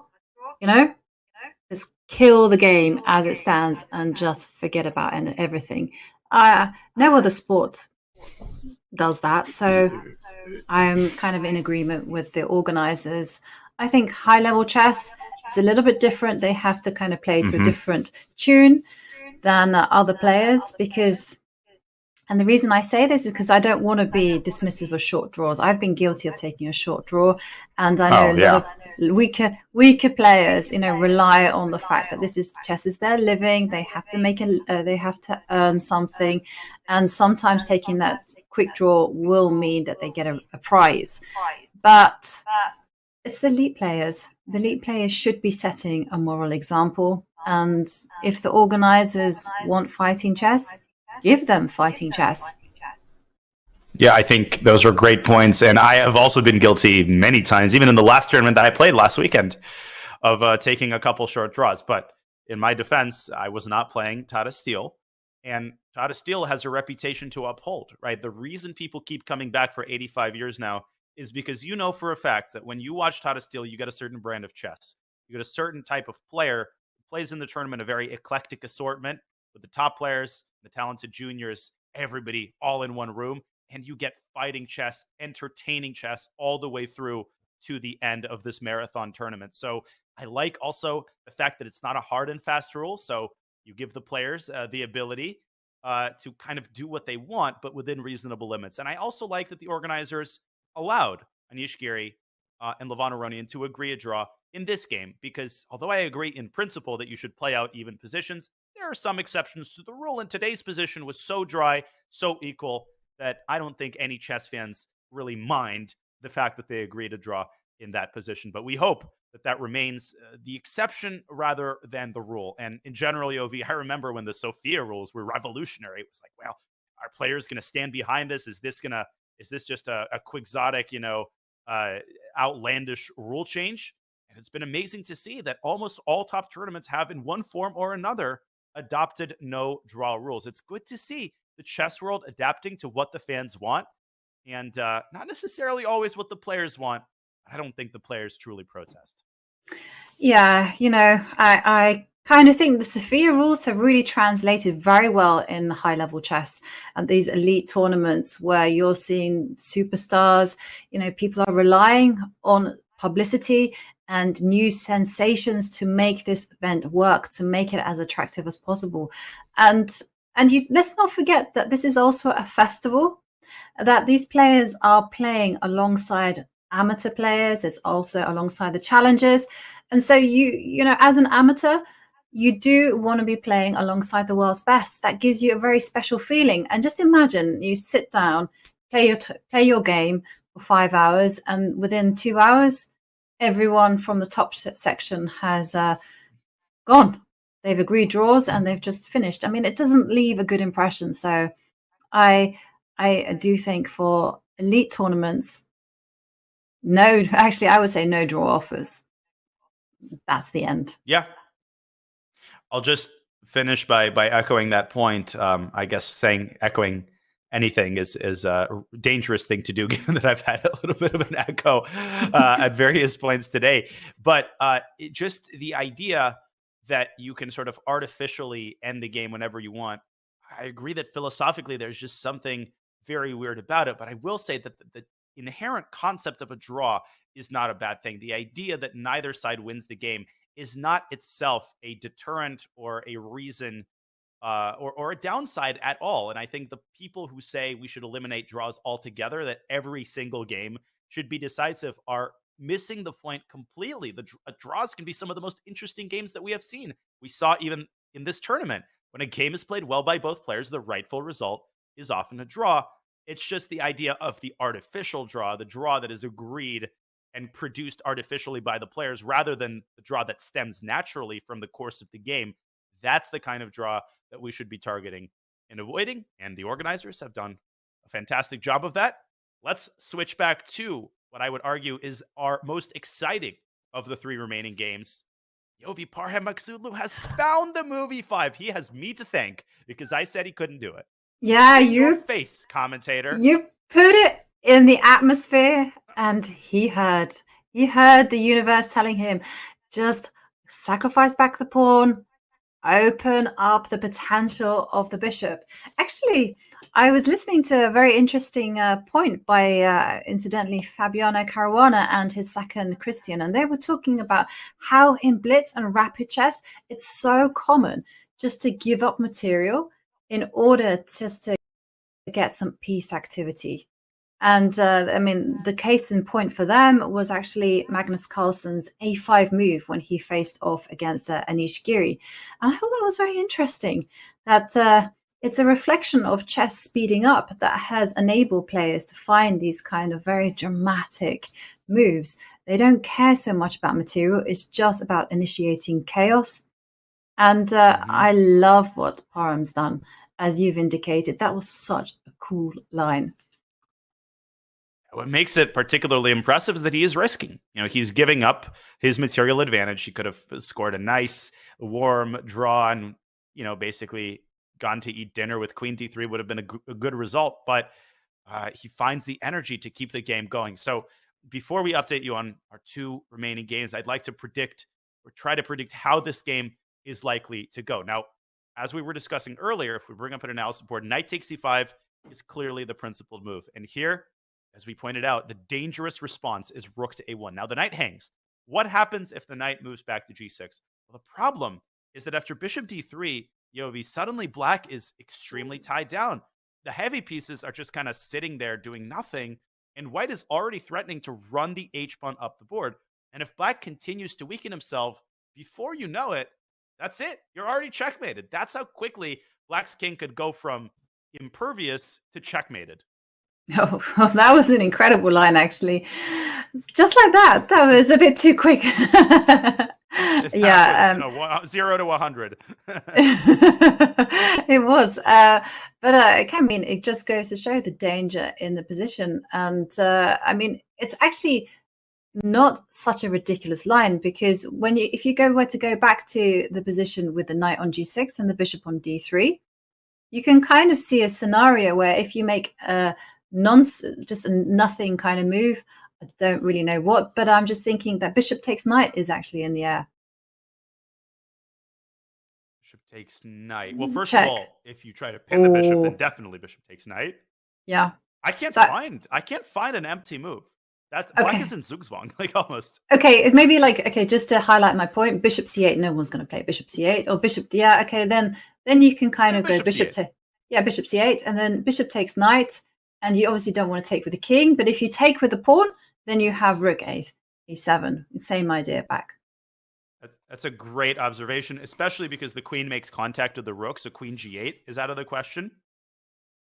I didn't even, in king g6, there's knight d3, knight f4 with big problems for black. You're absolutely right. Bishop takes g6 is a threat. Maybe black should try to go queen to b4, but the sad thing for Fabi is that, first of all, even the queen trade gives white some chances with that passer on b5. In fact, takes, maybe swing the knight around to c2 and try to get it to d4. Maybe go rook b1, trade rooks, and bank your winning chances on this far advanced passer on b5. This is no fun for Mr. Caruana, and he's already down to 30 minutes. Before you know it, in the blink of an eye, he could drop down to the second round of time pressure. Yeah. Uh-oh. It is definitely a very troublesome move to be facing e4, e5. I love it. And the line that you showed just then, just with the minor pieces on the board, it just looked devastating for black. Maybe there was some kind of very far-fetched defense there, but white's play, very, very natural. And Fabi in serious danger. And something I kind of wanted to stress was that Parham has kind of said repeatedly, he loves chess so much, he's not interested in the result. He wants a fight.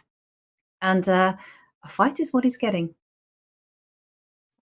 That's such a old school romantic approach to the game. That's how Wilhelm Steinitz would play, and players in the 19th century, when they would lose a game and they would be so happy that they participated in a work of art. It was less about who was the victor and who was the vanquished. It was more that it was a collaborative effort, and the loser plays just as integral of a role in its creation as the winner. Of course, players nowadays are much more invested in the results, and let's be clear, Parham likes to win games, but I love that old school approach, and we get fighting chess every single tournament from the Iranian wizard.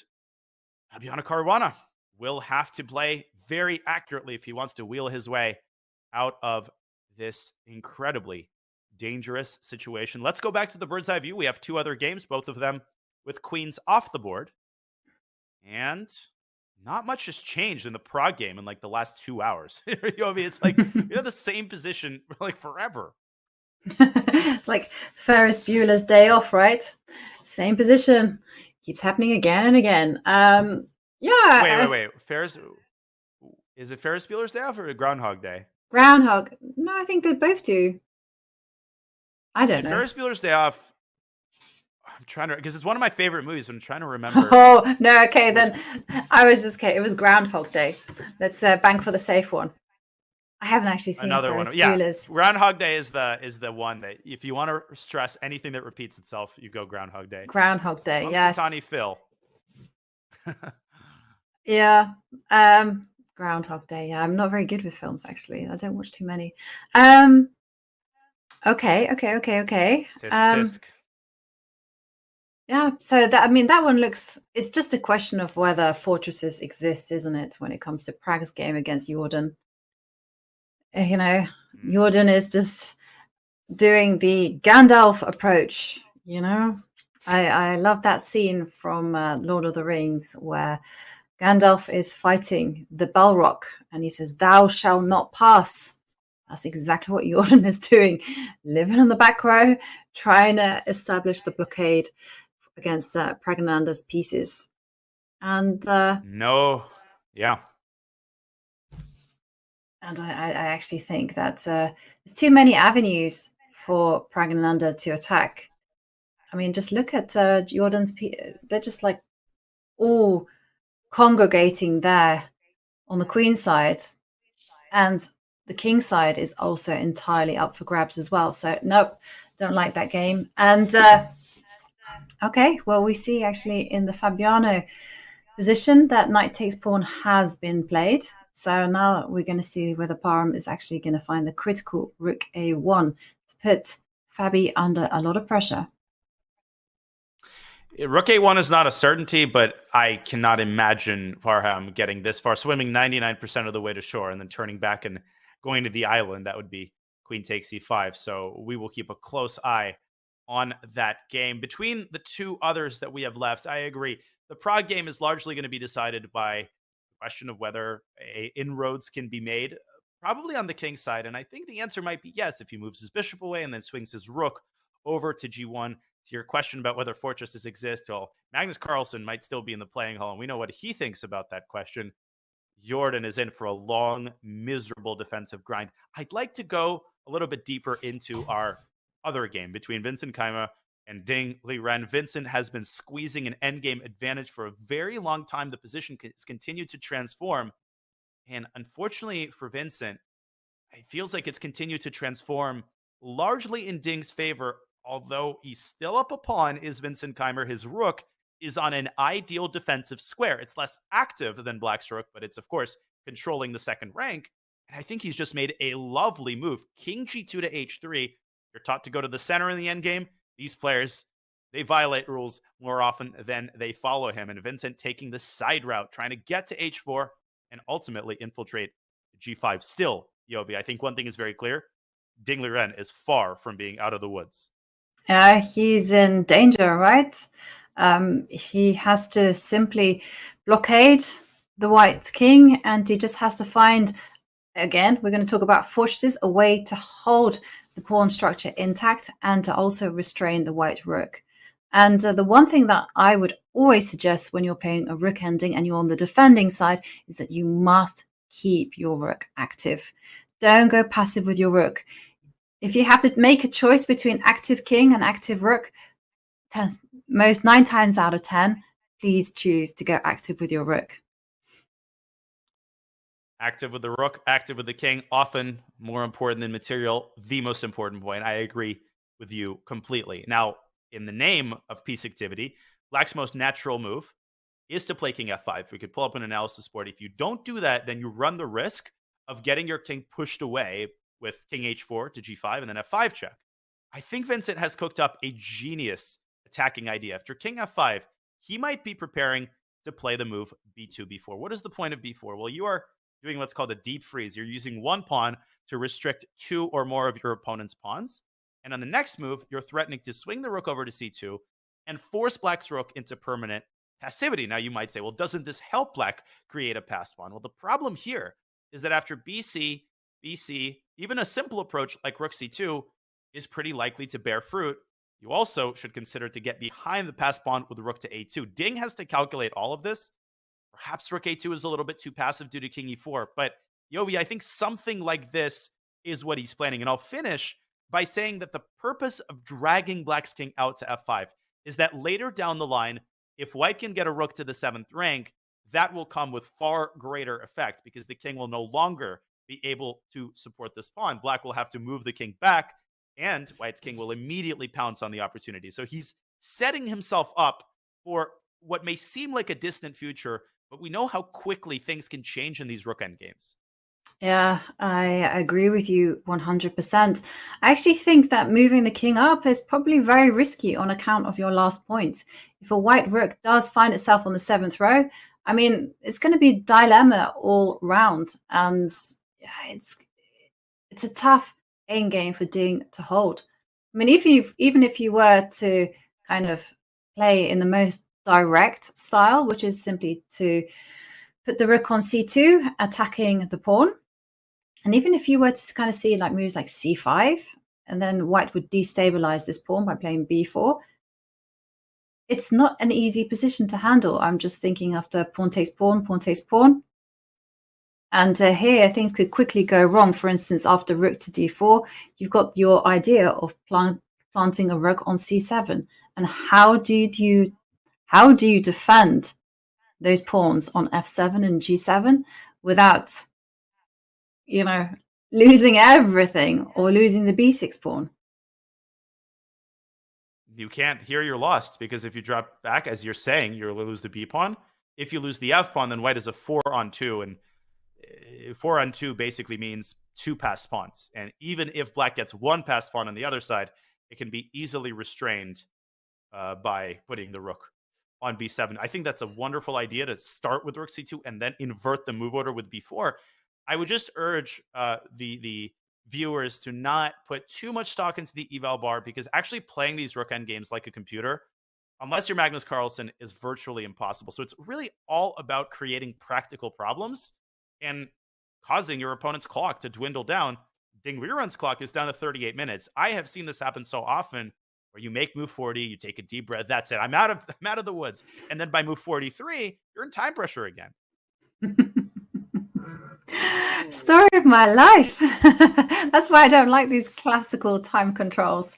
And well, I do like them. I mean, I find them very exciting. I actually quite enjoy them. But so many times, you know, move 41, I kind of settle into the tank and then I forget. And then I'm in time trouble for the rest of the game. And wow. Yeah. Interesting, fascinating endgame on our hands from Vincent Keymer and Ding Liren. And it's actually really nice to see that it's Vincent who was going to be putting the pressure on Ding, because in the previous two games, we've seen it be Vincent who's had to survive these endgames, a pawn down, try to establish a fortress, and things have just not gone his way in those final moments. You're absolutely right. And the problem when you have a couple of games like that is that your confidence starts to get hurt. You know, you get into kind of here we go again mode where, okay, Vincent has been on the defending side, but he might be thinking right now, well, I've screwed up a couple of these critical moments. Am I going to make another mistake? That might cause him to take a little bit longer than usual. So the effects of that can be subtle, but they can be very pernicious. And I'm pretty cautiously optimistic. I think Vincent's got a serious shot here. Ding has already lost one game to a bloodthirsty youngster. Is he going to lose, shockingly enough, a second one? Yeah. And is it possible to go back to the bird's eye view? Because I see things shaping up in Parham against Fabiano. Very interesting. Let's absolutely go to the bird's eye view. We have 3 games left. If you're just joining us, this is round 7 of the Tata Steel chess tournament. 3 out of 4 finished games have been decisive.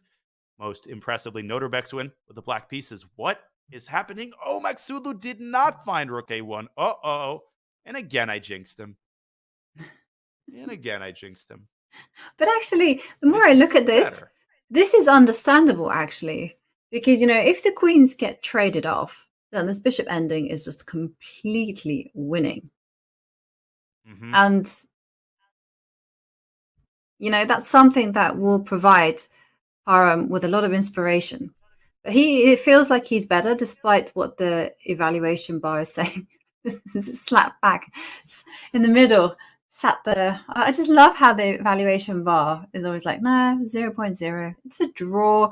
Meanwhile, if you were playing this on a board in real life, as black, you would be absolutely petrified. You would be calculating, recalculating, thinking that you were living on the edge.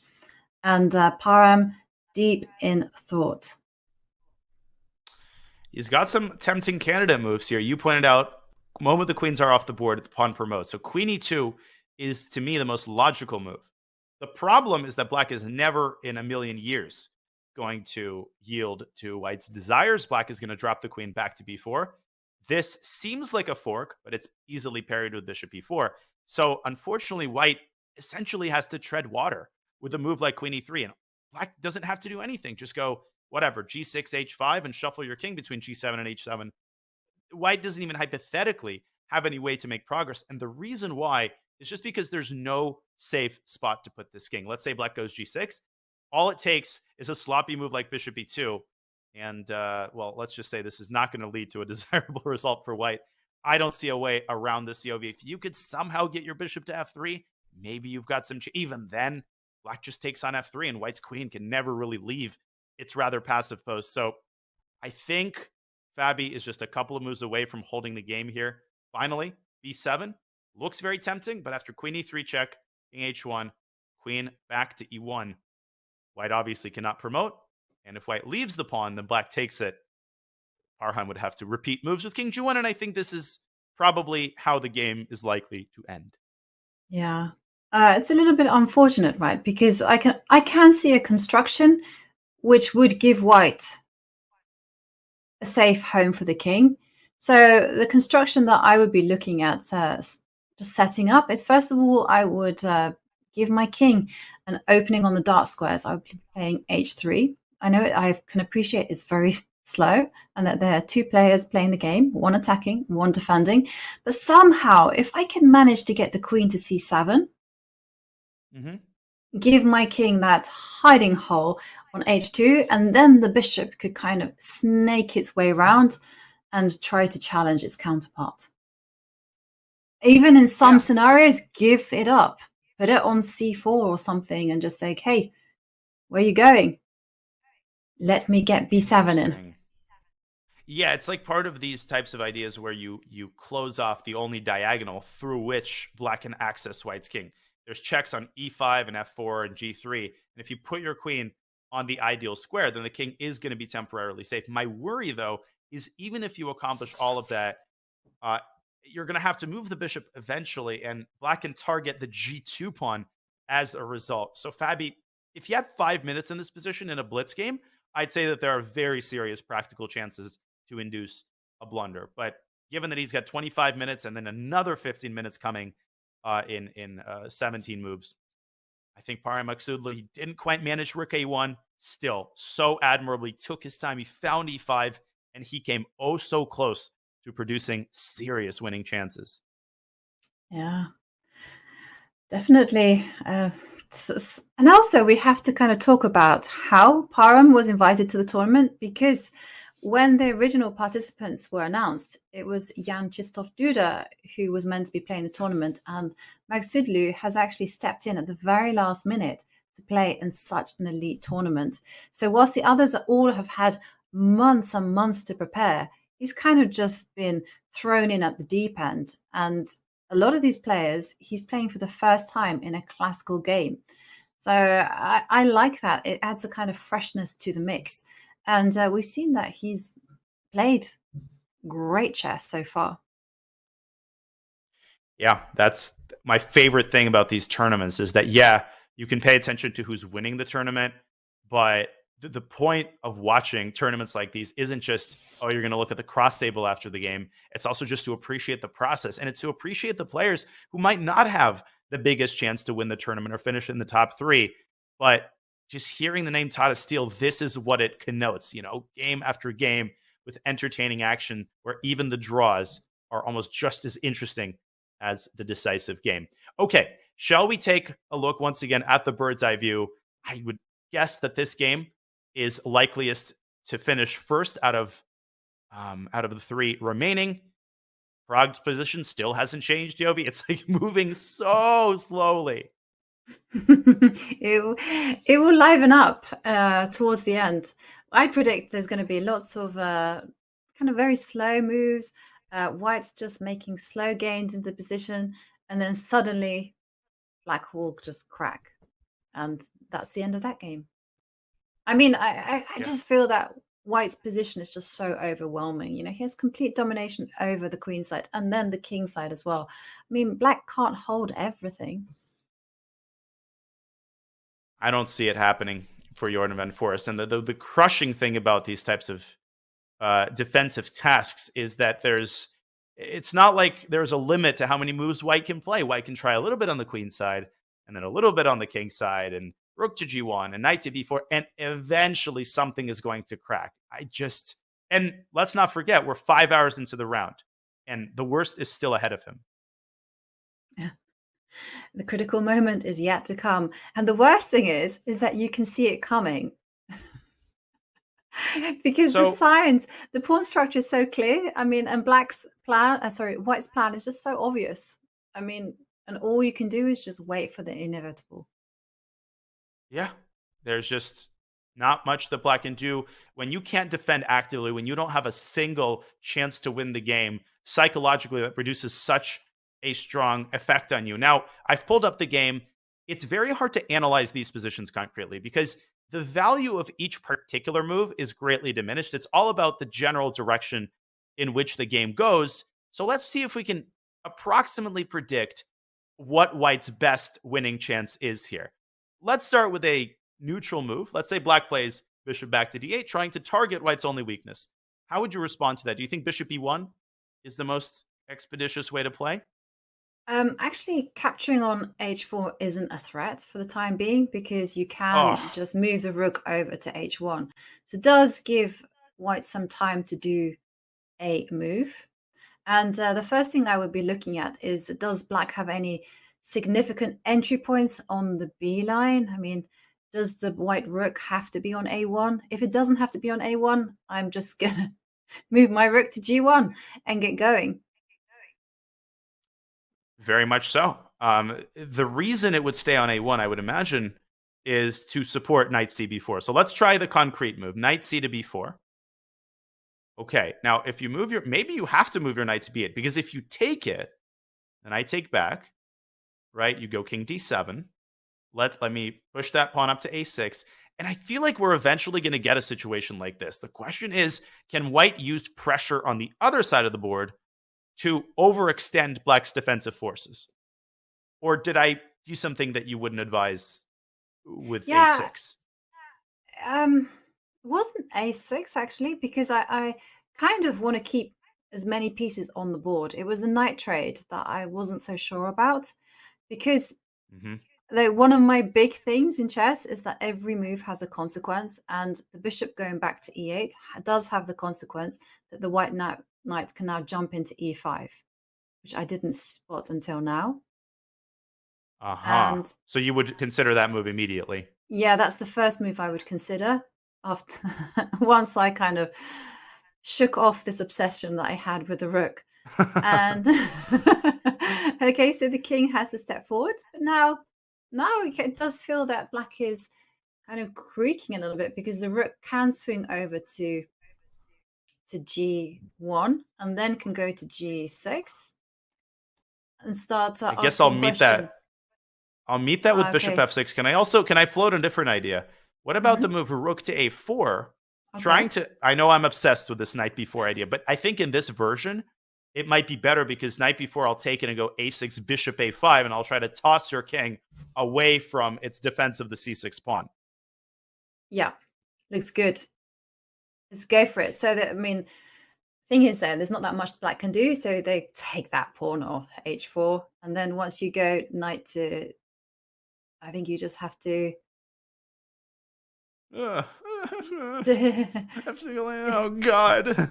No. Rage. Okay, well, bishop d8 on the board. Okay. Yes. We are really on fire today. We've been on a roll in all of the games. Now, predicting moves in a position like this is incredibly hard. So let's see how far down the line we can go. You kind of opened my eyes to the fact that White does not have to go bishop e1. Now, he might choose to do it just out of an abundance of caution, because in some lines later down the line, you have to reckon with bishop takes h4, as we just saw. But knight b4 is the first move we considered. Knight e5 is the other move, going in the other direction and trying Black down to the c6 pawn. By the way, 20 minutes for Praggnanandhaa. He has to put a move on, because you never know when positions like this can get sharp, and you want to leave yourself with at least 5 minutes to handle the ensuing complications. I agree. You do have to be practical, and the complications are going to occur. There's no doubt about it. Oh, I mean, no one envies Jordan, actually. You know, he's been grimly defending this position, a pawn down, since almost the beginning. And now he has a position where it's just a question of whether he can hold. And it's difficult to keep your motivation up when you've been struggling throughout the whole game. And there we see Jordan has left the board, and Pragg is deep in thought. He knows. He knows that, you know, this is his moment. This is a great opportunity for him. And one of the things about Pragg is that he's so fantastic at attacking. He's fantastic at calculating. He's a good all-rounder, and he's just 17 years old. It's unbelievable. You know, it's quite scary, isn't it? 17 years old. I remember all those years ago when Bobby Fischer became the youngest grandmaster in the world, and he was 16. And Judith Polgar went on a race to beat this, and she did. And again, we were talking of ages 16, and now everyone is becoming grandmaster at 12 years old. It's just scary, but good at the same time. It just gets crazier and crazier. I mean, you think one player becomes a GM at 12, it's never going to happen again. Now, GM at 14, at 15 is, you barely bat an eye, which is just absolutely nuts. And Pragg, of course, has worked extensively with R.B. Ramesh, perhaps the most famous Indian coach, one of the most famous coaches by now of all time. And, Ramesh has written a lot about what they do, and Pragg is just, he's a calculating machine.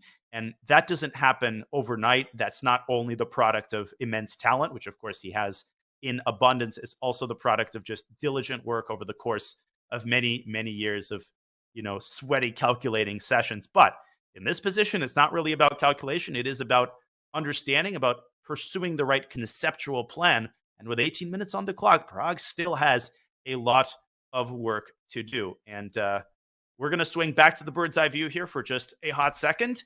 And we're going to go on another break as the games are about to enter their 6th hour. Games are about to enter their 6th hour. How tired must the players be? You can see there the playing hall starting to empty out as most of the games in the open section have finished.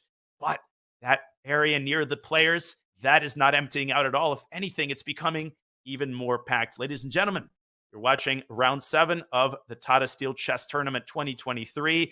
We will be back with the 6th hour of these fascinating games on the other side of this short break. What's the best way to follow any chess event, from the World Chess Championship to the Candidates, the Speed Chess Championship, Title Tuesday, and so much more? Chess.com/events has all of the top chess tournaments played both over the board and online. Analyze and review games from the world's greatest players with live commentary, cloud analysis, opening explorer, and table bases. Find all the key event information, including schedules, prizes, results, news reports, player bios, tie breaks, and more. Even compete by voting for your predicted results. Explore chess.com/events today on web or with our iOS and Android apps and experience chess like never before.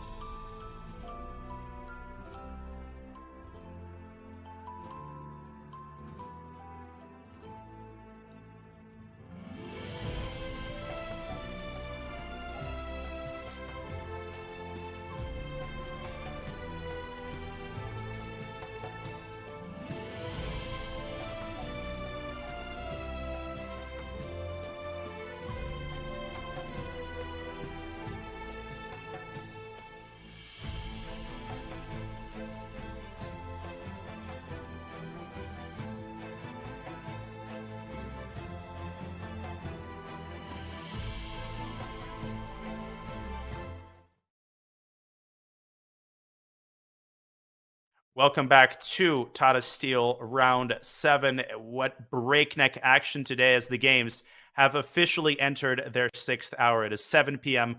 Dutch time on the nose, but the players, they're not thinking about dinner, as some of them are enjoying some great pizza.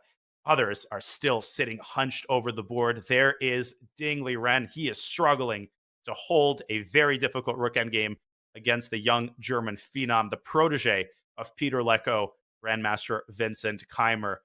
Jovanka Huska and Daniel Naroditsky bringing you coverage of this marathon round 7 as the tournament has reached its halfway point. Vincent Keymer there is deep in thought, and Jovanka, every single game in this round, perhaps save Aronian Giri, has been fascinating as we look at the results. Yeah, and there we can see it has been a bloody round so far. We have had 3 decisive results. So Wesley So taking down Gukash with the black pieces, and Magnus Carlsen regaining his footing by defeating Richard Rapport. And one other very important victory for tournament leader Nodirbek Abdusattorov, taking down Arjun Erigaisi. It almost feels to me that that game occurred in like a different universe. You know, these 3 endgames are completely in a category of their own. Do we remember that Magnus Carlsen defeated Richard Rapport? Another crazy game with Rapport sacrificing 2 pieces, but Magnus Carlsen was just a brick wall today, laying down the wood on a struggling Richard Rapport. Okay, well, we've got 3 games left. We have Praggnanandhaa coming very close to a win, and that would really shake up the standings. If Pragg can win his game, he enters into a tie, Yovi, if you can believe this, for second place, 1 entire point behind the exceptional, amazing Nodirbek Abdusattorov. Yeah, and that would make a great impression on the leaderboard, because there we would have 18-year-old, 17-year-old, and then Anish Giri, Wesley So, Fabiano Caruana, the old guard, just bringing up the rear. I mean, it's just incredible to see that it is 2 teenagers who could be leading this tournament. If you'd asked me before Tata began whether this was possible, whether this was likely, I would say no, not likely. But we have seen the teenagers just play like they're on fire. They're incredible. And Nodirbek, wow, wow, wow. He's just been dominating every single game he's played so far. But I just got to keep referencing Magnus Carlsen. I know I've been talking about this a lot, but I just have a feeling, I've commentated these tournaments for many, many years. I have a feeling that Magnus Carlsen is going to ride the wave of this win and make a serious bid, at the very least, to enter the top 3, because we've got a lot more chess remaining to be played. We have a lot more chess to play in this very round. Let's switch back around to Ding Liren's miserable rook endgame. He is a pawn down against Vincent Keymer. He has been defending this position for right about 25 moves. First, he was under pressure. Then Vincent transformed his advantage into a pawn up rook endgame. And this is where they currently set f7, f6. Yovi is the last move by Ding Liren, trying to cut into White's pawn chain and simplify the position. Yes, I think it's a good philosophy actually to follow when you're down material, when you're in a rook and pawn endgame. Trade off those pawns, and I really do like this move. Okay, there's not that many things that Vincent can do. He probably has to trade off pawns, but at the right time he has to activate his rook and he has to cause pressure on the black position. If you're not going to trade on f6, the only other move that I can see is actually to swing the rook 1 square to b3 and attack the b6 pawn. Ooh, I didn't even see that. And he's just played it. This is just insane. I mean, we swear we don't have inside knowledge of the moves that they're going to play. Literally insane timing. Rook b3 is on the board, and we're going to get a series of forced moves as Ding Liren takes a seat and writes down the move. He's going to take on e5, and he's just done that. Vincent is going to take on b6 with check, and then recapture the pawn on e5 when he's going to be, Yovi, 2 pawns up. But the problem is that his king is just punishingly passive here, and all of a sudden Ding Liren has gotten wildly active. Yeah, that is a big problem. I mean, is there something? Oh no. no. You got to pull up an analysis board. I'm going to go here. Don't do that to me. Okay, you still have rook f6 check.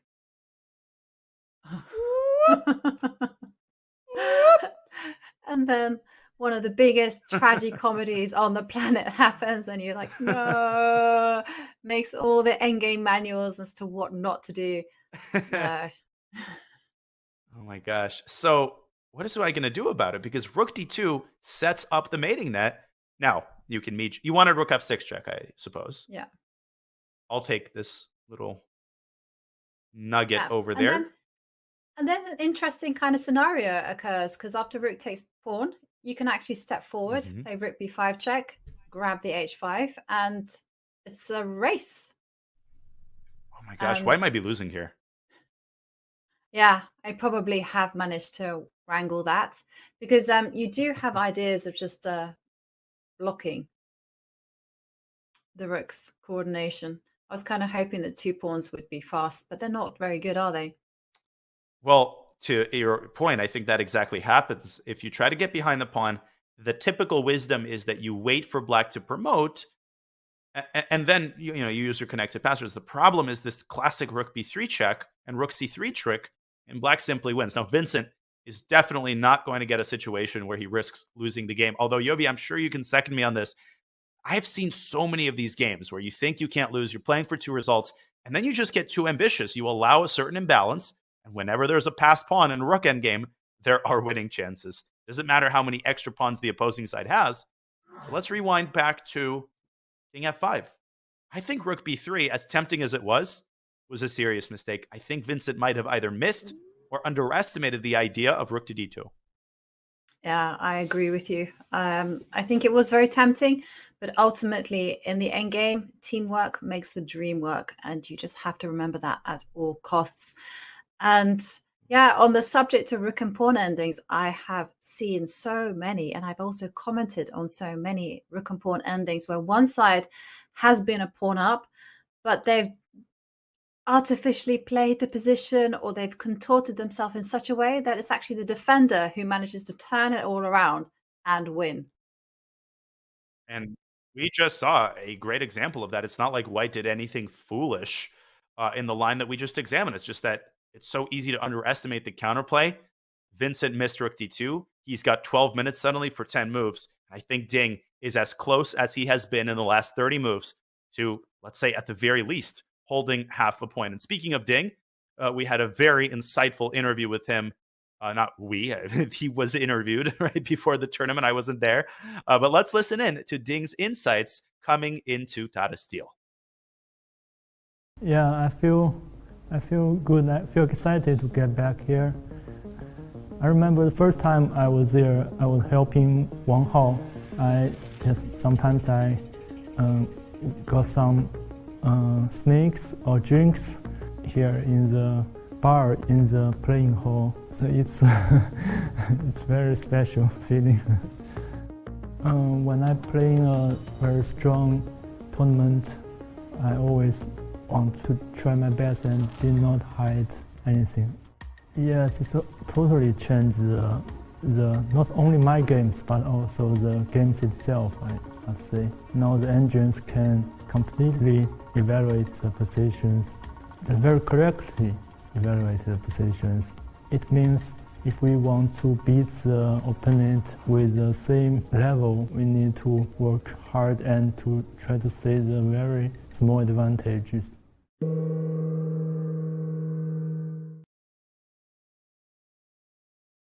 Cool, collected, championship challenger Ding Liren is just a class act. And right now, Vincent Keymer, Yovi, we talked about it, the here we go again mode. I think that's exactly what's going through his mind again. Can I just catch a break in the final stage of any game? Yeah, and sadly for Vincent, this is what makes super grandmasters who are number 2 in the world very difficult to beat, because they keep on finding resources, and you have to bring your A game to every single moment of the game. I mean, there's just nothing for it. And rook d2, as you've highlighted, is a fantastic resource for black.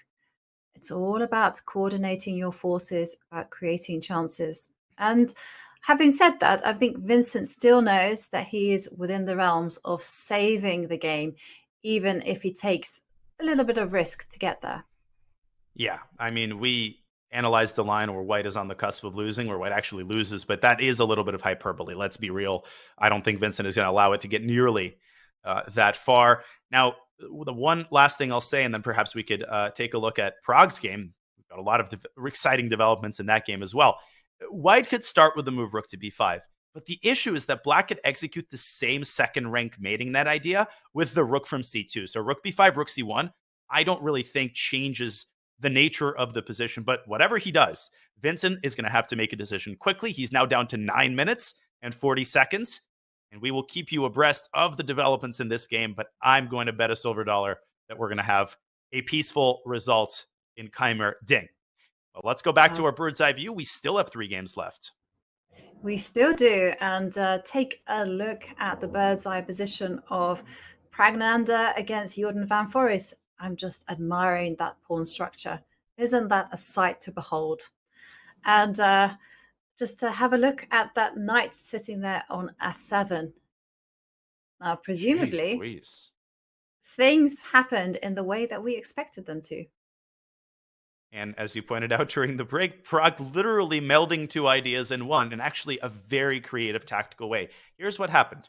After bishop d8, he went knight e5, and knight to b4 I thought was a transmission error when the move was first played. It took me a couple moments, but I realized that it's actually a stroke of genius, because in the event of knight takes b4, the move a6 may seem to give Black a chance to give the knight away for the pawn. Of course, if you move the rook, a7 wins. But Prague sees one step further, rook a6, and you cannot defend the c6 pawn. That's why you put the knight on e5, and here Black collapses immediately.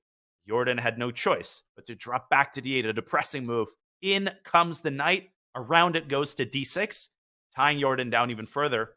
And all of the ideas that we had mentioned, Yovi, I love how he's applying them one after the other, and the third idea is to swing the rook from a1, where it has successfully done its job, over to greener pastures on the other side of the board. That rook is headed to g6, and there's no stopping it. And I'm just lost for words, because I cannot see what Jordan can play to remain in this game.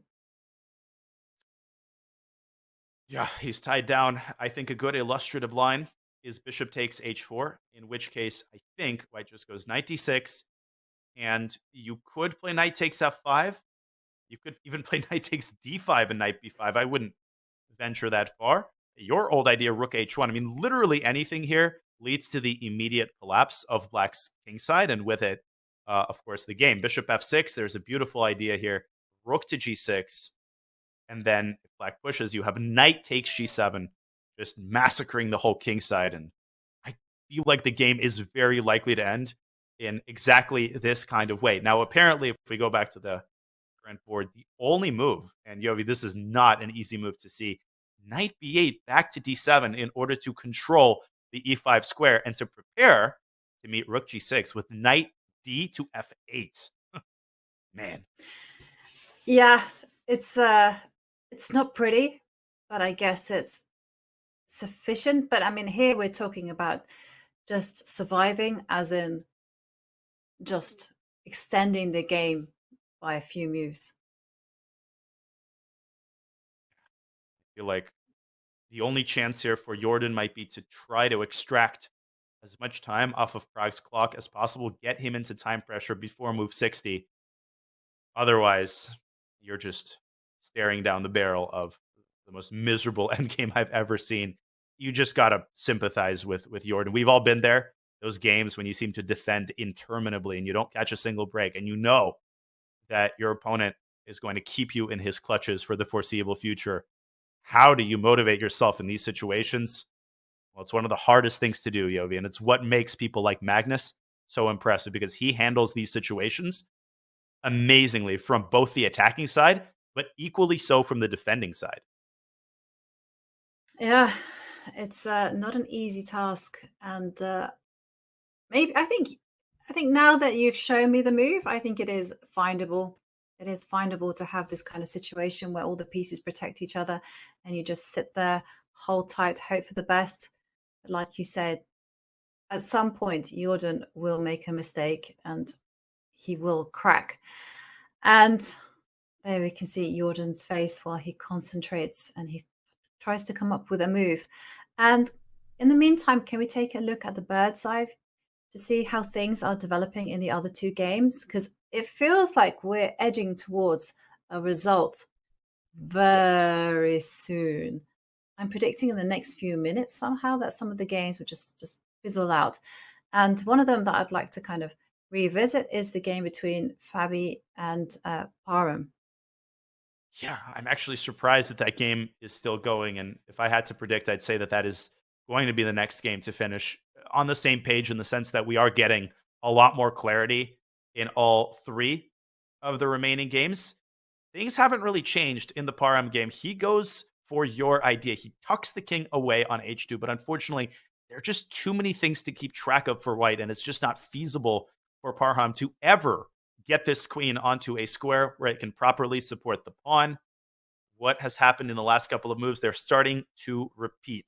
Queen b1, queen d1, queen b1, and I feel like Parham might have to accept the inevitable. This is probably a good time to do it. No, he just keeps it going with h4. Oh, look at Parham. What a fighter. What a fighter. Keeping the game alive. I have to say, I really do like Fabi's technique of anchoring his bishop, putting on e4 just by going f5. You know, it's fantastically placed there. It also kind of prevents any tactical ideas happening along that long diagonal. And okay, h4, it's a kind of a bluffing type of move, a hustle move, trying to strike some fear in Fabi, but we know Fabi is just very calm, very collected. He's not going to be phased at all. He just doesn't fall for provocations like this. And I would just go queen b4. If I'm Fabi, I'm just saying, you want to push your pawn to h5 and create another weakness? You want to overpress? By all means, be my guest, because it's important to note that even after white gets the pawn to h5, it will be vanishingly unlikely that white ever manages to get the queen to g6. Again, that involves moving the queen away from this diagonal. And that means leaving the pawn unprotected. So I really think this is Parham's last-ditch attempt to provoke a move like h5, which, incidentally, I think doesn't change the evaluation at all. But if I'm Fabi, all things held equal, you normally want to avoid pushing unnecessary pawns and avoid changing the position, which will then force you to spend more time and adapt to the new reality. I'm going queen b4. I'm looking up at my opponent and saying, let's go to dinner. Yeah. And it is very tempting just to kind of put the pieces back in their box and agree to a dinner date. But on the other hand, I mean, you can kind of see it. I'm trying to think of ways that white can get his dream. So his dream is to push his pawn to h5, get a queen to g6, and if the bishop is on c4, even better. Then we have a checkmating net saddled up. Yeah. But, I mean, can Parham even get close to obtaining something like this? No. I mean, as close as he comes, he can ensure h5. And Fabi, he seems to be about to make a move. I would hazard the guess that it's queen b4, and it is queen b4. So he can play h5. Congratulations. Would you like a medal? Black can just go anything. Queen back to b1, queen d6 back to b4. If I'm Parham, I don't want to do something foolish, do something crazy. I have an idea. To do it. Okay, so I go h5. I have to do that. All right. And now you've got to be a bit slightly careful, because now I'm going to go bishop c4. Okay. Yeah. So for the sake of... Are you scared? You see where I'm going? I see. You're starting to send some shivers up my spine. You want to go bishop f7 to g6 with the bishop to get to g6, not with the queen. Yeah. Oh, that is a lovely idea. Huh. Okay, I know what I'm going to do. I'm going to go queen b4 anyway. Okay. In your face. I'm going to send you to f7. I'm going to show you that I literally don't care. Queen d6 check. Okay. Okay, so my turn to shine. Okay, I can move my king up. I can. Yes, Ooh. yes. But then my You wanna king go does a here? runaround. Yeah. And at this point, this is the kind of thing that I'm talking about. I mean, I think black can maybe go f4, threatening a fork. hmm Here you have to start. I mean, this is already becomes like a 3-result game all of a sudden. Although probably bishop g6 is a safe way to ensure a draw. But bishop g6, and still there's problems because of the b pawn.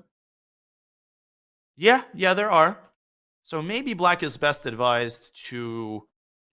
I still don't see how bishop g6 really sets up threats that are overly significant. It's just a mate on the back rank. What's the big problem? So let's say I actually just go like here.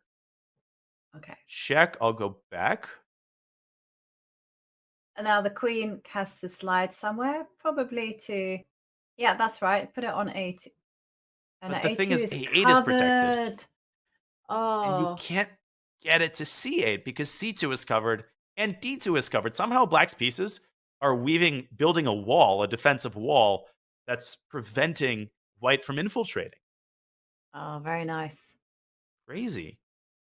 Nah, but this is possible. Knowing Parham, he will squeeze every last drop out of each position. He won't admit the draw until literally every chance has been squeezed. Yeah, and well, he has the right to do that. I mean, in fact, we encourage that kind of philosophy. We encourage that spirit, and it really makes us happy to see it. Because, I mean, let's face it, most of us would get into this type of position, and if it was like, for instance, a strong, very high-rated player playing with the white pieces, black was lower rated, there was no way that higher rated player would just kind of say draw. They would try until they tried absolutely everything and nothing had worked.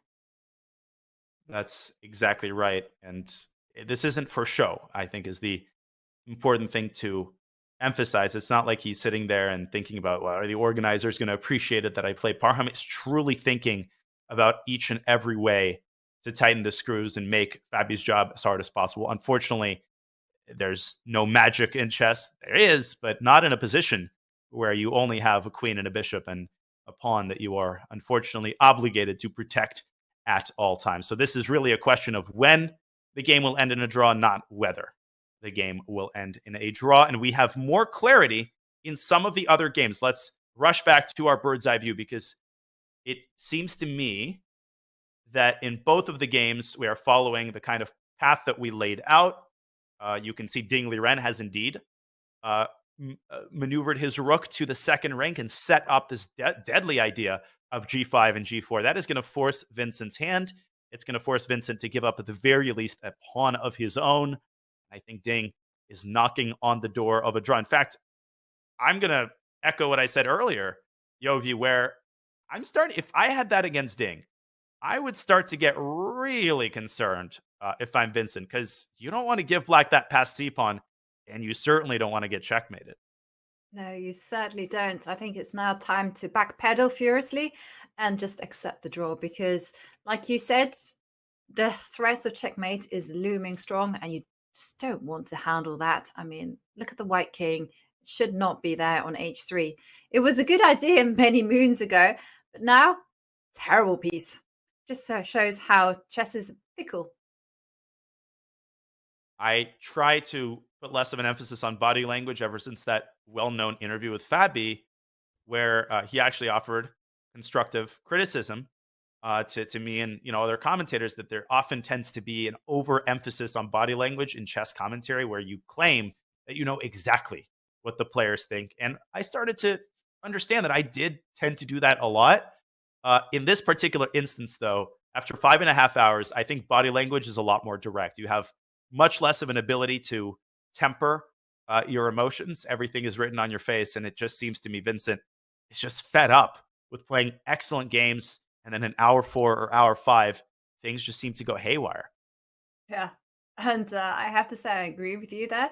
In fact, I just saw him look to the side and it appears like there's a small shake of the head. Like he's like, oh man, give me a break. I've been a pawn down and I've lost them. And now I'm a pawn up. Why can't my opponent make a mistake? Why is there still fight on the board? And yeah, and then now he's after talking to himself, he's back in full focus mode. It's quite funny with chess. It's like often you give yourself like a run. Well, I do anyway. I give myself a running commentary, and sometimes I give myself a pep talk. I remember one time I had a terrible opening. I mean, I could barely move a piece, and I was playing black against 2600, and I thought, you know, life is good.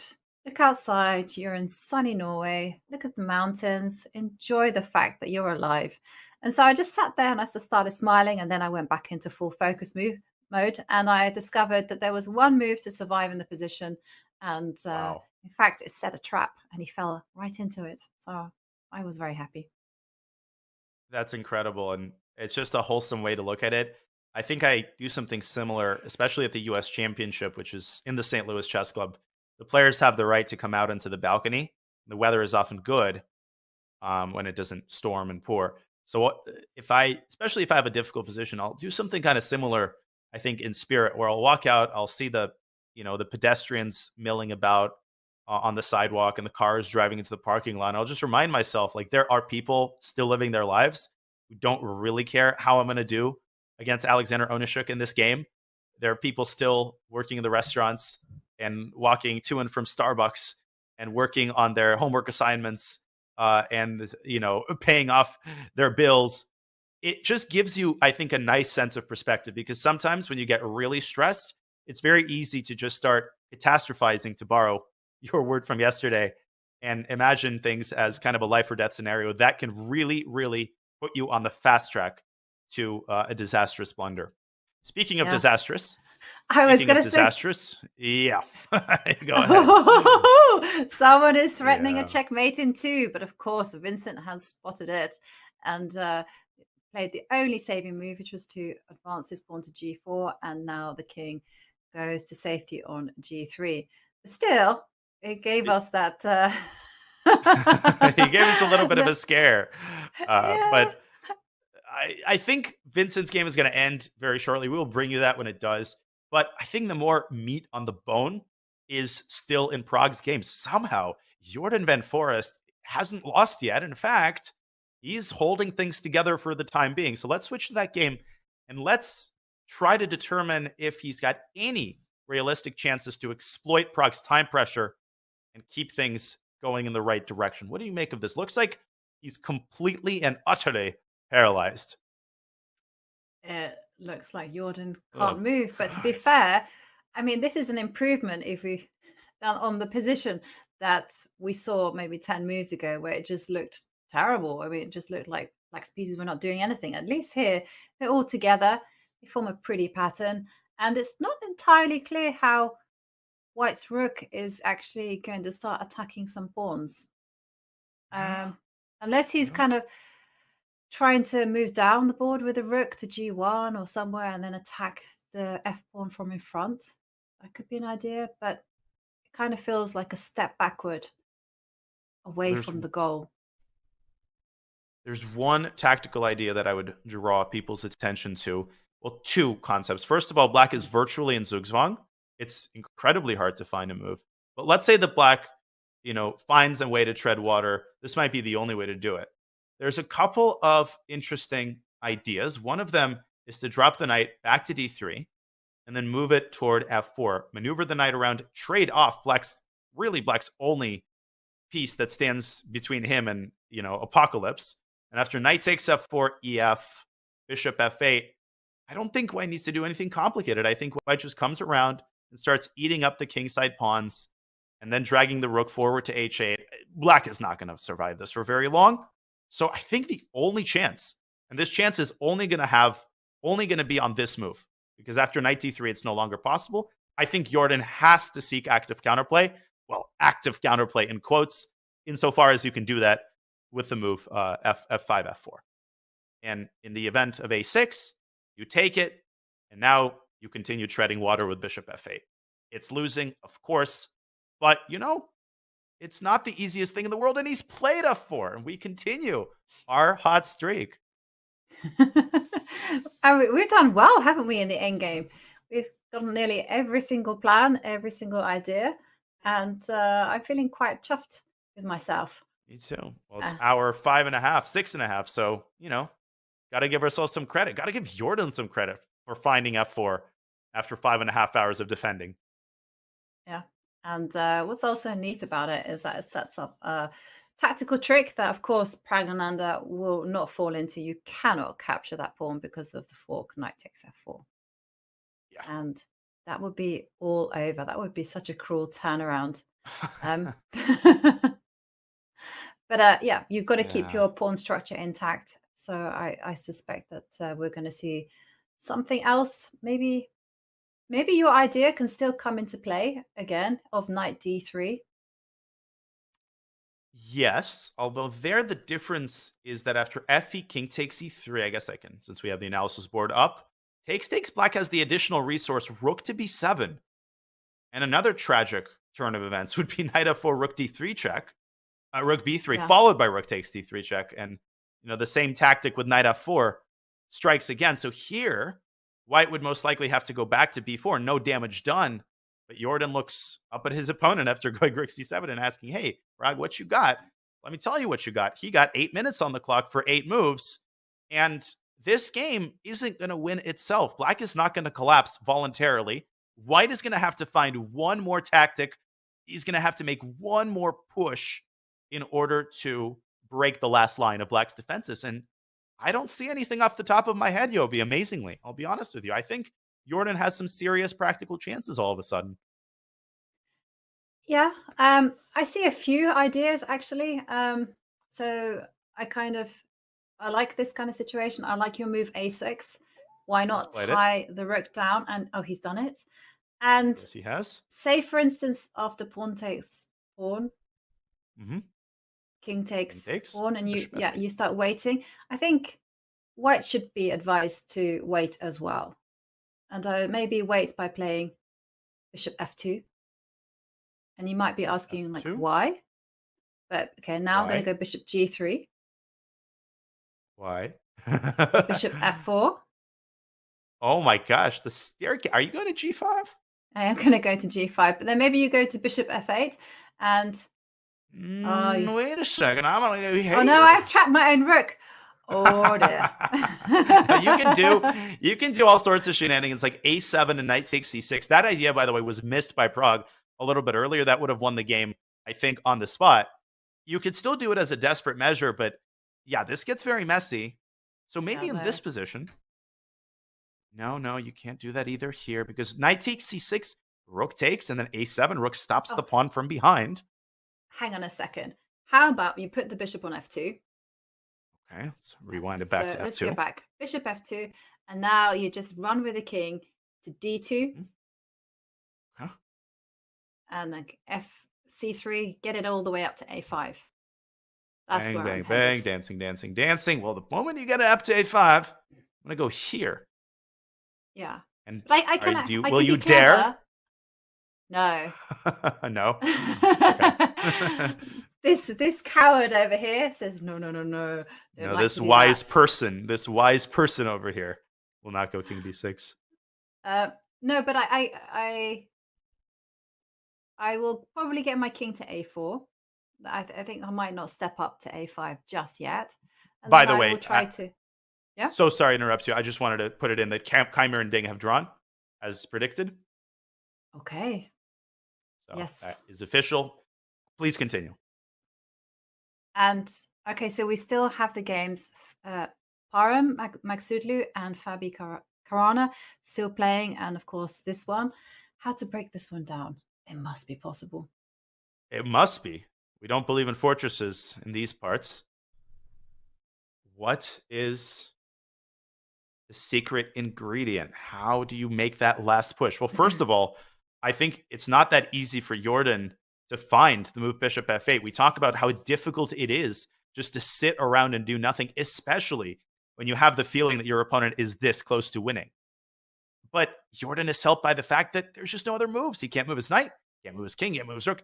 Literally, bishop f8 is forced. Yeah.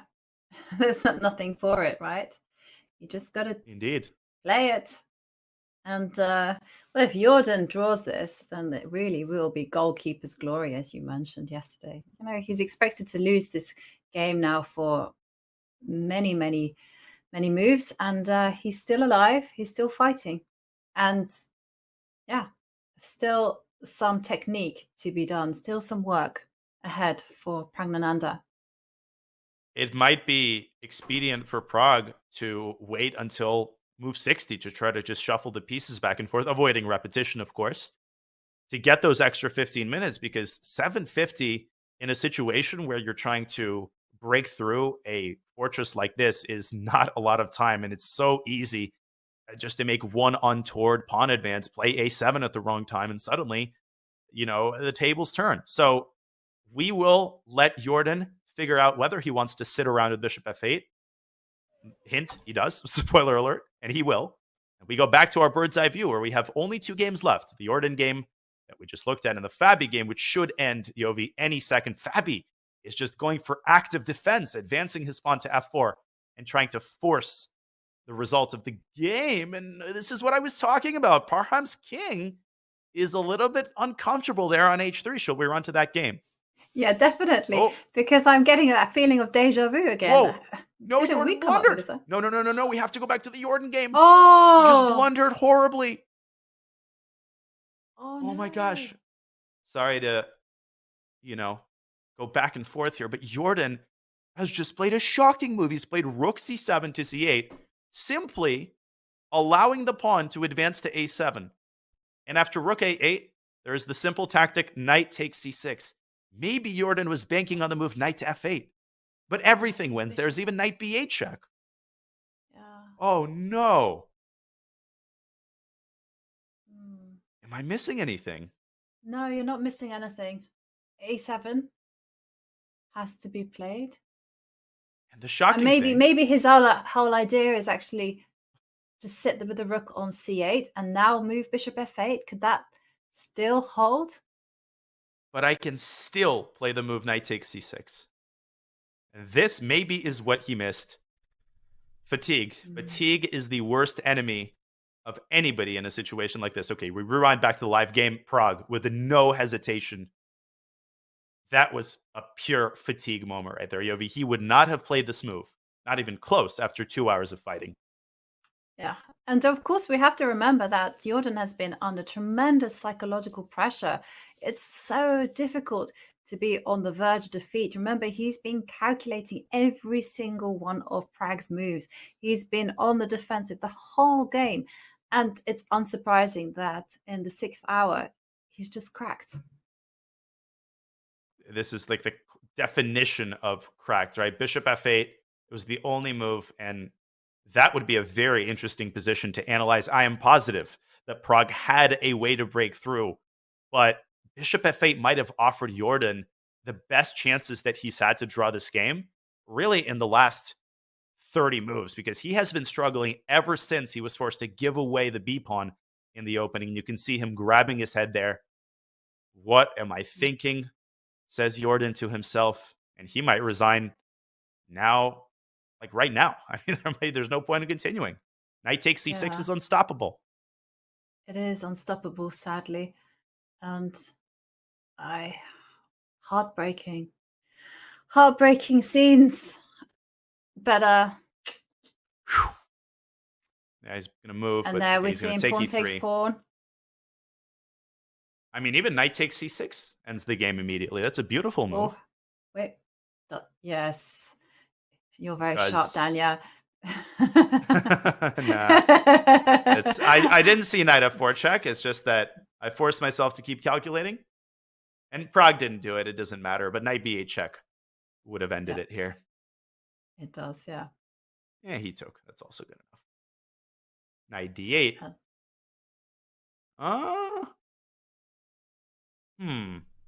I think he should have played knight takes c6. I really feel like Prague is making it a little bit more difficult for himself yet again. Yeah, but he does have a rook takes g7. He does. That's a move. Then I'll play rook a8. That's and okay. Somehow. Okay. Because I have What do you do then? Okay, so don't I have e6 ideas? So if you capture rook, yeah. Okay. Oh, so my idea is, and this is where it gets all a bit fancy. Yeah, Mhm. e6, and then decoy your. And like rook h7. Yeah, but I think I don't actually have to rush with playing e6. It's in the universe.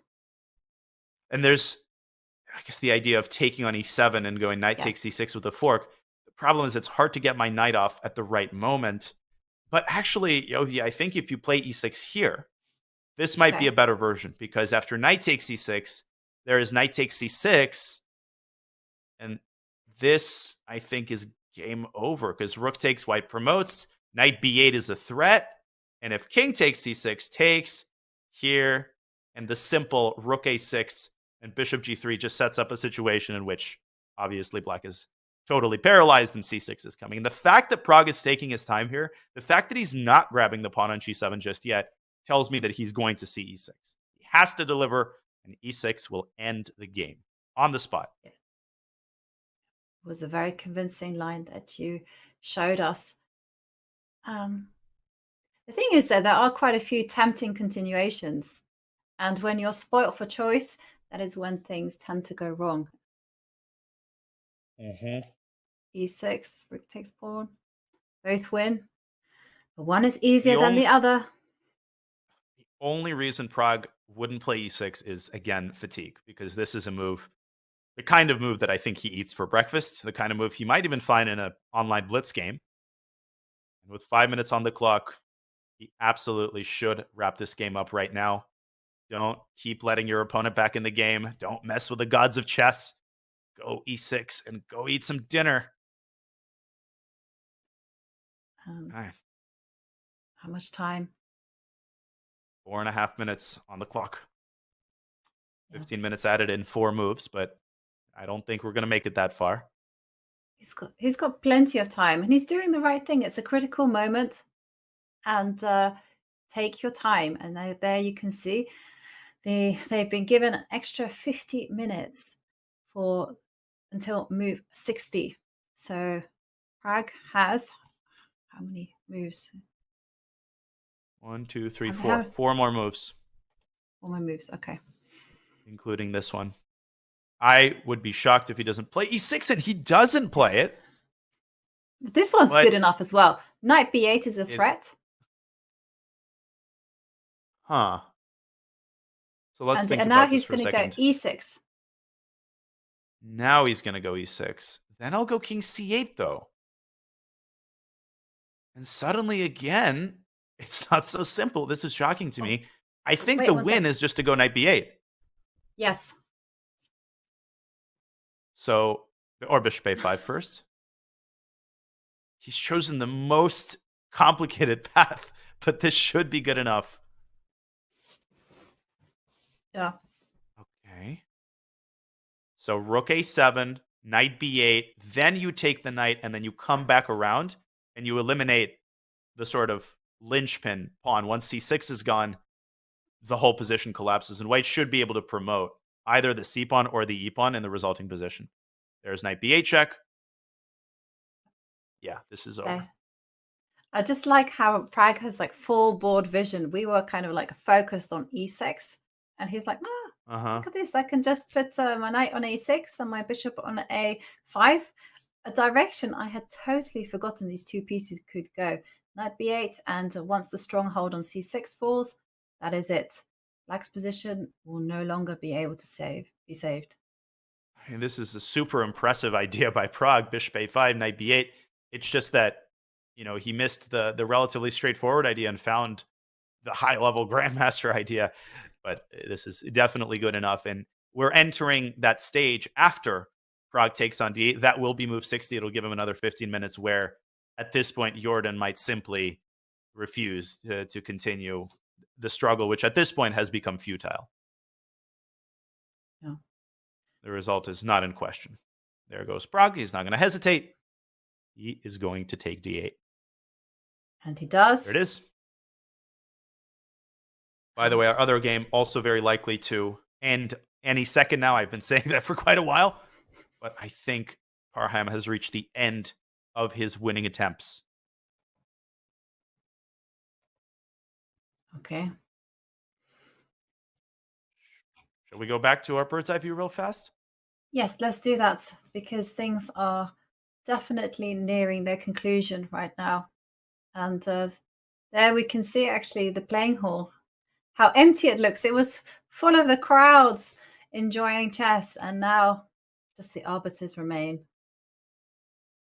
It was hustling and bustling with people. All of the open section games have, of course, long since ended. I think the time control in the open is quite a bit more manageable for the less experienced players who definitely want to make it to the restaurants in time for dinner. And Pragg having himself some dinner on c6. You can see in Fabi's game, again, the bishop on b1. The king has somehow made its way to g4, Yovi. And if Parham knows what's good for him, I think it's time to take that pawn on f4. And after queen takes b6 to call it a night.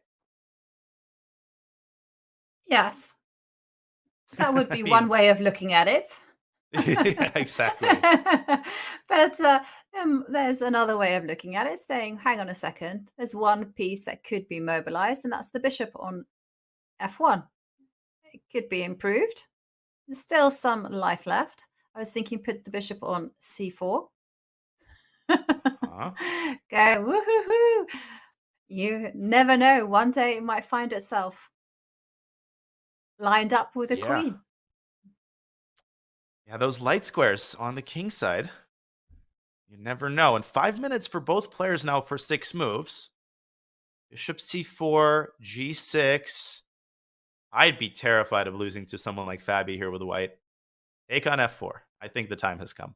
I think enough is enough. But I like, this. The thing is, we're just commentating. These are not our pieces. We don't have to be nervous about the outcome. So, if Parham wants to continue, I say bishop e2, bishop c4.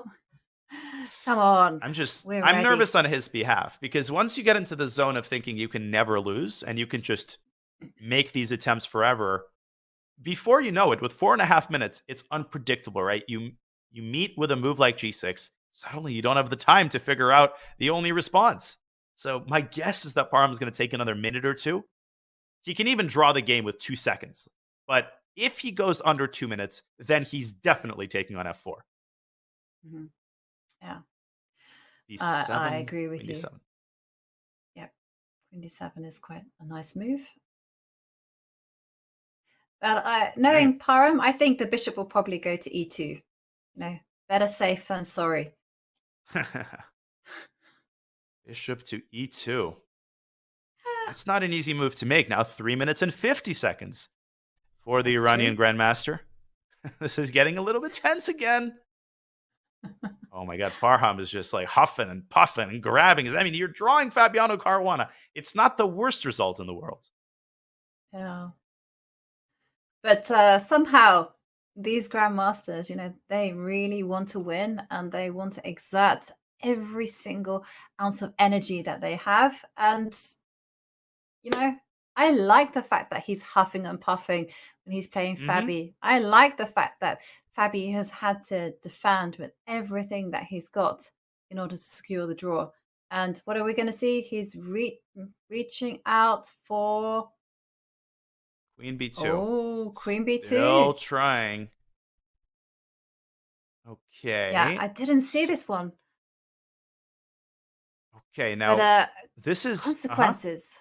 This is consequences, because the queen can come to d1, can come to d7 to give check. He's sacking his bishop, I think. Queen e6 check. I think Parham is actually planning to take that pawn. Let's bring up, I don't know if Fabi's going to play quickly. I don't want to get too bogged down. I think Queen e6 check might be the clinical way to draw this. The idea being king takes f4, you skewer the bishop. And then at the end, white pushes b7. b8 is a dark square, so the pawn itself cannot be stopped.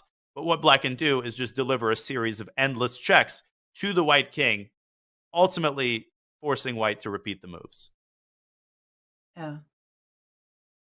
3 minutes and 50 seconds now for Fabi. Oh, and we have resignation by Foreest. And expected result, but what a brave fight that the Dutchman put up after just achieving a bad position out of the opening. It looked like at some point he might be able to hold firm, but Praggnanandhaa found a way. Indeed, he did. He always seems to find a way. He is now on +2 with no losses.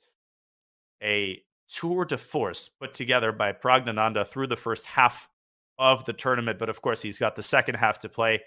He still has to face Magnus Carlsen, and he's got plenty of trials and tribulations ahead as he tries to finish in the top 3. That would be just a remarkable performance by the Indian youngster. Fabiano Caruana has put up a remarkable defensive performance, but he needs to finish it off with a few more accurate moves. 3 minutes now on the clock and 4 moves to make. This is a little bit nerve-wracking, Jovik. Will Parham be able to pull off the unimaginable and somehow squeeze out a win? I wasn't sure about his queen b2, I'll be honest with you. Yes, it's very tempting, but I'm afraid that the white king has been left to fend for itself.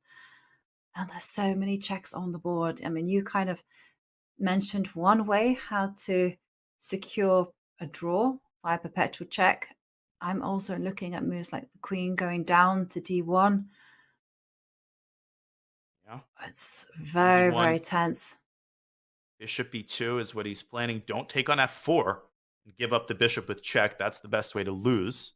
Now 2 minutes for Fabiano Caruana. It's time to move, Fabi. And I can bet a silver dollar he's probably trying to ensure that in that line I mentioned where he takes the bishop and white plays b7, that is nerve-wracking in the sense that you could imagine a scenario there where white's king somehow meanders its way out of the checks. And Fabi just has to ensure that that scenario remains behind the scenes. Yeah. And actually, I was thinking of a way for Parham to lose it. So say you go queen e6. Can the king hide on the corner to h4? Just begging to be checkmated, right? Exactly.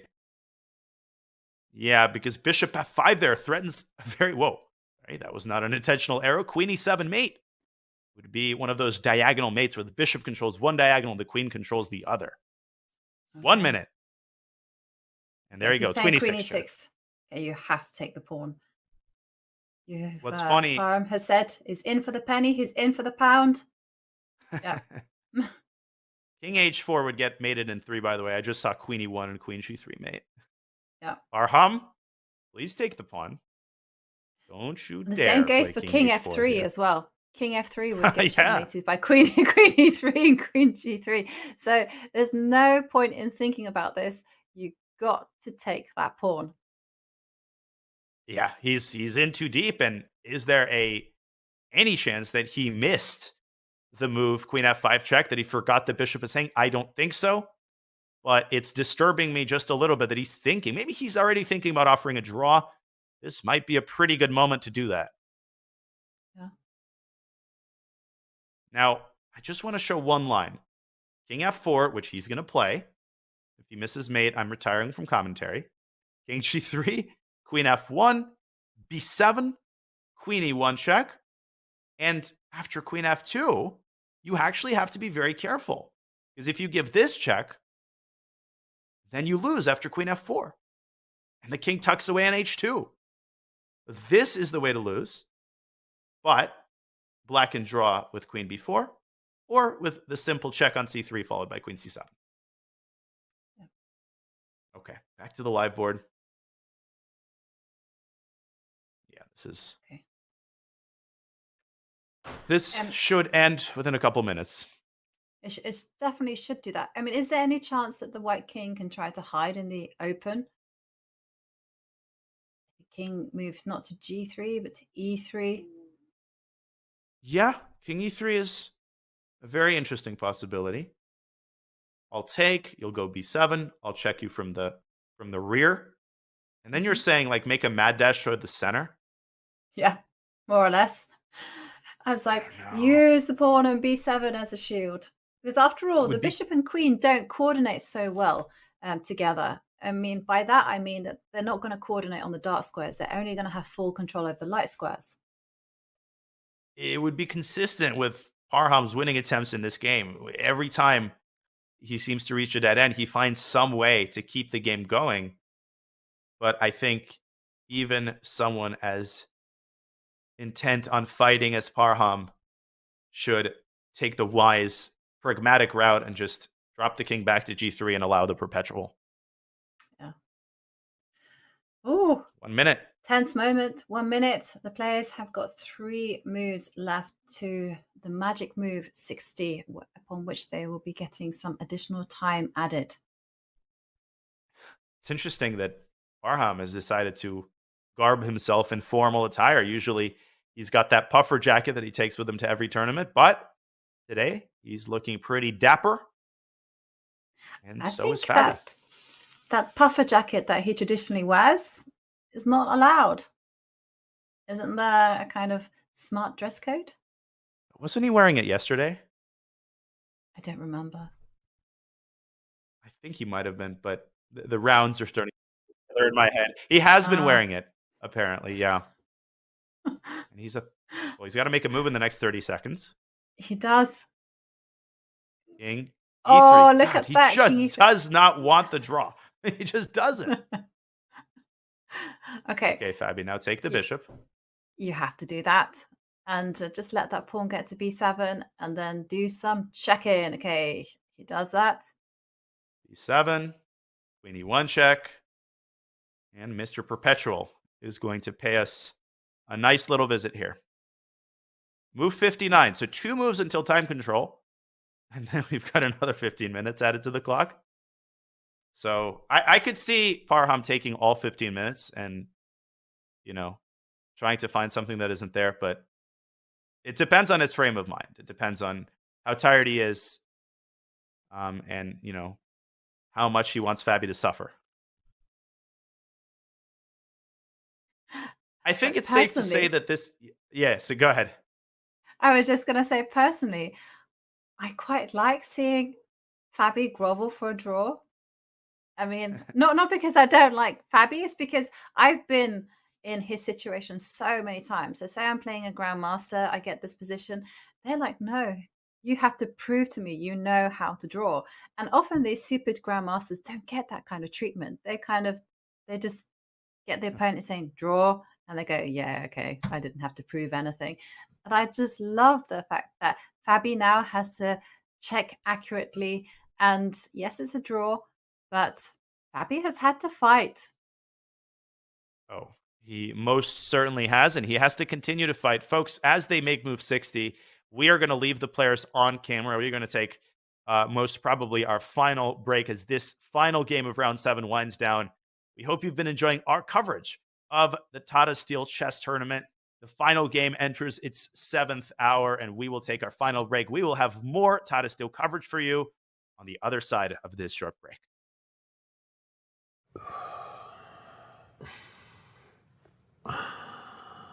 Dude, it's impossible to not hear you just breathing super loudly. Okay, fine. I will hold my breath for 3 minutes. All right, let's go. Okay, let's go sure. right now. Got the Ready? chess clock app right here. Almost there. And you did it. What can you do for 3 minutes? My wife says not a lot, but I can plank. Keep that big butt down. Dude, nice. 2, 1, you did it. Wow. I feel better. Oh, yeah. You were timing me? Yeah, you were in there for 30 minutes. Oh, man. Let's Sorry. play some chess and get some dinner. Let's do it. Time odds? Yeah. Okay. You bring your clock? Oh, I left my clock at home. Dude, you idiot. I told you to bring it. Let's just go get something to eat. Okay. Oh. Download the new Chess.com clock app so you can time yourself playing chess or whatever other dumb stuff you and your friends do.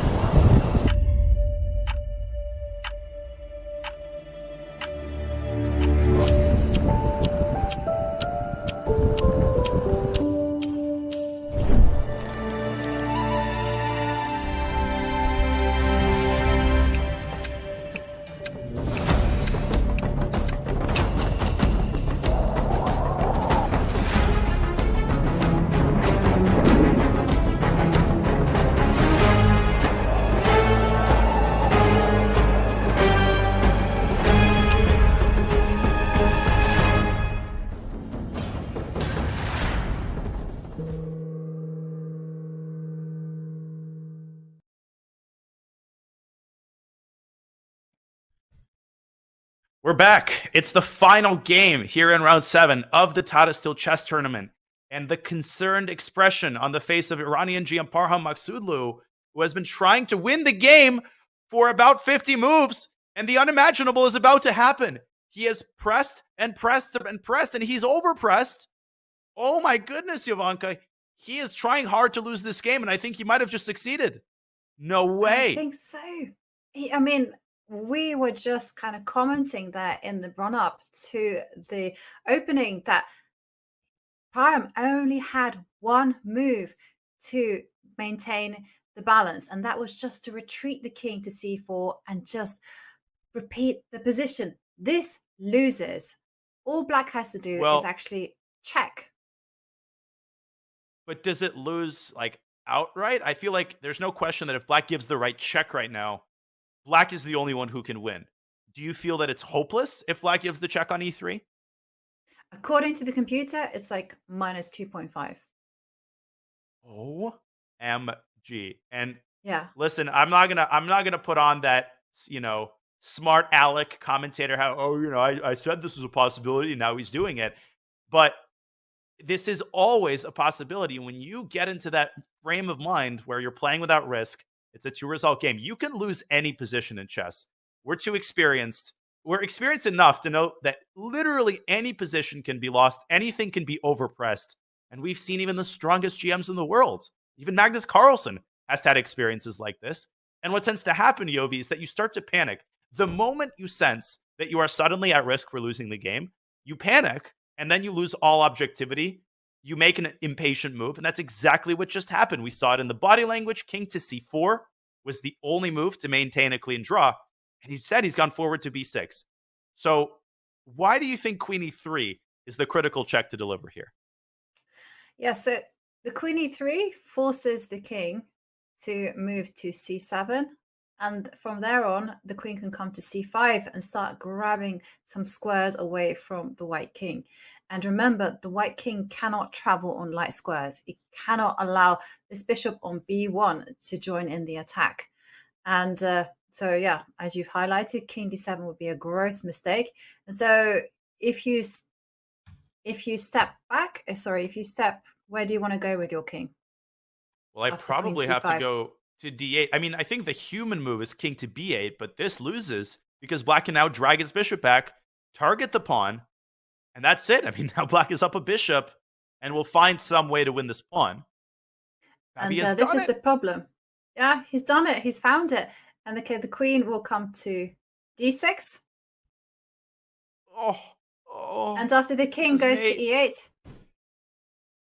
Yeah, you can't go there. But if you go to e8, the queen just comes and blockades the pawn. Oh my gosh. There's a crazy line here. That. You go queen b8 is what you're saying. But Yeah. what about the move bishop to e4? Oh, there's no mate. And this only leads to a perpetual. Miraculously, white is protecting the f6 square with his queen. He's suddenly holding this together by the skin of his teeth. But you're absolutely right, Yovi. Queen b8, king d7. Sorry, king e7. You don't want to put it on a light square. Bishop e4, that's it. Oh, you have to go king f7 to threaten mate. Yep. And now there's a beautiful resource. Bishop to a2 check. Then queen to g8. You win the queen back. White promotes, but now black can easily pick off either the g-pawn or, perhaps even more precisely, the h5 pawn. And this should be a winning endgame.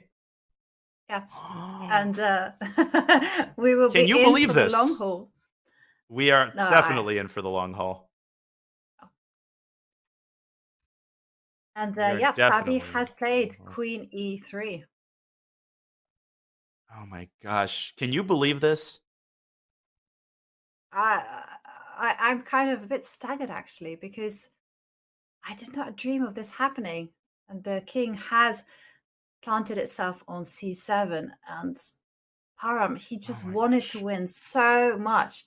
He's completely overpressed, and now the win is just miles away from his grasp. In fact, it is Fabi who is now going to start to turn things around. And just look at Fabi. Look at I know we're told by Fabi not to read his body language, but look how he suddenly sat up, and now he understands that things have turned into his, in his favor. I was like, we've been on air for a long time. We have. And Arjun Erigaisi and Nodirbek Abdusattorov is cursing in like 4 different languages right now. He's like, this was in the bag. Nice, solid result for Parham, holding Fabi to a draw. All of a sudden, you look at this position and you refuse to believe that this position and the position after, let's say, move 50 or move 40 was one and the same. I mean, you have to take your hat off on the one hand to Parham Maghsoodloo for the fighting spirit, which is really second to none at the top level, the desire, the drive. On the other hand, from a more critical perspective, you got to admit that something like this is just unacceptable. You cannot let something like this happen. You're just leaving a point on the table out of stubbornness, because at some point you have to know when to admit, hey, my opponent defended well, time to split the point, rather than digging myself into a hole and actually losing the game. It's not over yet. That queen endgame we discussed is very likely, but I don't think Parham will have the mental energy or the physical energy to hold that pawn down endgame. Yeah, I mean, also just to talk about the psychology as well. I mean, it's very difficult to adapt. You know, you've been the one pushing, you've been the one pressing for a win, and then suddenly it's all gone wrong and you've made a terrible blunder. And you know what they say about blunders? They always come in pairs. So I agree. I think if Caruana gets into that incredible queen ending that you showed us, I think there's no chance for Parham on a practical level. He's not going to be able to make that shift. Oh, you know what that means? A sip of water. He hasn't sipped that water in about 30 moves. That means he's satisfied with his position. He knows he is now fully out of the woods. And this has been one of the wildest turnarounds that I've seen in recent times. And if Caruana completes the picture and claims the full point, I'm already speechless, and I will be even more speechless. Yeah. Queen d6 check on deck here. Yeah. So queen d6 is a possibility. Queen f8 is a possibility. Queen d6 is a nice move. I do like the kind of grandmaster approach of repeating the position twice before making a move. Yeah. But sorry, before making a decision. Yeah. Queen f8, king c7. Yeah, if you really want to rub it in your opponent's face. Draw? Nope, just kidding. Yeah. You had your chance. You missed it. Queen d6 is going to happen. Now, the time situation, 10 minutes to 13 minutes, that sounds like an eternity compared to what they just had. And that gives us an opportunity to review the results from today. Oh my God, I can't believe this game is still going. We've had a very violent day here in Tata Steel. 4 decisive games out of the 6 results thus far. Magnus winning, Prague beating Jordan van Foreest. That was a sparkling game. Positional wire-to-wire effort. And of course, Nodirbek Abdusattorov is in some of the greatest form that we've seen from anybody. I mean, this rivals right now Gukesh's form from the Olympiad. But speaking of Gukesh, I don't think I've seen somebody struggle like this in a while. Now, Gukesh is really having a tough time of things, and we saw him lose to Wesley Soda. And someone else who's struggling is actually Richard Rapport, who was very creative at one stage in his game against Magnus Carlsen, but it was just insufficient to the world champion's defensive mastery. And someone who's just rolling forward, that's Praggnanandhaa, who steamrolled past Jordan van Foreest, and someone who's having a very tough time of it. He's been riding his luck on a few games, but today, Lady Luck did not smile on him. It was Arjun Erigaisi who lost to tournament leader Nodirbek Abdusattorov. And Abdusattorov, whoa, like you said, at the form of his life, he's just doing incredible stuff. He is indeed, and he's not done yet. He's got half of the tournament still to go. He leads the field by an entire point. But should Fabiano Caruana pull off the unimaginable and win the game, his lead will have shrunk to a mere half point. Right now, Nodirbek sitting in his hotel room after dinner. He was happy. Everything was going well. Right now, he must be feeling rather uneasy at the prospect of Fabiano Caruana being only a half point away. Okay, let's go back to the current position because I have a minor insight, which is that if Fabiano Caruana does not see the resource bishop a2 check, then it makes it more likely that he decides to force a perpetual in this position. So just to reiterate, queen d6 check, king c8 gets mated, you have to go here. The interesting thing is that after queen b8, king f7, white is threatening mate in 1. And if not for bishop a2 check, the only other thing that black can do is go queen c7 back to b8. But Fabi could also choose to reach this position without seeing bishop a2. But having reached this position, he will most certainly find bishop a2. It is a pretty elementary tactic. It's a deflection tactic. And at that point, I don't see Parham holding that together. I just don't see it. Yeah. They're going for this line. They are. And for a calculating beast such as Fabiano Caruana, I really expect him to find that nice trick. I do love the geometry of that one. The queen on g8. Skewering and picking up the queen on a2. And of course, picking up some of white's kingside pawns. And Fabi senses something as well. Oh, he knows. He knows that this is an opportunity he might never have again this tournament. Yeah. Well, one thing, though, is he could be focused on the fact that the king is on e8. It's on a light square. If the bishop gets to c6, it's going to be almost mate. He might be devoting his energies into that particular move of relocating the bishop to e4. Well, whatever he decides, he should decide it pretty fast. He wants to leave himself, I think the threshold is something like 2 minutes because you want to be able to invest a little bit of time in a critical moment. Here he goes, the moment of truth, ladies and gentlemen. Will he find queen b8? Yes, he will. He does. Yes, he will. And bishop a2 is going to come fast. Unbelievable. Oh, can you imagine having to defend that pawn down endgame? If you told that to Parham, he would have laughed you out of the room. What pawn down endgame? I'm not risking. What you talking about? Oh, this is what Fabiano Caruana is talking about. Bishop a2. The whole tournament might be talking about this game. And you can see the excitement on Fabiano's face. Oh, yeah. I could have sworn he had to suppress a smile because I think it's just occurred to him, bishop a2. They go on the board. And no, this is crazy. No. Now Parham is going to be the one in deep thought. That one has come as a complete surprise to Parham. I don't know, again, it's hard to judge by the body language. He might have missed it. But I'm afraid he'll go king e7, which hastens his defeat. In fact, king e7 loses immediately. Just to be totally clear, queen takes a2. That resulting queen endgame is far from a clear-cut win. I mean, this game could conceivably last for another hour if they go for that endgame. And the only reason I think Fabi will win that queen endgame has to do with the psychology of having to defend it and the fact that they've been playing for 6 hours and 20 minutes. If Maghsoodloo plays king e7, he loses because of the simple queen c7 check, and he's taken it. Yeah, no choice. And there was a mating construction there. Queen g8.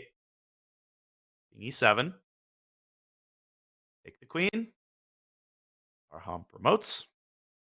And now a very important detail, Yovi. Queen takes g2 is a terrible move because it allows the immediate perpetual with queen b1 and queen back to b8. So you want to go queen e2. Oh, exquisite. Filigree precision from Caruana. I mean, he's a shark, isn't he? When they sense blood, they start circling. I mean, it's just incredible. Queen e2, take the h pawn. And suddenly the boot is on the other foot. And it will be Parham who will have to struggle on for a draw. This game, this is crazy.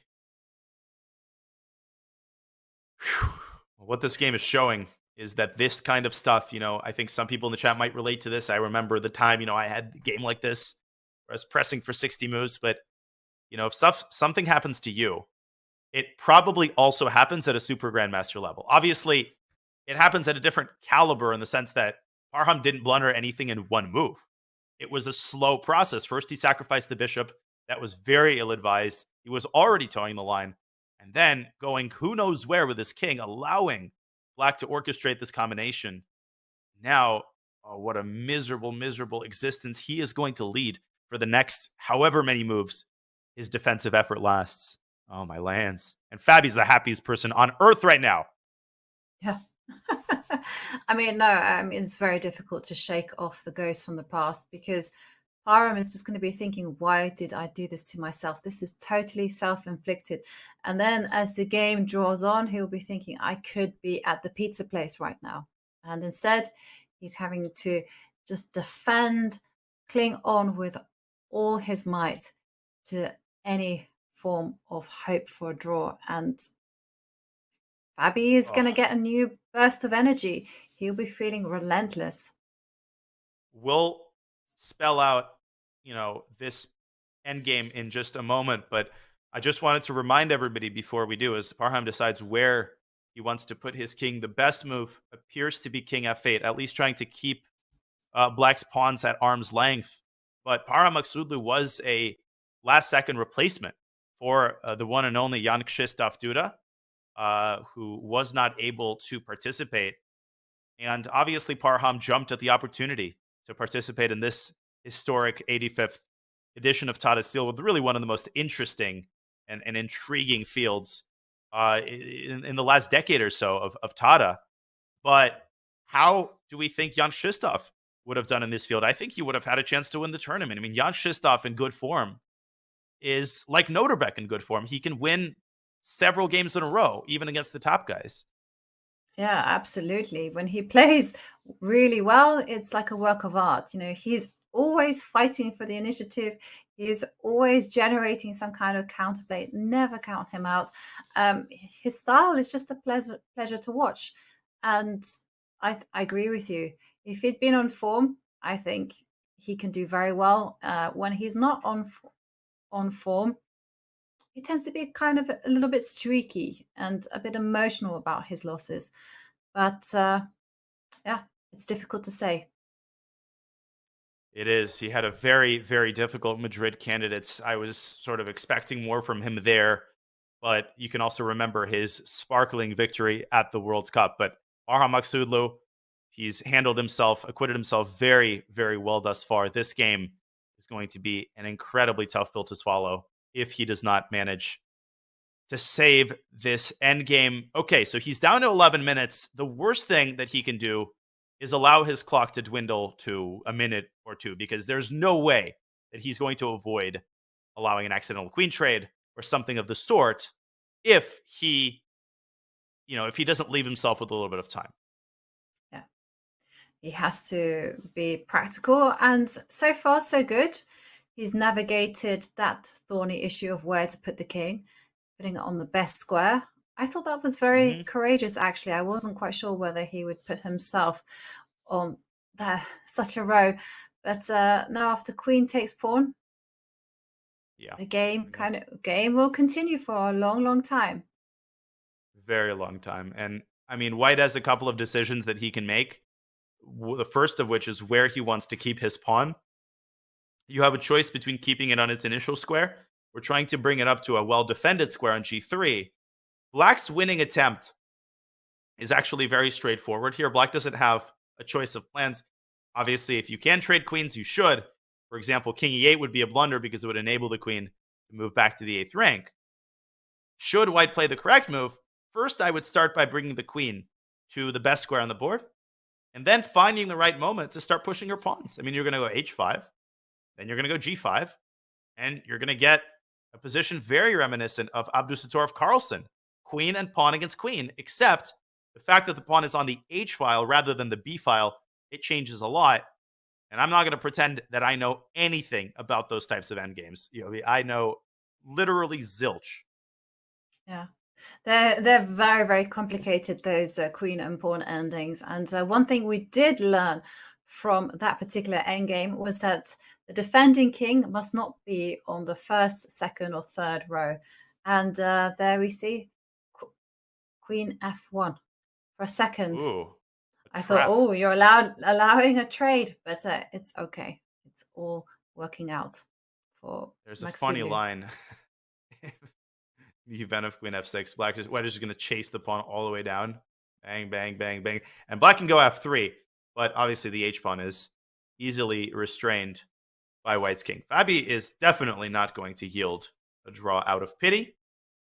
What is he going to do? I am almost positive that we're going to see h5. There's really no point for black in dilly-dallying with a series of meaningless checks. If you're Fabi, you want to get down to business, and you don't want to give Parham a chance to sort of mentally prepare himself for the defensive effort. There it is. You know Fabi well. Actually, I was going to say that he was going to centralize the queen, because one of the important things about queen and pawn endings, it all depends on how easily your pawns can advance up the board. And secondly, it's a very, very good idea that 9 times out of 10, you put your queen in a central square so it controls as many squares as possible. That's exactly right. That's one of the very important skills that the best endgame players have. They just have a sense for where their pieces belong, and usually they belong closer to the center. Now, one interesting idea for black is to drive this pawn down to h4. And if white bides his time, then queen f6 check actually wins the game. This is a very nice line, because although it appears that white does the same thing, he pursues the pawn all the way to its promotion square because the h-pawn is now too far along and the king is unable to stop it. I actually think that this is a very hard idea to stop, because after black plays h4, well, how are you going to prevent black from trading queens? It's not so easy to keep the pawn protected. You might have to play a move, I don't know, queen b7, queen d5, but you're already hanging by a thread in that case. Yeah. And Fabi knows that he is winning, or that he has very good chance of winning. And there we can see, I love your line, by the way, Dania. I mean, it's just so sadistic. Part of me feels that you know, maybe Fabi should just give a pity draw, but no. He's not. These are not grandmasters without reason, and they know how to turn things around from a loss, from a draw to a win. Every couple of seconds, I need to pinch myself to convince myself that yes, they're actually in this position. Parham Maghsoodloo has the white pieces, and you can just tell that he is disgusted with the fact that he has to defend this. It might not even be defensible objectively. There's 1, 2, 3, 4, 5, 6, 7 pieces on the board. So I suppose that this position is, you can plug it into the table base, the 7-piece table base, but I don't even think that's important, right? Whether it's an objective draw or an objective win doesn't matter at all, because the practical difficulty of drawing this with white is so immense that even if there is a computer draw here, I don't see Parham holding it with now 9 minutes on the clock as his clock continues to dwindle down for the final time. No more additional time. Move 60 has already been made. If I'm Parham, I'm playing queen f2 and trying to prevent the progress of black's h-pawn. I think that's the only move, actually. Yeah, and I kind of did plug it into the table base, and it actually says black wins. And literally any move that white comes up with, it's not what is the move after queen f2? Queen g5. Oh, and just h4. Amongst many, yeah. Oh, gosh. This is actually easier than it looks for black. Just push the pawns. Yep. And the king always has the h6 square. So even in the event of some nasty-looking diagonal check, the king just moves up. Okay, queen f2, of course, has been played. Queen g5 is easy clap. He's going to play it quickly too, isn't he? He has played queen f2, and yeah, I do think, you know, once you do see the idea, then it is quite obvious, you know. Put your pawn on h4, threaten queen f6 check, very nice. I can tell you moves that do draw, but these are kind of a little bit ridiculous moves. So king h6 would be a draw. Okay. I don't know why. Well, I think it allows white to play queen f4 and then g3. Ah, okay. And the same goes for queen b1. That also leads to a draw. There's queen e4. I don't really understand that move. Don't really understand that move. A queen e4 actually leads to a draw for the reason that you highlighted. White can now play g3. It's a draw? It allows the draw? Never. Yes. But you have to go I'm g3. And I know that they've been playing for this long, but I'm in total disbelief that he doesn't play king h6. I mean, it is the only way to make progress here. And I assume that what he might have missed is that after queen d2, but this is an easy line. Or wait, no, it's not an easy line. No, king h6 was a mistake. You had to go queen g5. Queen g5. Oh, sorry. That's what I meant. Yeah. And then king h6. Yeah. I swear this is what I had in mind. By the way, king h6 immediately. This is really cool. Queen d2 check. And if you go queen g5, you give up the pawn on g7. White holds a draw. First, you play queen g5 to prevent that. And then you play h4. And if white plays g3 here, then again, queen f6 check is a win. That's the point. And that's the reason why queen e4 is a mistake. It's because after white plays g3, you lose the ability to force the queen trade with queen f6. Such an instructive point. And this is what these types of endgames come down to, Yovi. Yes, very small details.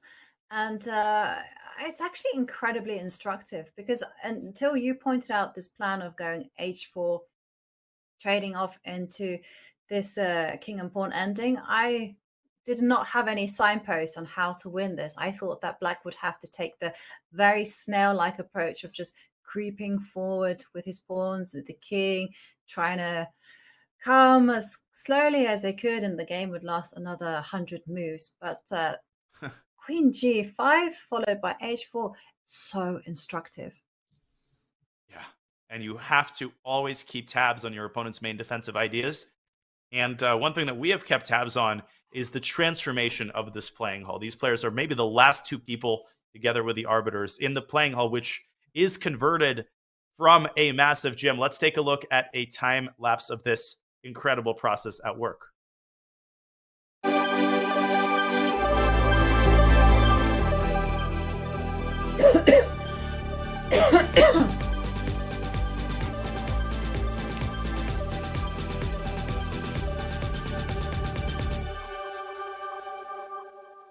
I kind of need to pee, Dick, but I'll wait.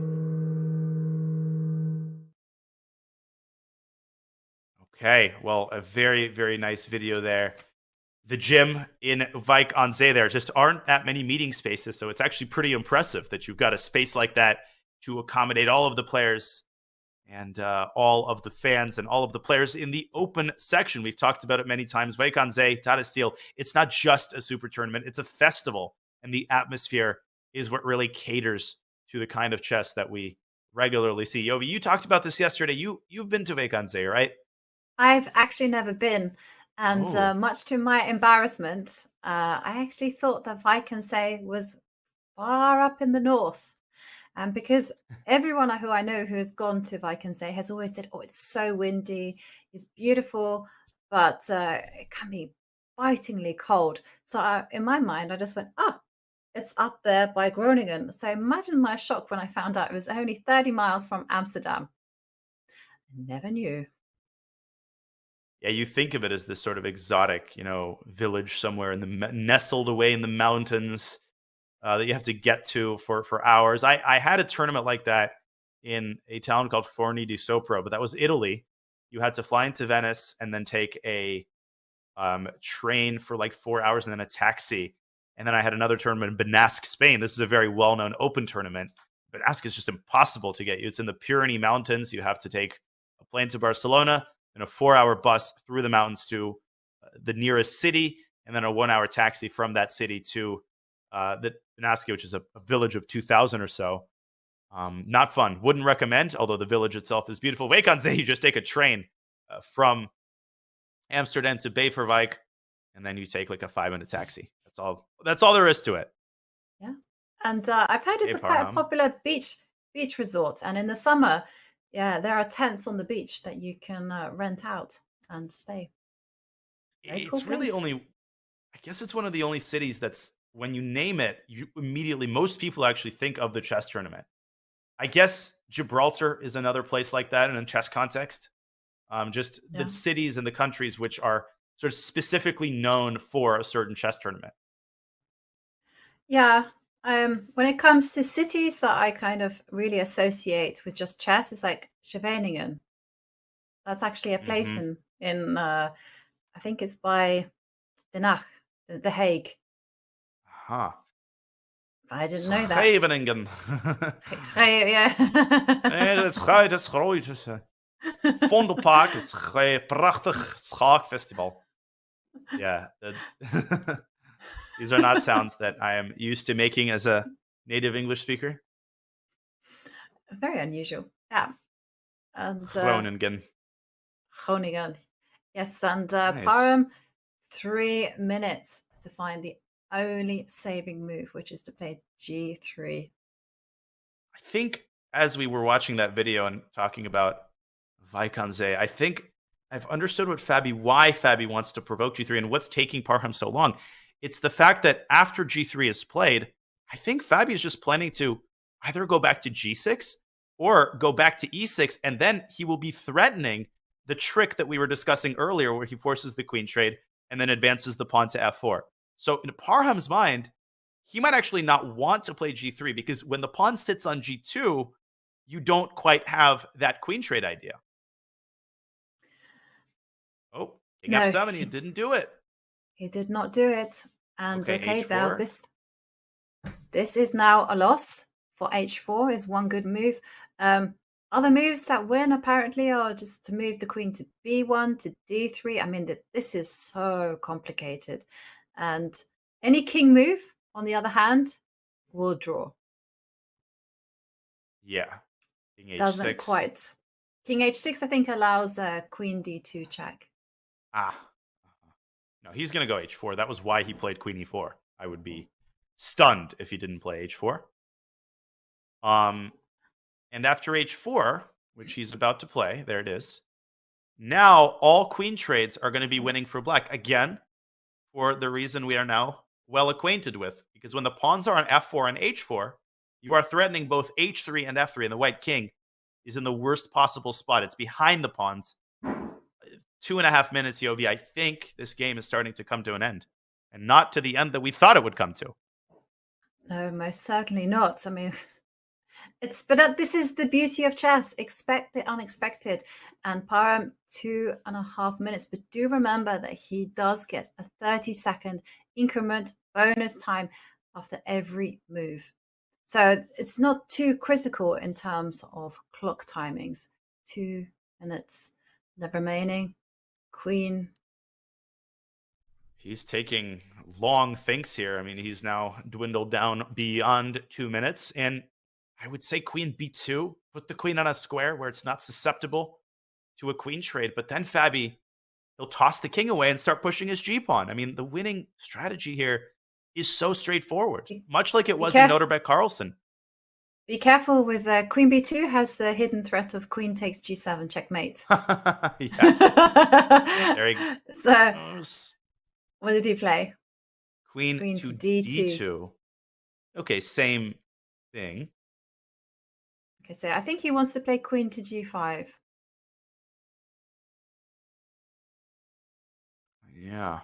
Queen F5 check is going to follow pretty quickly. Fabi is not going to waste time because each individual move from his perspective is risk-free. It's not like Queen F5 is likely to be a big mistake. What he really wants to check for is to make sure that there are no forced queen trades, and there aren't any just yet. Queen F5 is going to follow. Queen F5 is, in fact, one of the candidate moves to win. And there you go. Accurate as ever. And King E7, King E8. It's King a terrible choice. He goes to the edge of the board. Okay, now Queen E6 check. There is King to F8. White has to try to cling to Black's pawns to make it as difficult as possible for Fabi to push the G-pawn, which, by the way, he could do right away. Is G5 one of the winning moves? Yes. Or is it premature? In fact, it looks like almost everything wins. I mean, the only things that draws are the moves that just give up the H pawn. Tell you some things that lose. Oh, Yes. man. But what is the most efficient move? What is the fastest mate? I think king to g6 looks to be quite good. Whoa. Introducing the king into the race. And setting up queen trades galore. Yeah. King g6, king h5. Just make your way to g3. Oh yeah, that is simple. You just walk your king to g3 and that's it. I mean, it's as simple as that. Yeah. I mean, this is kind of like the original plan, right? When you get into these type of positions, you just think, well, the queen will stand on an optimum square and the king will just come up the board, hopefully assisted by the queen with some counter checks, and all should be easy. And Parham, just under 2.5 minutes. Fabi, he has just under 6 minutes. If the king gets to g3, Parham might resign. Just like in the Carlsen Abdusattorov game, White's king is on a terrible square. I mean, you think, well, on the one hand, you want to keep it close to the pawns, but the moment Black creates a passer, the king becomes incredibly susceptible to check interpositions where Black covers the check with his queen with a check, forcing a queen trade. And that's a dreadful possibility in these endgames. But we're going to get a blitz game here. Fabi now down to 5 minutes. He's taking his sweet time. I mean, the player's just not in any kind of a hurry here. No. And I have to ask, are there any restaurants that are open this late at night in Wijk and Oh, man, I think we're getting to that. I'm going to look up the Tarantella hours. Tarantella is open until closes at 10 p.m. So they're going to make it to the pizzeria, I would hope. If they don't make it to that means the game would have lasted for another hour and 20 minutes. Something tells me it won't. King g6 played. Look at him go. Look at him go. And Parham just plays immediately queen to d6. And what's the best move here? Is it queen to f6?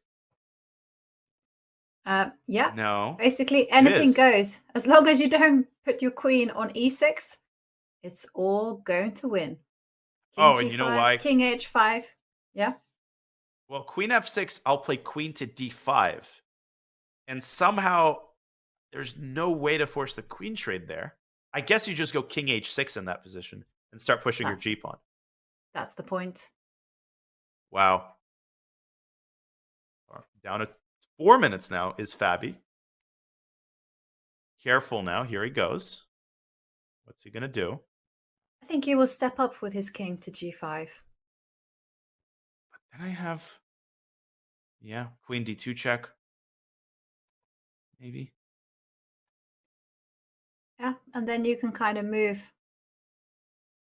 And he steps up to h5. Well, now queen d1 check.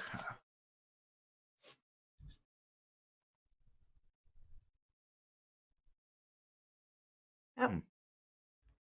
And again, everything wins, so you can go queen to g4, king to g5. I kind of like queen g4. I like it as well. This is now moving at breakneck speed toward its inevitable conclusion. The other issue is that it's impossible for Black to blunder. Like, there's just no mistake that you can make. Every move wins. Some 2 moves slower, some are 3 moves faster. But as long as Fabi moves in generally in the right direction, playing g5 and then getting the king to g3, this game is over. Yeah.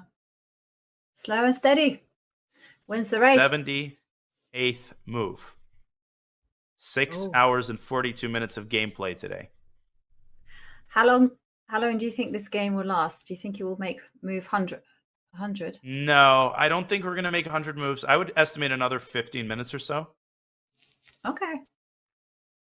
I mean, unless Farham starts playing instantly, which is possible if he just gets ultimately exhausted from the defensive effort. I mean, Fabi is playing perfectly right now. King h5, king h6.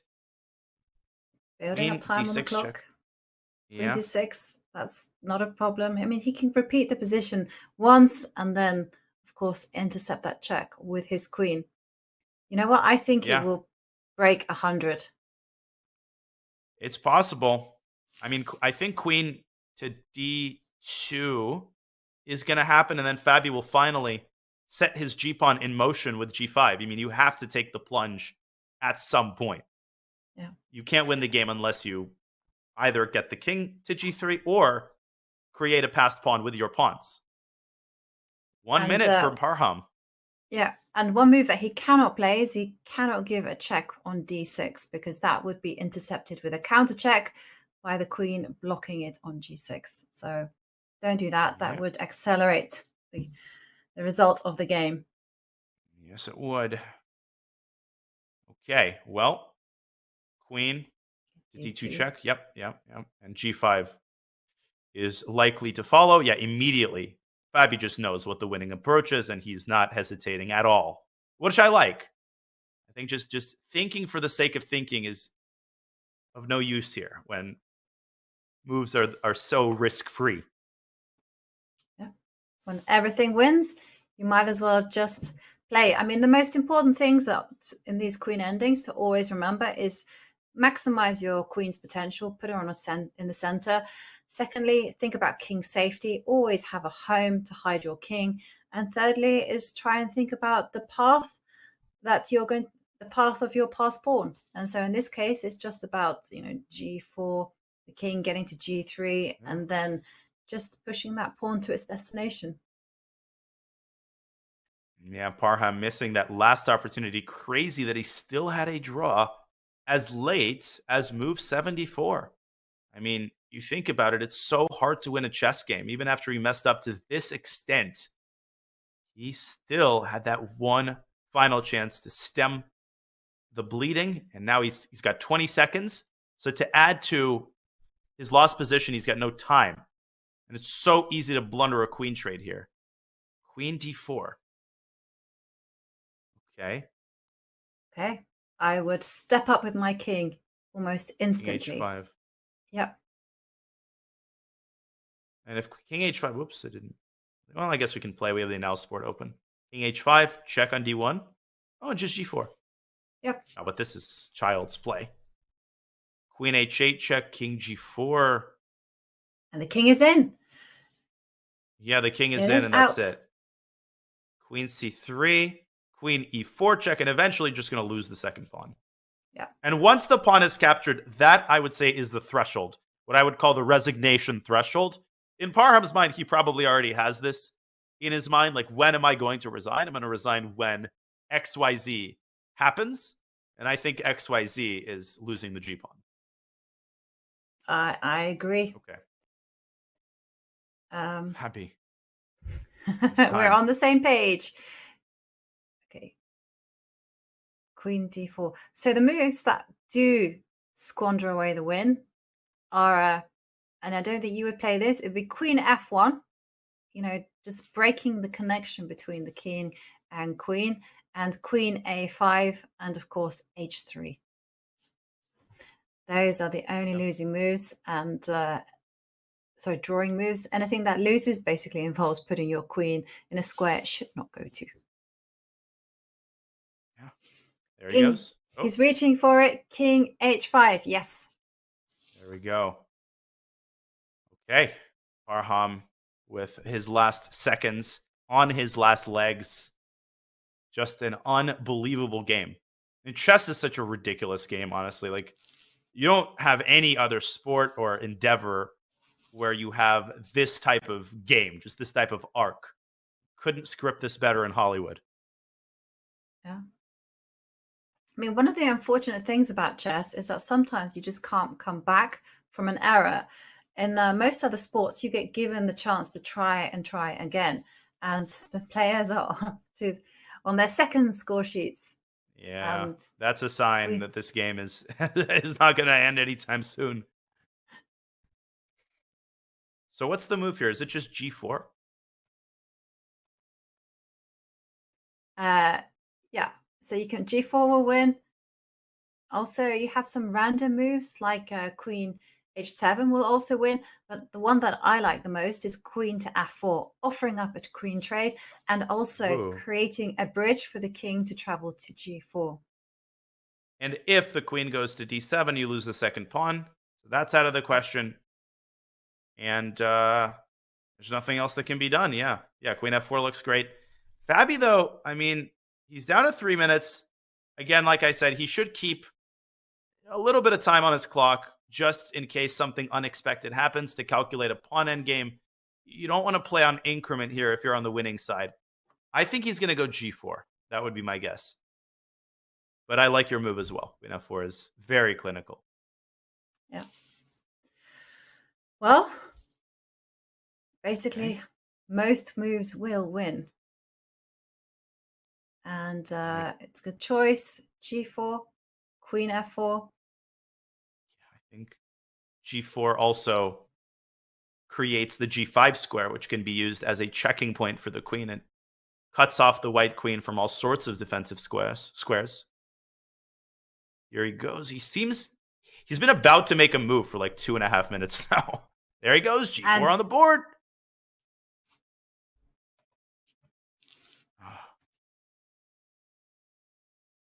Yeah.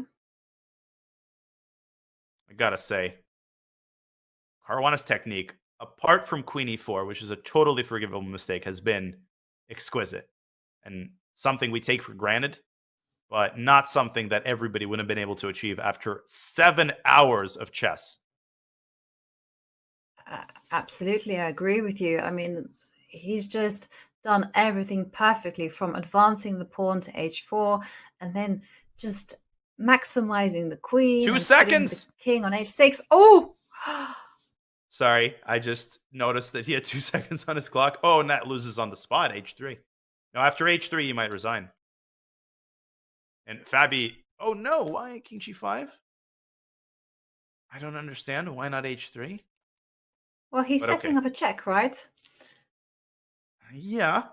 I guess this also wins. Oh, and basically, whichever way Maghsoodloo checks, he interposes with a check. 15 seconds. This might be it.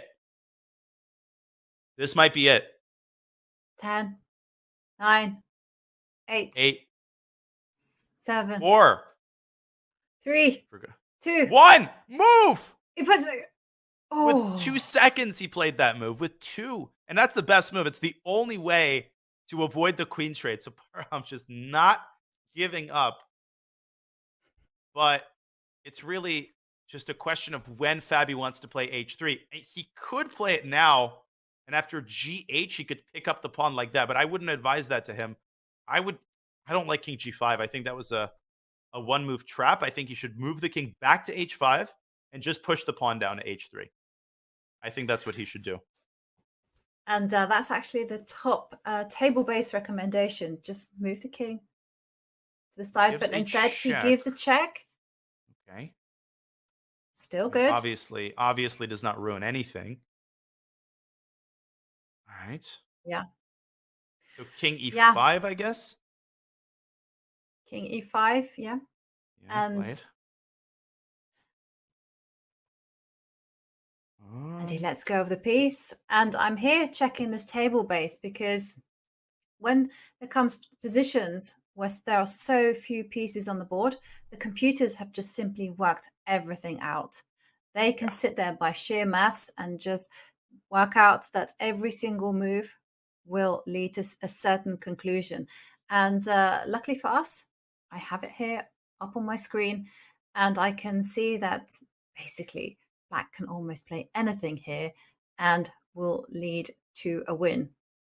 And I find it quite fantastic that we have this thing in existence, because before people just had to know where, which end games were winning, which ones were losing.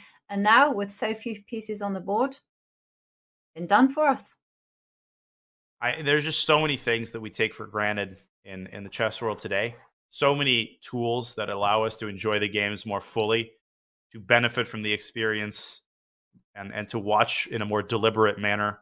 Of course, engines overall, but table bases in particular just allow us to know how the game should end. It allow us to immediately see beyond a shadow of doubt whether the players are pursuing the correct winning and drawing strategy. And Fabi, I have to say, is not convincing me right now. He's given the series of checks with his queen. Yes, but he might have forgotten that h3, g takes h3 is actually a terrible move because the pawn is going to be pinned.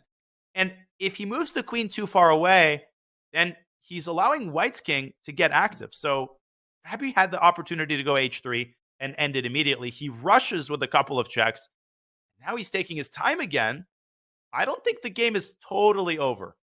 I'm going to amend what I said just a couple of minutes ago. I don't think it's over just yet. And one of the things that Fabi really wants to do is he wants to like walk his king over to f4, put it on g3, and start attacking that weak g2 pawn. But I just love the square that Parham has put his queen on, because if king f4 happens, then queen h2 check will come, and the black king will have to step back. I still maintain that Caruana should ask himself, well, what is my goal in this position? There's two ways to win, three ways. You can force the queen trade. Can't do that here. You can get your king around to g3. Not easy to do either.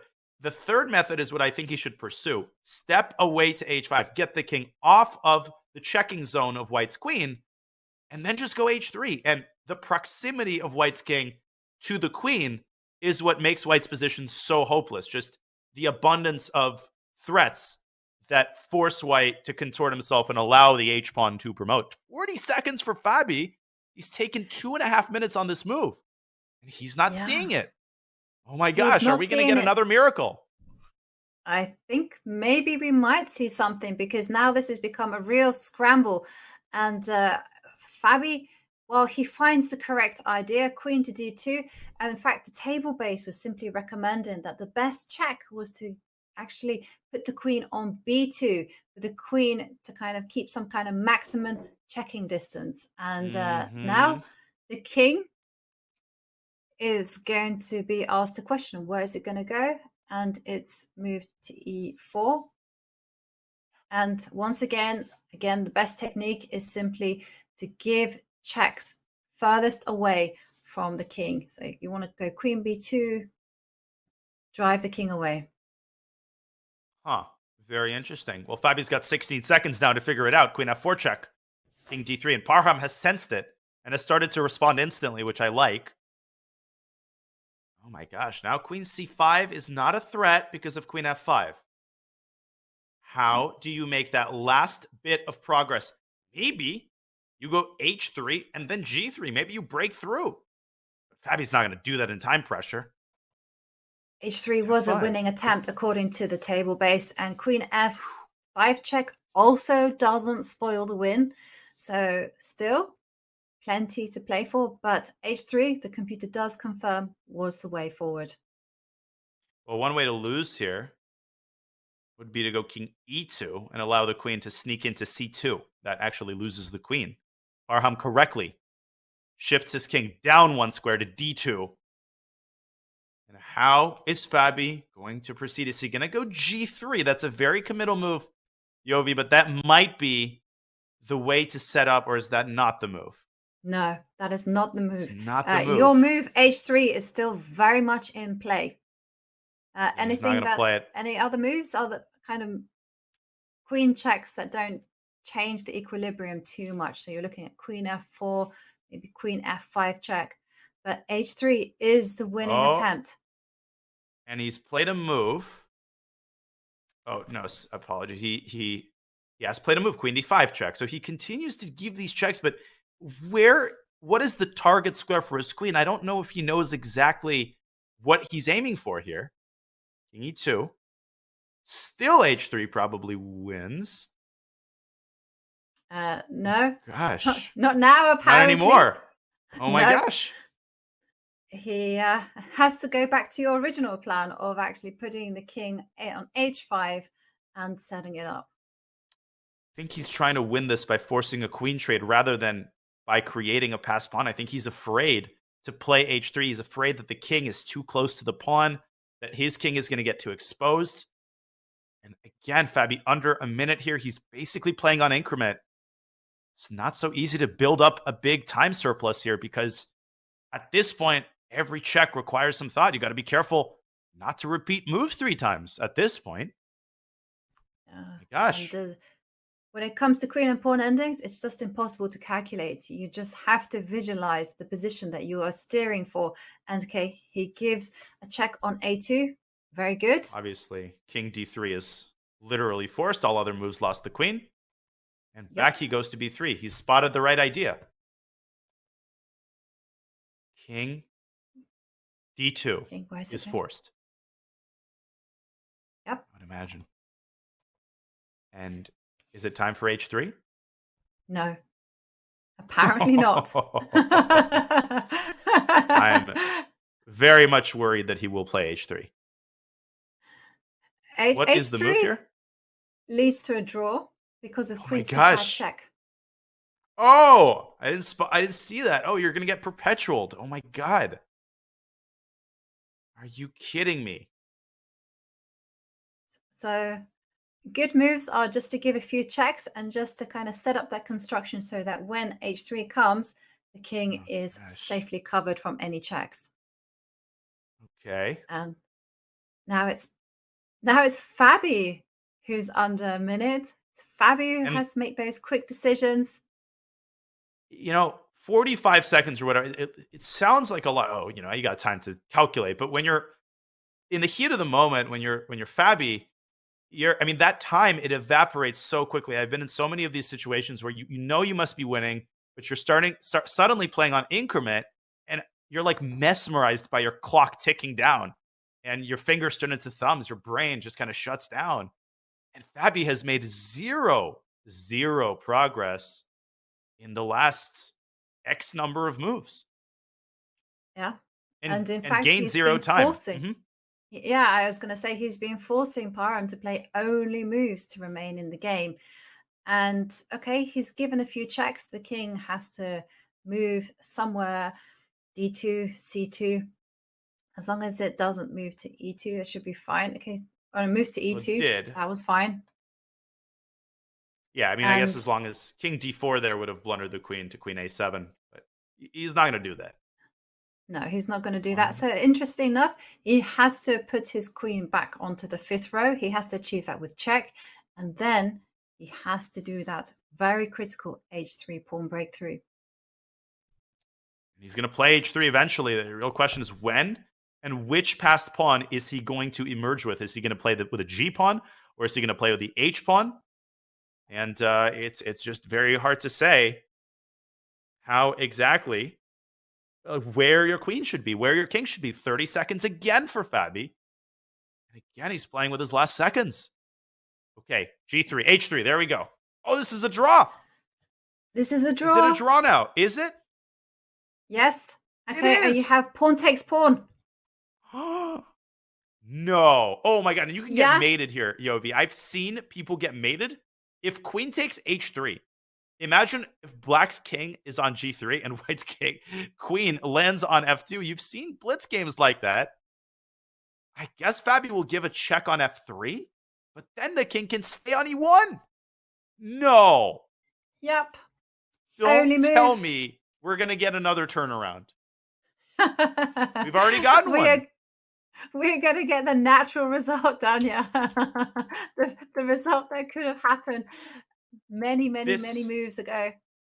This might be more heartbreaking for Fabiano, although he's going to console himself by saying I had no business even being close to winning. But that's not how you think. Right? That's totally not how you think. He will be heartbroken at this miss if Parham can stay on his feet and stay alert. I assume the move here is queen c5 check, or is it? No, it's queen c1 check. No, queen c1 would actually lose. Queen c5 check is the nice move, and it's primarily, I think, because of your idea, queen, because then you can go queen f5 after king h4, and then you're inviting the king to come to g3, and you'll say, "Wow! Thank you for that." Queen f2 checkmate. Well, Tarantella closes in 1 hour, so the players might have to rush to the pizzeria. If Fabi allows a draw in this game, that might be the best pizza Parham has ever tasted. 2 minutes. It's difficult to read the emotions of what the players will be feeling if this does in fact end in a draw, because somehow Fabi will instantly forget that he was defending an endgame for a long time, and that was the result he wanted, and he'll feel like he's been robbed in those closing moments. And Parham, 1 minute and 30 seconds. Yeah, he's gonna take his time here because he's got a couple checks. All of them look equally tempting. And the biggest opportunity, I don't want to jump the gun here. Fabi might still very well win this game, but that opportunity Fabi had to slide his king to h5 and push h3, that was the cleanest cut win he had. The other wins, it was hard to find the right arrangement of queen and pawn, but that was a very straightforward option, after which Parham would have just had no way to restrain his pawn. And now he's down to a minute. Parham feeling the burn at this point. Less than a minute on the clock. He's got to make a decision soon. Clock is ticking. He has to make a move. And here, this comes a lot of choice. Queen f2. Another very clever move. I have to say, I have been very impressed by the tenacity of Parham, because a lot of us would have just crumbled as soon as we got into this queen 2, queen versus 1 endgame. It would have been like, why are we here? And then we would have just made a series of terrible errors and the game would have finished very quickly. But Parham, he's finding these amazing moves. He's defending now like a lion.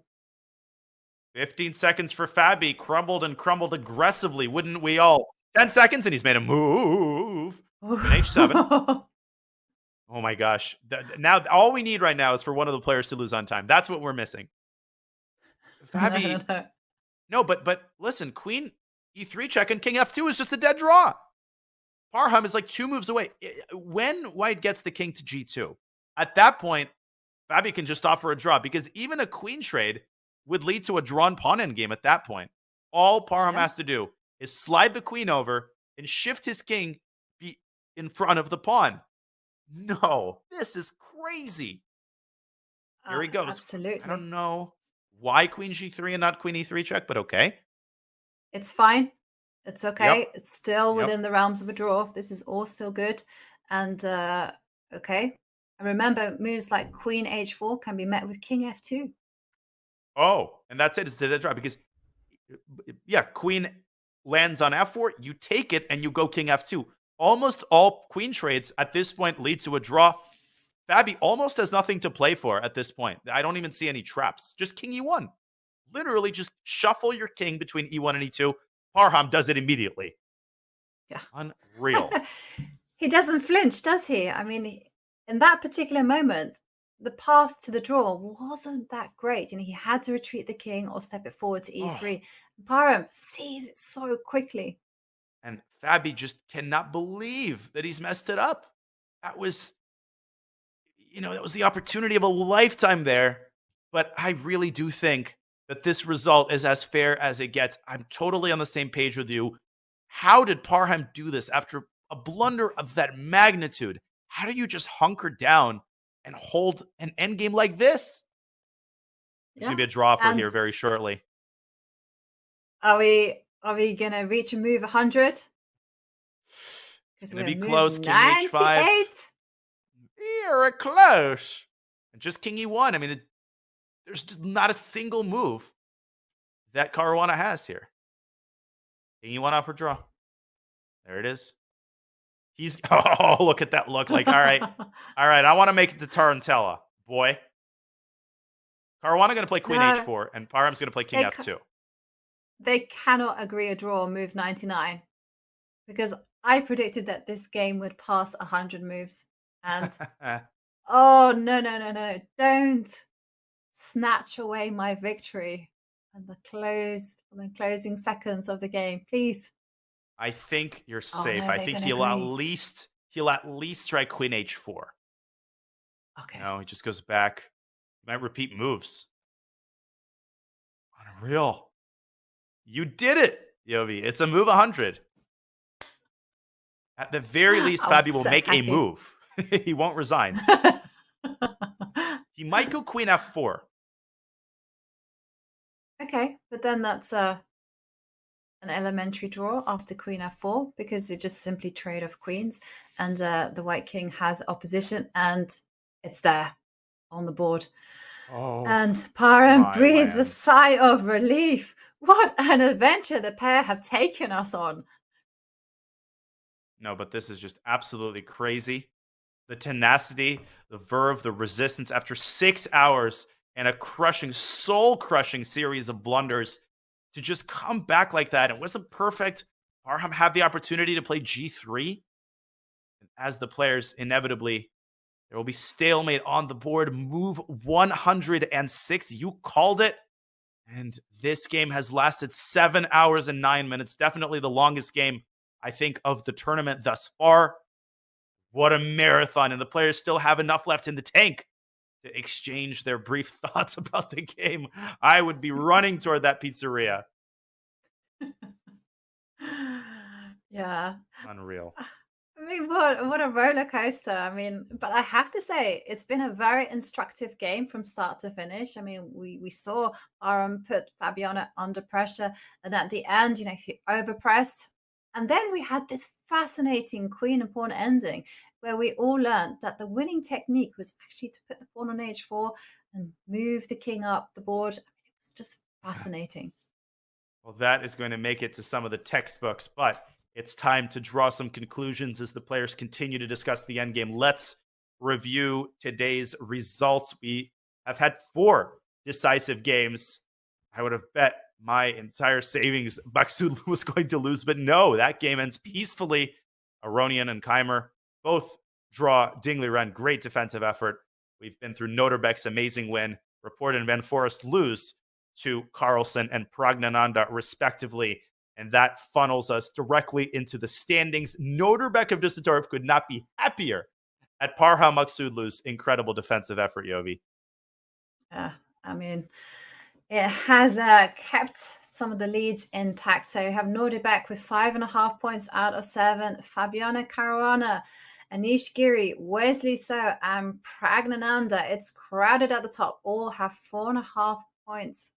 And Aronian there on 4th. But look who's climbed all the way up to 7th place. Magnus Carlsen. He's sniffing around with 3.5 points. Don't write the world champion off. Sniffing around is right. Magnus, with one more win, will make his way to a plus score. And now tomorrow we have an absolutely mouthwatering lineup of pairings. As usual, we have Caruana Carlsen, something always to look forward to. Fabiano Caruana will have to put this game behind him because he has a very tough task ahead of him. Other fascinating pairings include Nodirbek, who faces an on-form Levon Aronian, then Foreest Erigaisi, and of course Wesley So. Let's not forget about him. He's suddenly +2 tied for 2nd place. He faces Ding Liren, who has shown himself to be capable of some mistakes in this tournament. Yeah, definitely some exciting matchups to be had. I really can't wait for them to happen. And I can't wait to see how everyone is going to cope with, today's dramatic turn of events. We saw a lot of decisive games. And tomorrow, I think, is going to be a real shake-up in terms of standings. I think we're going to see a lot more surprises. Well, Monday is a rest day. We're going to see a lot of tired players tomorrow, but they're going to have to put out all of the energy that they have left. And folks, we don't have too much energy left, so we're going to wrap up. But before we do, we wanted to remind you to mark your calendars because Bullet Brawl arenas are coming back to your screens starting January 28th, just a week from now. Title players compete in a 2-hour arena with $2,500 on the line. Watch as your favorite streamers battle it out in monthly Bullet Brawl arenas starting Saturday, January 28th. Use !Brawl in the chat for all the details. Well, Ivanka, I could not have chosen a better person to survive these 7 hours with. What an incredible round. I'd like to thank you for bringing the energy each and every hour. Oh my gosh, I don't even know what to say, but I think it's time to wrap up. Everything good must come to an end. It most certainly does. And as always, the feeling is very much mutual. And that will be all for us, right? It will indeed. Thank you to everybody in the chat. We had over 40,000, as usual, bringing the contingent. know you have busy weekend plans, so thank you for taking the time to watch. Tomorrow's round, it'll be round 8, tomorrow Sunday at 5 a.m. Pacific, the usual start time, 8 a.m. New York time, and 2 p.m. Central European time. And now for International Master Jovanka Huska and our entire amazing team at Chess.com, GM Daniel Naroditsky saying goodbye from the 85th Tata Steel Chess Tournament. We will see you tomorrow bright and early for round 8. So long.